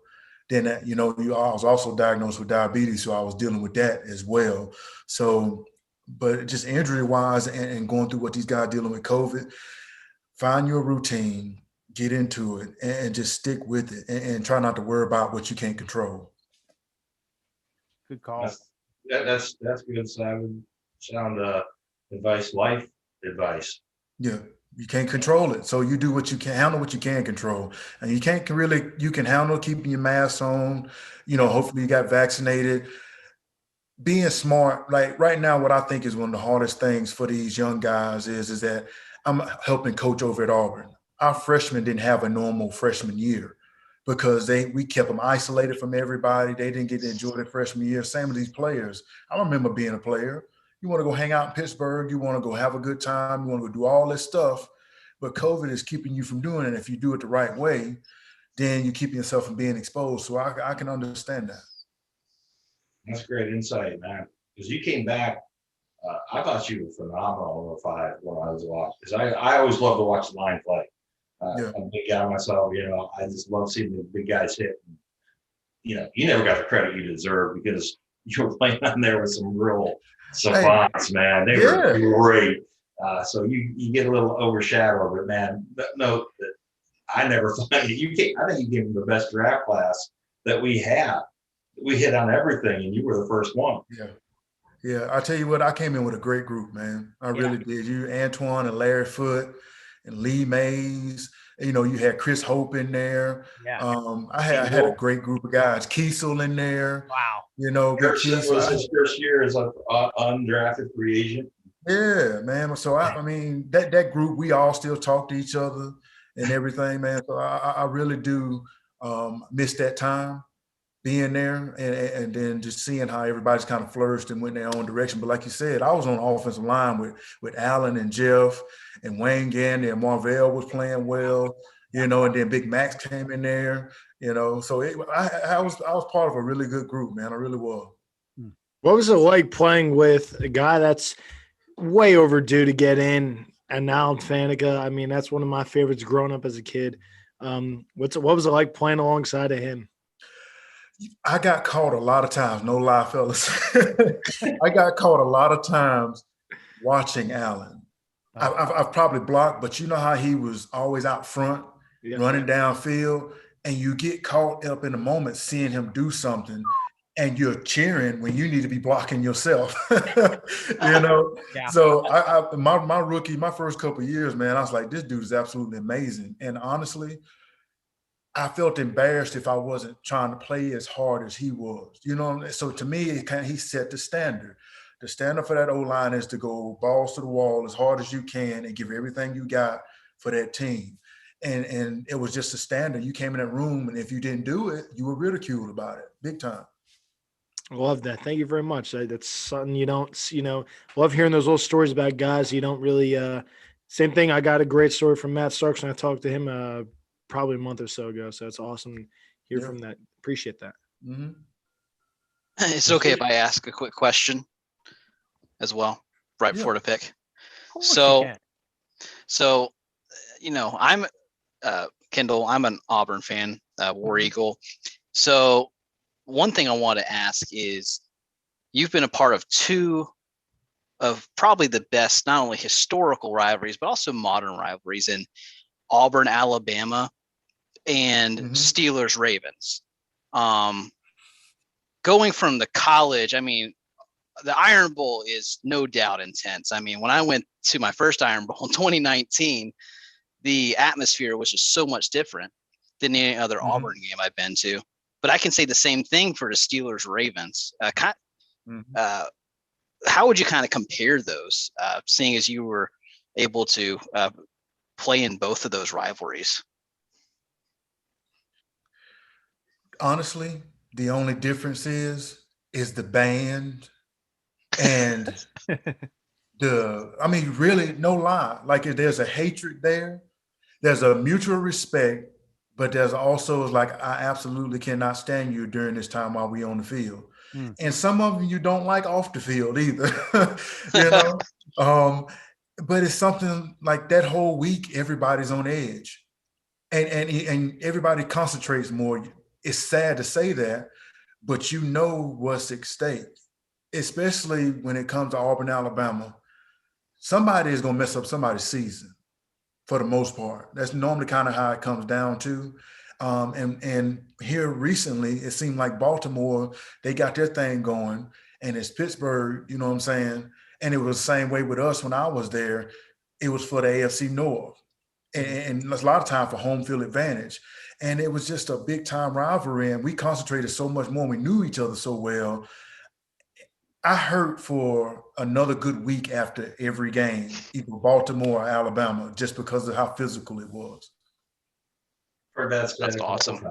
And one thing I wanted to talk to you quickly about as well, Kendall, is you had one of the great opportunities, as well as I was talking with Bryant McFadden earlier. He's done some segments for us for the show as well. You got to play for two different head coaches in Pittsburgh on two different championship teams. So what is the coaching styles like between Cowher and Tomlin? How do they differ, and what did you like about them? I tell you what, both guys are players coaches. They understood the era that they were in. And to me, Tomlin really related to the young guys. The team was headed towards being young when Tomlin came in. Yeah. Some of the older guys were leaving. You know what I'm saying? You had a couple of older guys still left on there. Yeah. I feel like when I got there, Coach Cowher was still kind of in his spitting mode and yelling. But the team was a veteran-driven team. Yeah. Because we had a bunch of old guys, and he said, this team goes as you go. Yeah. You know what I mean? And he didn't have to say much. Tomlin had to come in and lead and shake things up a little bit.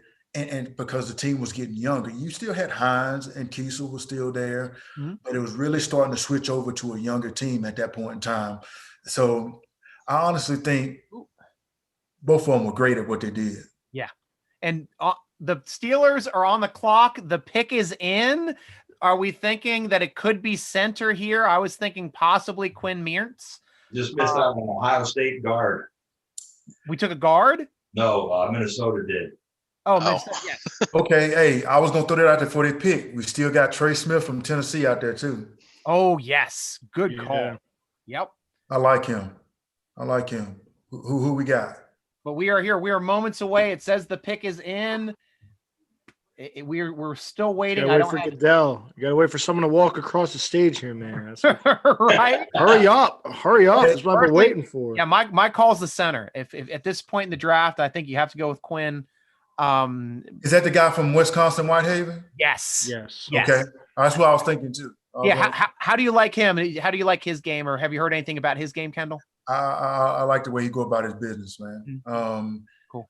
I think he plays better than the league that he's in, which that's why he's at the level, he's the best available right now. So I'd be surprised if they don't go with him, just because Steelers like players like that.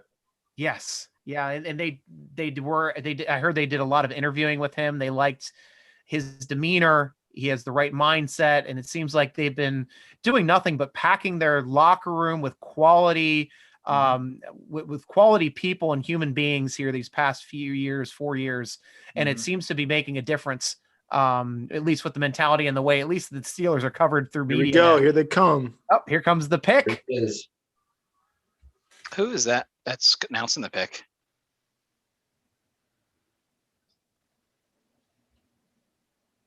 Is it a former Steeler?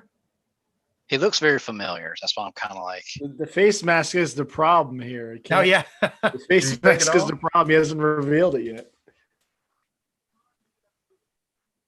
The guys are from DMC. Okay. Oh, God, he's going to yell at him. He's yelling at him. He's yelling at the Cleveland people? Yes, he is. I love it. That's great.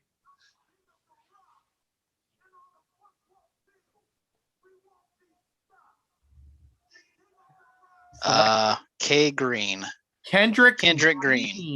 Yes, the offensive guard from Illinois. Okay. That's a different one. Yeah, I don't even know if Kendrick has any experience at center, or they liked him as a guard, but it seemed to me like they had the guard locked down as far as for positional need for this year. So do you? I can see him being a center. Okay, cool. I can see that. I can definitely see that. You got guard locked down. You got your center as a priority right now. I don't know if he's going to come in and play immediately, but I can see him being a center. Definitely. Awesome. So, well, you have veteran to pick the brain out of, Exactly. And that's why we have you on the show, Kendall, because you are an offensive lineman. You also do understand, I mean, even though you played guard, how difficult it is to play center. Yes. And now not only, they're showing tape of him right now. He did play center at Illinois as well. There it is. Wow. There it is. And think about this too now, fellas. And this is another angle. Lovie Smith knows Tomlin. Yeah. Know what he getting. Yes. He know what he getting with this young man. So I think that's a wise choice. I'm starting to understand this more being on the other side of the fence. Yeah. When you know coaches and you got a relationship with a coach, you see a lot of, just going to Belichick and Saban. The Patriots have picked more Alabama players in the last 4 or 5 seasons than anybody else. If you go back and look at the history, because Belichick and Saban know each other and they just like that. Yeah. Tomlin knows Lovie Smith, and he know what type of player he is. So I can see that. It reminds me of the BJ Finney role. You can play whatever. He's versatile. You need him to play center. He's there. So they might tweak him more towards center. It's like Cesar Ruiz last year coming out of Michigan. That's what the Saints drafted him for. The ability to play center and guard. Yeah. And so, think about it. Maybe you got Finney in there right now. Something happens, you can plug this young man in. He's learning next to a guy that eventually he's going to probably end up replacing. Yeah. And, you know what I'm saying? And that I think that would be good. That's happening. Trace Sermon just went. With those Tunch and Leon Searcy, year one. That's a good example there. I mean, you got to start right away. How tough was that to start right away? It was extremely hard, man. It really was. I ain't going to lie to you. I got blessed with having Jeff right there, because Jeff told me a lot of things, and he would tell me, hey, I know what you got on this play. Go ahead and go, because I got you covered, because he saw stuff that I didn't see was about to happen.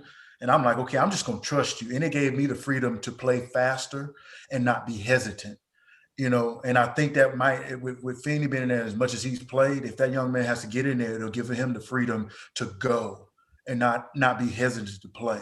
It really helped. And then Marvell being next to me too, I didn't have to worry as much to go ahead and play. Nice. And I'm reading, and it sounds like he's a position flexible interior lineman. He's comfortable playing left guard mostly, can also play right guard, plays center. He played center in the bowl game when they had an injury for their starting center. So you and Kendall, how both Cowher and Tomlin love positional flexible guys when it comes to being offensive linemen because of the way that the rules are with this, you can only have 53 dressing on game day. You've got to have your backups be. I love this pick. The more I'm looking at it is I've seen multiple articles where it's saying, he could compete at both center and guard. Yeah. So I'm gonna throw a name out here to you guys. Y'all got me having flashbacks now. we talk about position flexibility. Yes. Remember Todd Fordham? Yes. Big Country. Yep. Todd Fordham could play all 5 positions. You know what I'm saying? And that's one thing that I've learned getting into the coaching side of it. In recruiting, I always tell young guys, I was like, the more positions you can play as an offensive lineman, the more valuable you are to a team. Especially if you're an inside guy, you know what I mean? If you can play all 3 of those positions, especially center, you got more flexibility and you're more valuable. Going to a guy who was just at Auburn, Jack Driscoll, plays for the Eagles. Yep. And talking to scouts and stuff, I told Jack during the middle of the season, I said, Jack, when you ain't got anything to do at home, you need to start snapping because you're more likely to end up being a guard. But if you can snap the ball on your pro day and be a center, you're going to be awesome for them. And he got in and played a lot for the Eagles, you know, and he's a valuable player for them. She did. Yes, he did. He played a lot. Yeah. Well, thank you so much too, Kendall, for joining us back on the show, providing these excellent insight that we need. Stories and yes, the lens of you're playing. I'll say, I got to say, we want to thank you for everything you did. Man, we still love all of our ex-Steelers. Bringing that title home meant as much to us as it did to you. Maybe even more, man. We you guys are buy a beer anytime. All right, I'm about to take you up on that, man. Hey, I'm gonna be looking for some good IPAs now. Oh, there we go. Nice. I've got an IPA right now. I'm going to be cracking a Fog Monster. And Fog Monster, huh? Yeah, that's fine. That one. It's a Pittsburgh brewery called Rusty Rail. They're in northern central PA. They do great beers, and this one's like an orange creamsicle version of their Fog Monster. So I enjoy it. Something a little sweeter to drink, but it's nice and hoppy. It got some good juice to it. But me, I can talk beer all night too, like almost as much as I can talk Steelers. I hear you. Well, I'll tell you what, man, I really appreciate y'all giving me the opportunity to be on here. Anything for Pittsburgh, I'm down for doing. Awesome. I absolutely love the place. I definitely miss it. And at some point, I got to get back up there. So I thank y'all, and y'all definitely enjoy the rest of the draft and your weekend. Thank you, Kendall. You as well. Blessings to you and your family. And thank talk you, to Kendall. you soon. Yep. Y'all have a good night, man. Thank you. Have a good evening. All right. Yes, sir. Yep. Awesome. Oh, what a great human being it is to have here with the Steeler alumni, Kendall Simmons. And guys, I mean, I gotta tell you, I'm sorry for us thinking. Just think about what he said, how tough it was to be a rookie and starting. Yeah. And we're looking at these picks, and we've had all our great guys writing up.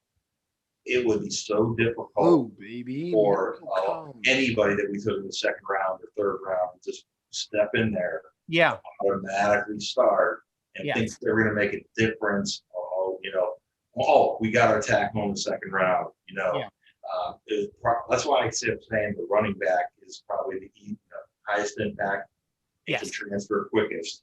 Yes. And he's even over there saying, he had a great career, and he started with guys on right and left of him that were veteran pros, first round draft picks, second round draft picks, and it was still tough for him. Yeah. And I want to get your opinions too quickly. I'm kind of taken aback by this pick. I was expecting a pure center, not a guard that's center capable.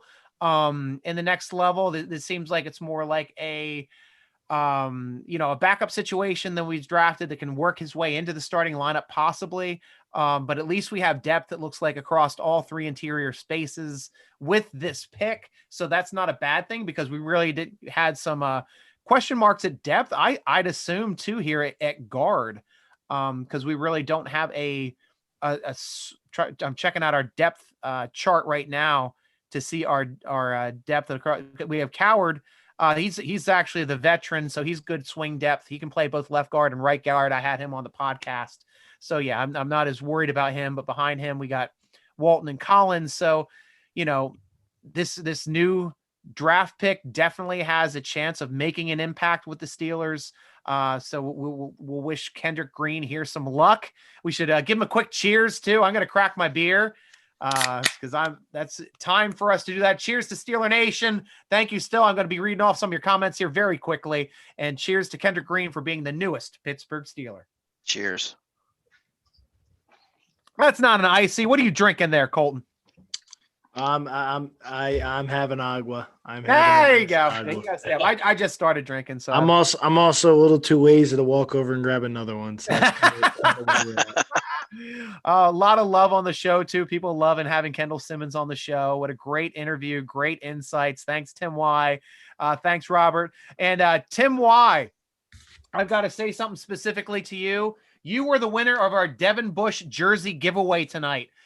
You actually won it earlier in the show by it was going to be the 100th commenter. You were commenter number 99, 100, and 101. So you easily won that award, Tim Y. Excellent job. Shoot us all your email here quickly. I'll jot it down. I'll shoot you a text, or shoot you an email, and we'll get that jersey to you. So congratulations for winning the Devin Bush signed Color Rush jersey by Total Sports Enterprises. And thank you so much to Total Sports Enterprises for giving us and providing us for another great jersey for our Steeler Nation draft night on day 2. And you're interacting with us all night, so good.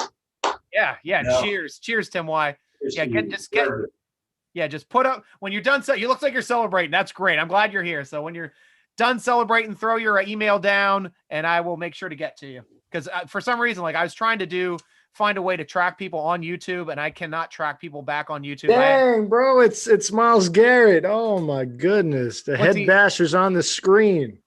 Oh, is he in Cleveland for the draft? That's in the pick. Yeah. Screw him. I'd like to try and see if he can block me. Yeah, I'm not a fan of that. That's a great one, Litos. I love position flexible women. Wow. Salud. Litos, salud. Excellent. Really, I couldn't guess, Miles. I couldn't guess it's the Brownstown. You're in Cleveland. I couldn't guess. They took Anthony Schwartz. Oh man. Well, Tim, you haven't won it yet. I need your email. Make sure you write down your email, bro. But that's great. We've had 2 winners in the past 2 nights that have never won anything. So I'm so glad that you guys have all done an excellent job of contributing, making this a lot more fun to us. You provided a lot of great content, Tim Y, as well. So it was even more fitting that you were able to win this jersey. So excellent job. Yeah, just throw the email right here in the chat. That's the easiest for me, and I can back it out and delete it, so it's not a big deal. Can Green play center yet? Yeah. So what do you guys think of the pick there? Soak it in. Yeah, next time. Colton, what's your thoughts on that pick? It's flexibility. I mean, it's huge. Seeing him play center, that's where they might keen in on him. They might keen in on him at center, knowing that he has the flexibility to play guard if he has to. So I think it's a good pick. It's good value. One of the best guards in the Big Ten. So, and you know what happens in the Big Ten as far as alignment. It's been a really big producer. Wisconsin's one of those other schools. Michigan's been out there producing some really good players. Ohio State, clearly. So knowing that he's a first-team All-American in the Big Ten, it tells you a lot. So I love the pick because the flexibility. Yeah. And knowing Matt Fowler was very flexible on the offensive line, knowing that this guy does the same exact thing, learning from a guy like B.J. Finney, who is does the same thing, the flexibility. I think it's a good thing for the Steelers. Great. And Job, let's get your thoughts on this pick. No, I'm the same way. Flexibility is great. I am curious to see what the approach will be come mini camp. Well, I guess there may not necessarily be a mini camp, but I guess more or less training camp and preseason. or maybe see if they pick up a free agent as a stopgap for this year and let him learn from the veteran, or if they just roll with BJ Finney or let him start day one. I am very curious to see which route they go, but I'm excited about that pick because, I mean, everything about the free agent offensive linemen we signed this offseason, they're all very flexible and they can play. I know Cowher, he is primarily guard, but I think I've read that he got a little playing time at tackle. Correct me if I'm wrong on that. And also in your interview, didn't he play center for 1 year when he was in like high school? Who are you talking about? Are you talking about Dotson? Cowher. Oh, Cowher. Yep. No, when I try to remember. Yes. He did state that he did play a little center in high school, but like he said, so that's why I asked, would he be able to play center in the pros? And he said, nah, man. He's like, it's a completely different beast. Like you're calling out all of the blocking schemes and the pass protection schemes, who has who, like you are running point. And he's like, yeah, I'm left guard, right tackle. So I'm like, I gotcha. Yeah. But I mean, still, I pressed him on it. He was nice enough to answer that for us. Yeah. Still that flexibility though. I mean, yeah. Like Kendall said, that makes you a valuable asset. And I think that's going to benefit both him. I think it's going to benefit us as well. Yeah. Yeah, definitely. And Tim Y, thank you. I got your email. It looks like you already removed it. I went over to YouTube to pull it off. I've got it. So no worries about that. Cheers. Thank you very much for providing that to us. So, and thank you so much to Scotty. Great show, guys. Way better than watching the same old talking heads on TV. The wife has plans for tomorrow, but will drop in when I can. Thanks for all the hard work. Go Steelers. Way to be, Scotty. We love you guys, and this is why we do it. We do it so that all of you guys get a different option for all this crap that we have to watch and all the commercial breaks. We don't have commercial break. I think I only did 2 spots tonight. I did one for Total Sports Enterprises, the other one for tickpick.com. If you guys want to go to tickpick.com for cheap tickets without service rates, go back to tickpick.com. This is how we make the money, but hell, not a single commercial tonight. I mean, I don't know when you guys know how to get up to go get a beer or how to get up to go to the bathroom, because we've done nothing but provide content for what is it now? Like 5 straight hours? I think we're about at 6, 7, 8, 9, 10, 11. 5 hours. Yep. Coming up on 5 straight hours. And how has the draft been going? I know we get a little, backtracked, of course, when Steelers pick happened. I know Amari Rodgers came off the board right before the Steelers drafted to Green Bay. That was another wide receiver that could have came to Pittsburgh that some people were saying might have had a chance. Chauncey Golden, the pick before him, the defensive end from Iowa to the Dallas. Wyatt Davis, the guard from Ohio State, went right before we picked the Illinois guard, who is now listed as a center. Now, it started as a guard when he was first drafted. ESPN has changed the designation to a center for Kendrick Green. He's obviously the center that we were targeting, and we got him because Mearns was on the board as well. I don't know if Humphrey would have been a possibility back when we were drafted. Well, was Humphrey still on the board when we drafted Pat, or was he off the board? Creed? He was. Creed was on the board, yes. He was available. Wow. Yeah, so Kansas City took him like, what was it, 5 or 6 picks after? Yeah. Yeah, that is something else. Trey Sermon from Ohio State, running back, going to San Francisco right after our pick. Dang, it's like I called it 3rd round. Wow. Right. Spot on, man. Spot on, Colton.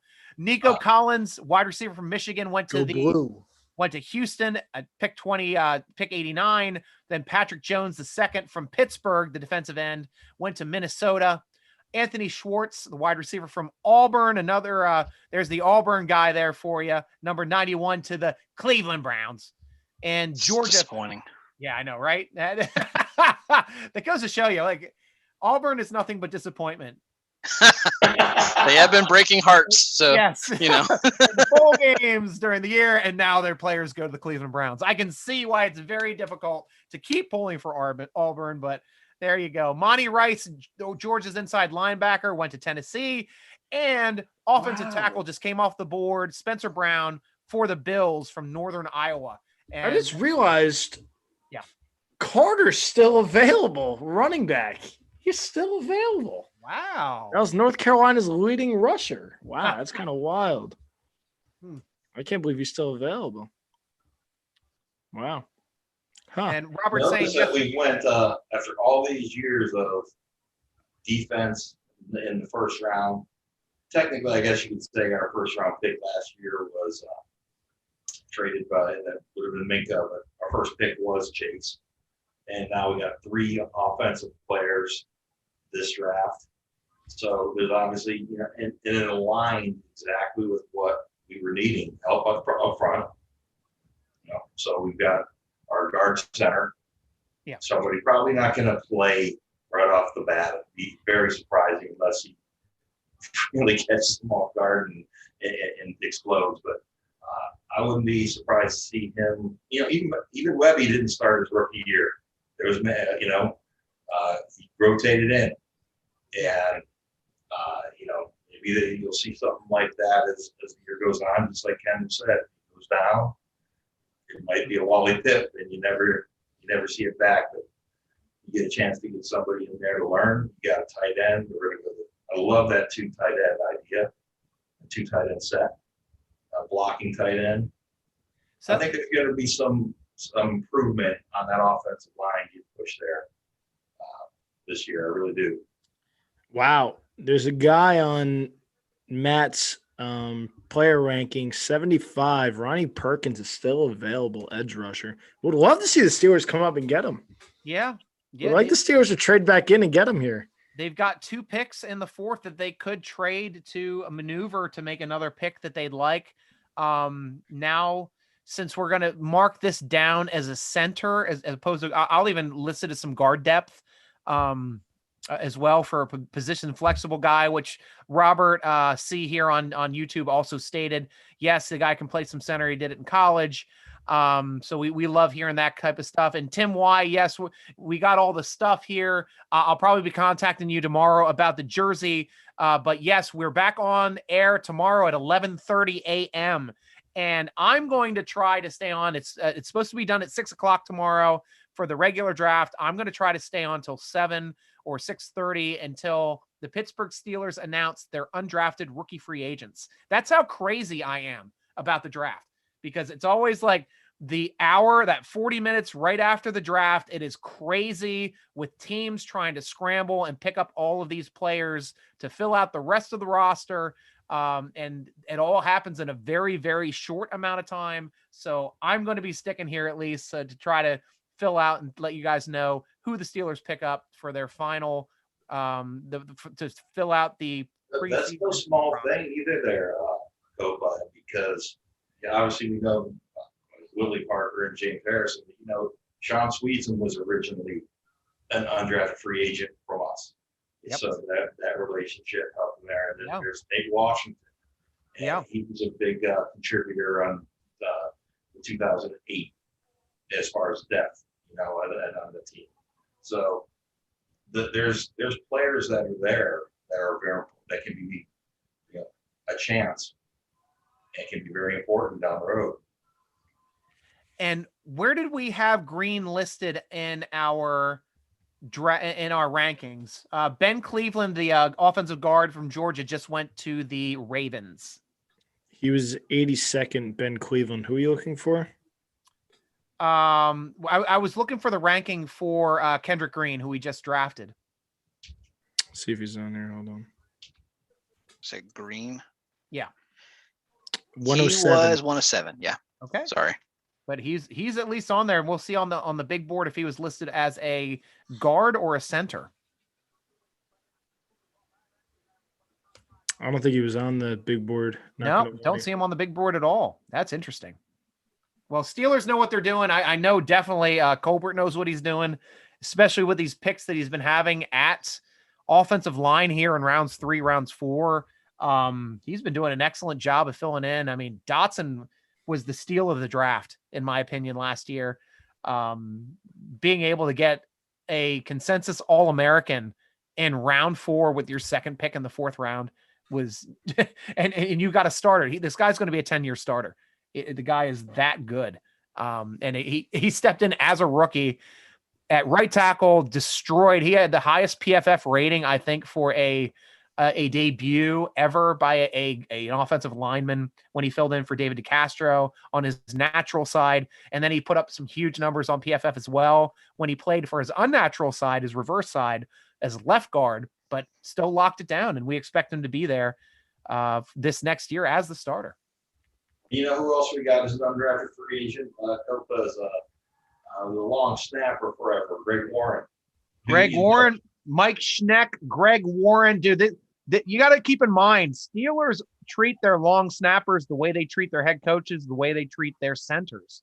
They keep them forever because if you have a great long snapper, they don't screw up the snaps. Like Mike Schneck never put one on the ground. The guy you just said, who was that? Who was the other long snapper you just mentioned? I just said Greg Warren. Greg Warren, yes. The other great long snapper, never put a ball on the ground. The only time we had an injury, we had Harrison step in, attempt to do a long snap. James Harrison. We lost that game. We lost that game because he snapped that ball into the end zone and gave it to the Giants, wasn't it? Gave it to, yep, is against the Giants. That was the 2008 Super Bowl season too.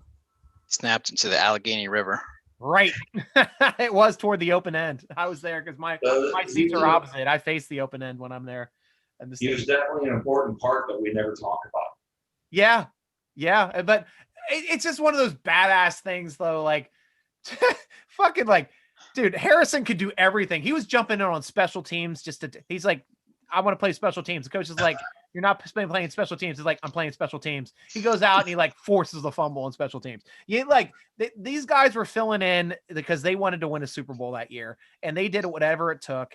And I could see like anybody can snap the ball. Like, sure, like all of our centers who have probably snapped the ball a little bit better in their lives are like, I could probably do it. But like James Harrison's like, nah, man, I can do it. And like, who's going to tell him no? Yeah, who wants to do that deed? When Debo comes up and says he can do something, he does it. Yeah. Any man that lifts weights and says, "Let me die." Undrafted free agent. Steve McClendon, undrafted free agent. Yes, yep. Stevie McClendon was on the roster forever. Fast Willie Parker. Undrafted free agent is very important. Yeah. Doug Nagurski. Yep. I was looking up some of them. Like these are important. Foster, big undrafted rookie free agent. That was the year we drafted a guard the same year, and the guard didn't pan out. We ended up dumping him, and we kept Foster. I think he ended up starting by the end of the year, and then he was our starter for the next 10. That was a great. That was 2009. Ziggy Hood. Yeah. I loved Ziggy Hood. I loved Ziggy Hood, man. Yeah. That Is he still in the league? No. Okay, I wasn't sure. Last team I remember him for was Washington. Wow. Yeah. Washington or Detroit? Did he even play for Detroit? I don't recall. I think he went from us to Jacksonville for about 3 years. Yeah. And I think he went to Washington. You know what I'm most excited about with Naji Harris? I know we're going way back to the first round here. He doesn't put the ball on the ground.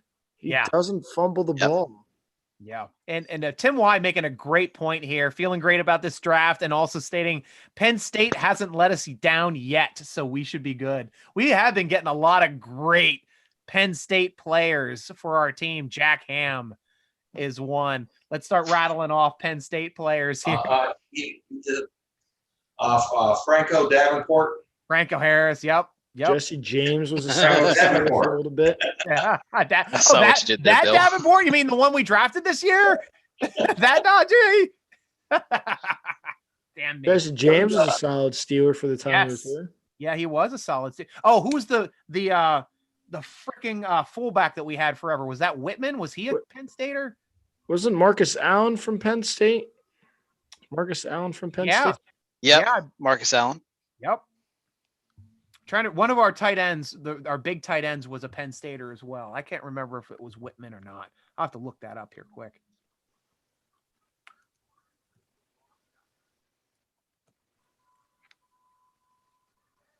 John Whitman,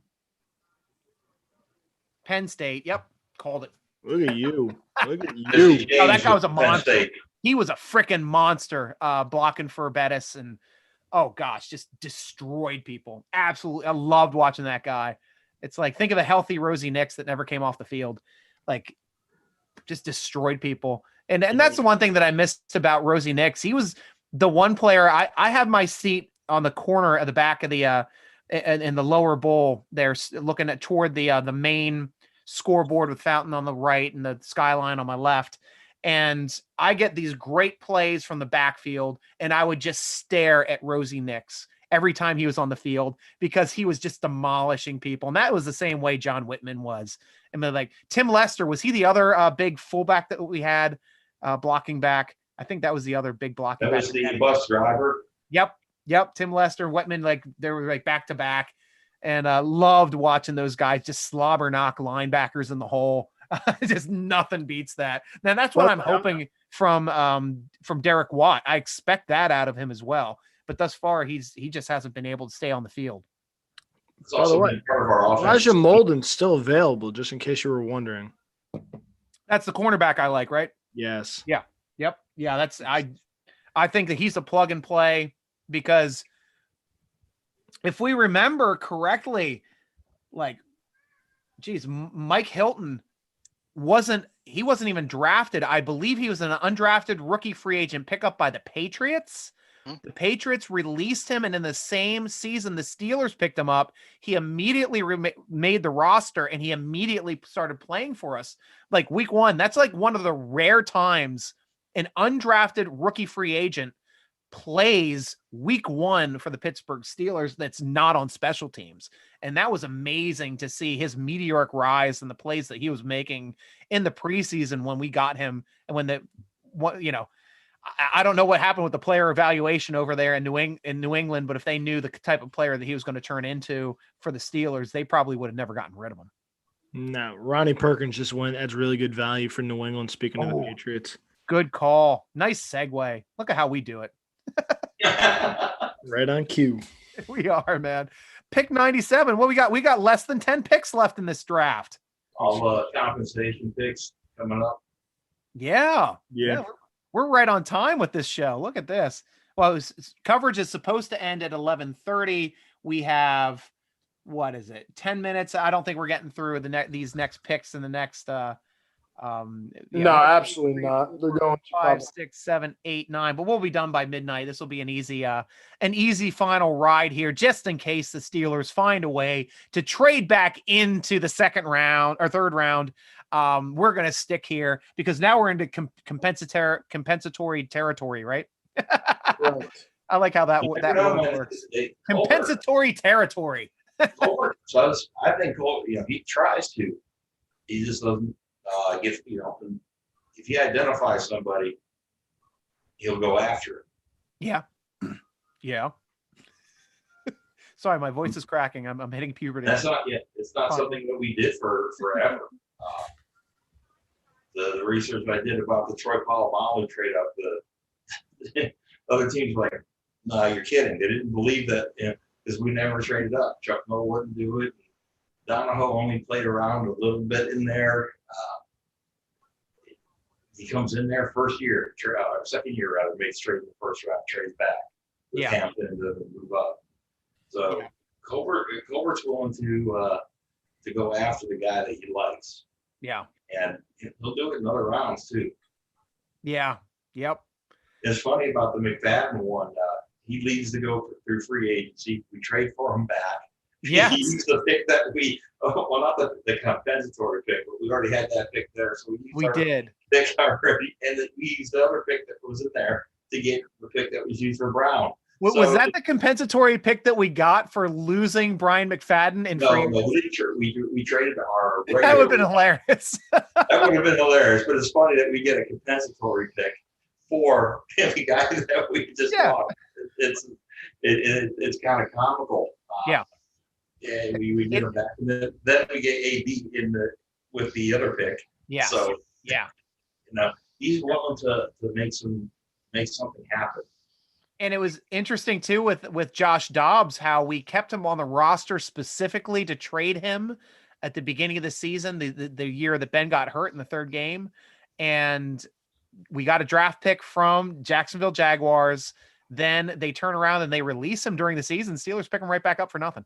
So it's like, you love that kind of stuff because Steelers had a quarterback of value. They got a draft pick from him, and then they got him back for nothing. And that is what ideally, it's what teams try to do that know what they're doing. New England does this a lot, and they do it with high value picks. The Eagles do this a lot too. And that is draft a quarterback, develop them. If you're not going to use them as a starter, trade them for good value. And they get first rounders, second rounders for some of these quarterbacks that just don't have room to get on because they have their entrenched starter already in place. I'll tell you what, they wanted to keep Belichick wanted to keep Garoppolo. Yeah. That's from his days. And, did he go back? I heard there's some trade rumors about trying to get him back today. He's just ruthless when it comes to letting go of guys. In Ohio, Bernie Kosar was like God to those people there. Yeah, he was a hell of that. Yeah, that was the last great Cleveland Brown quarterback, and he was an amazing quarterback. He outright cut him because he defied him. He's what? He defied him. He wrote up a play in the dirt that worked for a touchdown. Yeah. And next thing you know, he was traded for diminished skills, and Todd Wilcox was he's like, and they erupted. They were angry. The fans were very, very angry. Joke's on Cleveland and that coach because Bernie Kosar goes on to win 2 Super Bowls backing up Troy Aikman in Dallas. So fuck you, Cleveland. Well, the funny thing, the Browns fans hated him for cutting him. Yeah. And that was Belichick who cut him. Just, he was ready to move on from Brady. He's ruthless. Yeah, it was dumb. Time to go. Yeah, I'm sure that he held Tom Brady to the same things because I'm sure Tom Brady's just like, I'm doing it this way. But they were like buddies. I mean, it seemed like they were always together developing the game plan and the offensive game plan every week, which is smart in my opinion. Things have been coming out on Pat McAfee's show for what's worth. They were saying that going back to 2018, that rift was getting very deep. So they may not have been, but that's just what was reported on Pat McAfee. I like Pat McAfee's show. I think it's entertaining, but they were starting to say that. Yeah.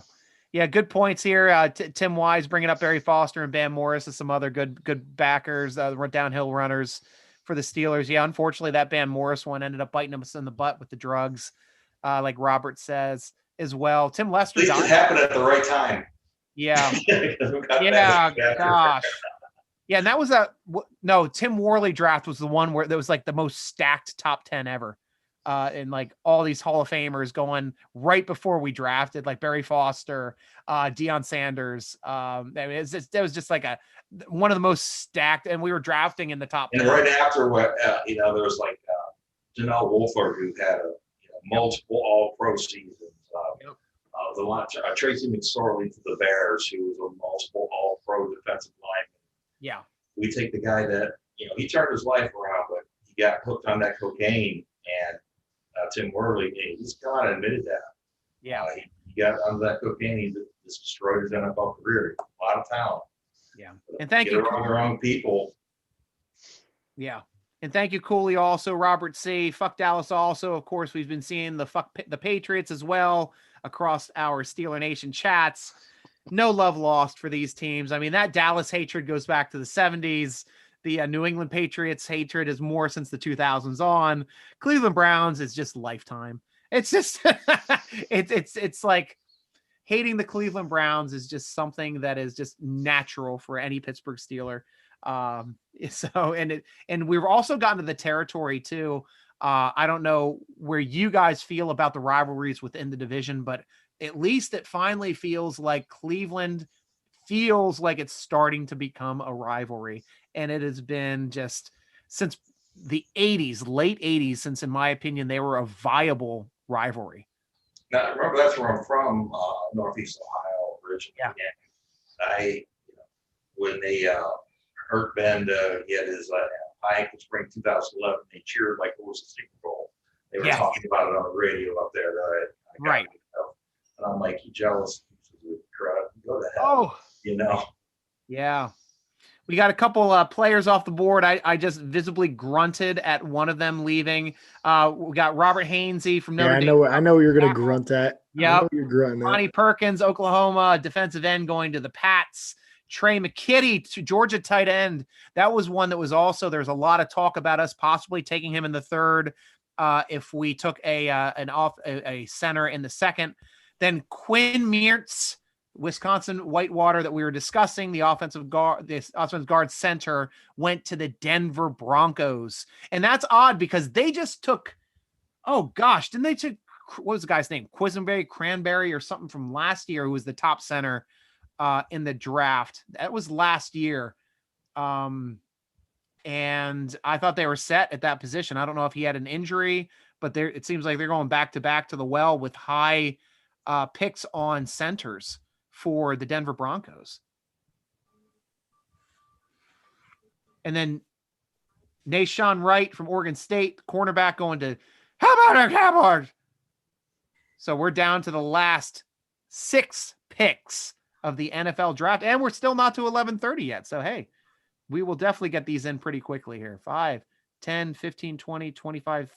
Yeah, we're definitely getting done before midnight tonight. This is great because I need a nap. It's amazing. Like last night, I was just so jazzed. Like Naji, whatever his last name is, Harris. I thought you were about to do it again. Right. No, I got to think about it now. That's why I got to take time. I got to take a beat. And but him just being drafted, it was just such a jazzed moment for Steeler Nation. It's one of these few draft picks where I think all of Steeler Nation had a sigh of relief, had a jubilation for them addressing one of the biggest needs on the team. And they seemed to be no hate until the second day when all the well-known Steeler heel-turned motherfucker reporters go ahead and start throwing their shade about how terrible of a pick it is. One Trick Filipponi and Mark Mad at the World Madden. Those guys just always kind of like, I mean, those guys would complain about a blowjob. I don't know what the fuck is wrong with those guys. They can't seem to find anything right to enjoy. And it's just like, I just can't, I just can't get behind them all the time. Dingleberry, thank you, Christian Berry. Is that like everybody making fun of me? This is awesome. Sounds like great weed, Cushionberries. Thank you, Carlos. Just drink more coffee beer. Thanks there, Robert. Yeah, fuck Madden. We all hate Madden, and especially the Yinzhers. That guy just does nothing but try to bring down women because what else can this guy do? This guy never. Yeah. He's past his prime. His wrestling career didn't pan out. So something about misery loves company. So it does. And, for a guy that surrounds himself with negativity his entire life, he's not going to enjoy the end of it. I know that. Yep. Hello. I like you. I got positive feelings from my cat right now. And I'm going to look up this Denver Bronco player. I tell you, I have to agree, though, that everybody who went on TV today and started talking to their analytics and stuff about, we don't have an offensive line. And the analytics say the running backs are good. They're picking these guys that, they had a high first round pick and they were taken in the high second round. Yeah. We're not going to see him go, and a lot of drafts he might have lasted into the high second round. Yeah. We don't afford to wait on him. And yes, we got 2 good blockers right now. Yeah. But in the pipeline, they're probably going to. Your guy's gone. Elijah Molden is now off. Magical. Son of a bitch. That's the guy I really, really, really, really, really wanted. But I thought he had a chance of sliding to the 4th, but some people have different needs. That team has an excellent nickel cornerback, in my opinion. Who just drafted him? Tennessee just drafted him. Son of a gun. Tennessee. Was it Tennessee? I think it was. Yeah, it's Tennessee. Yeah, it's Tennessee. Tennessee getting 2 of our outside linebackers, in Ola Adeniyi and in, of course, Bud Dupree. I mean, geez, that kind of sucks. That sucks that we're the team that's been leading the NFL in sacks for the past 4 years straight, which has never been done. And we have the longest streak of doing that, or longest current streak of getting a sack in at least in every game until the playoff game. That playoff game unfortunately didn't count for our streak because it's a regular season streak, because we did not get a sack in that Cleveland playoff game. But at least it's going to hurt us a little bit, I think, not having Bud there, but I am still psyched to see what Alex Highsmith can do. I know he's a high character guy. He's a high motor guy. He's willing to learn. He's willing to put in the work. And that's what you need. These tenacious guys that are willing to put in the work to do that, to make the plays off of the edge. Well, I think they Bud's first 3 years weren't off the chart. And I don't think they had budgeted thinking he was going to take that leap up that he did. And he really did go from to wow. Yeah. In 1 year, and as far as paying guys out and budgeting for the future, he went from. Well, they never got to pick up his 5th-year option, which also played in. They did pick up his 5th-year option. They didn't. Yeah, they did. Yeah, they did. They did. I thought they didn't pick his up. No, because he played 4 years, picked up his 5th-year option, had an awesome year. Then they franchised him, and he played under the franchise tag. So he was on the team for 6 years. Yep. And that was the year too. The top edges that were supposed to be the first rounders were Randy Gregory, and the other one was Ray, Ray, that went to, I think he went to Denver. And both of those guys, like Gregory, smoked himself out of the league. That guy, I said at the time, was undraftable when people on the Steeler Nation site was saying, "Oh, we got to get Randy Gregory." I'm like, that guy likes pot more than playing football. You do not give that guy a slot on your team. He is undraftable. He's not on your team. And we took Bud Dupree, and everybody like freaked out. But yeah, it took Bud a while to get his bearings. And I don't know if, losing Joey Porter as an outside linebacker coach or had more influence, or having TJ Watt on the other side with him had more influence on him becoming the great player that we all thought he could become with that excellent skill set that he had coming out of college. Keith Butler is an excellent linebacker coach. And after they got rid of Joey Porter, he took over that outside linebacker coach role. Yeah, great call. And so that's one thing. Didn't they flip Bud Dupree and TJ Watt to switch sides that year too when Butler came back? Yeah. Yep. Great call. And the guy that I was right, the center was Lloyd Cushenberry, the third. Lloyd Cushenberry the third. That was the big draft pick that they took last year, because I'm always up on centers. And I was surprised. Blue, baby. What's that? Ambry Thomas, cornerback, Michigan, off the board. We now have 4 straight cornerbacks being drafted. Here's the run on the corners. Damn it. Well, speaking of running, see, I'm going to segue again. I'm going to run. I got work in the morning. No worries. Hey, thank you so much for being on the show, Colton. I know you're probably, so you got work in the morning. You probably can't join the show then tomorrow. Yeah, I'll let you know what goes on. I'll text in the group. Oh, that's right. Yeah, because you're at the radio station, right? Yep. Yeah, cool. So tell Steeler Nation which radio station you're going to be working at tomorrow, and we'll send you off properly, sir. 97.3 ESPN is going to be my home for the future, and we'll see where that journey takes me. But for now, that's kind of where we're at. See where life takes me. Nice. And host of the Personal Foul podcast. We love having you on whenever we can, Colton. Thank you very much for contributing all that you've done with us tonight. I appreciate it, man. As always, Steeler Nation comes first, my friend. Yes. Yes, man. Peace, man. Have a great night. Good night, guys. Good night, Colton. Good night.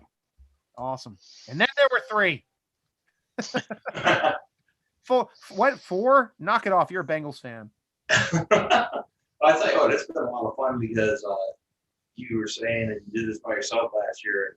Yes. Getting a chance to share it around with other Steeler fans. It's just fun. Yeah. And it was fun too, because last year was the first time I used Twitter. I was simulcasting it, but I was doing it on 2 different devices. I was using my computer for Facebook, and then I had my phone attached to my computer on Twitter, like with like a bendy thing. And then I could see all the stuff as it was coming in. Like, we had great conversation from the Twitter people as well, and it kept me going. It was really fun to do. So I'd stay on for about 15, 20 minutes after each pick, just talking with everybody about it. Thank you very much. Christina, loving the cat. Her name is Lexi. She's a pixie bob. So if you see her butt, she does not have a tail. She's supposed to look like a bobcat. Shane Ray, you're right there, Scotty. Thank you for telling me the first name of Ray. I just couldn't remember his first name, but they were all the big edge players that went in the first round that year that none of them seemed to stick. So it was crazy. Actually, I think Randy Gregory fell into the second round, and then Dallas grabbed him thinking they got a steal, but nope.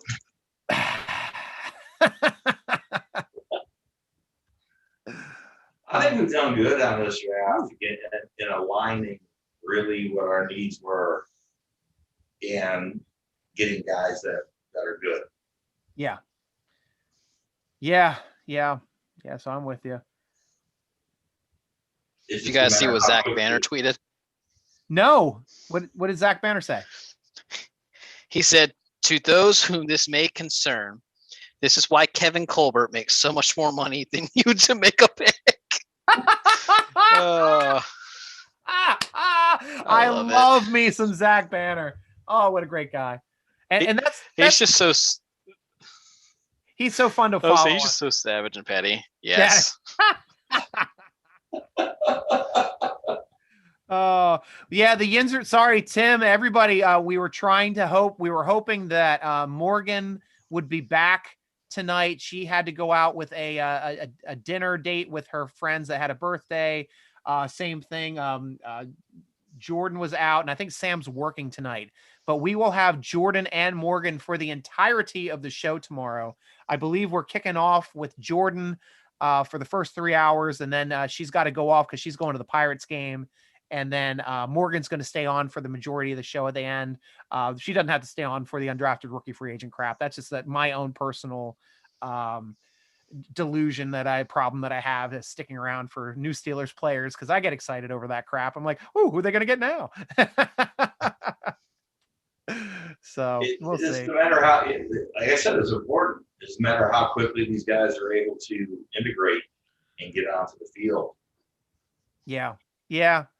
And Robert's saying I looked pretty comfortable doing that. I'm not sure what I was doing, Robert. You got to tell me what I was doing. We all know Banner's awesome. And Tim Y also said Senquez Golston is available. Is he healthy finally? That guy was the most cursed player I think I've seen anybody we drafted. I mean, yeah, I can't criticize a guy that, probably he gets hurt right before his rookie year, then comes back and then bam, right again. It's not like he made poor choices, It's just right. Yeah. So he said I think. Go ahead. I was going to kind of saw Senquez goals towards the end, where they were. I can't remember. A reporter asked him are you rushing to get back because if you're kind of on your final leash with your injuries, and he's kind of had that. It is what it is. I'm not going to risk my health. Yeah. He's kind of felt bad for him.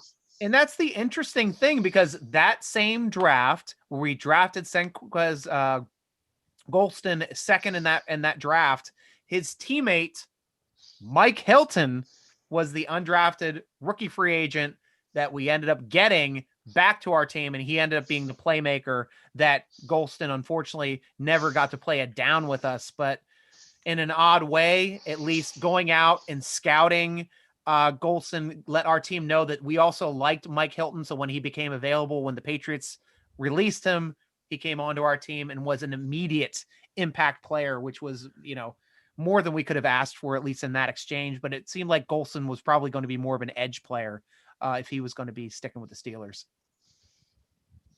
Yep. And Robert said, I did a good impression of fake smoking weed. Yes, Robert, I've had it a couple times. I had my first weed ever at my wife's 30th birthday party. I was older than my wife by a couple years. So that was the first time I ever smoked weed. And then I had it when I went to my trip to Amsterdam. Had it a couple times since then. Now that it's starting to get decriminalized, it's not as big of a deal.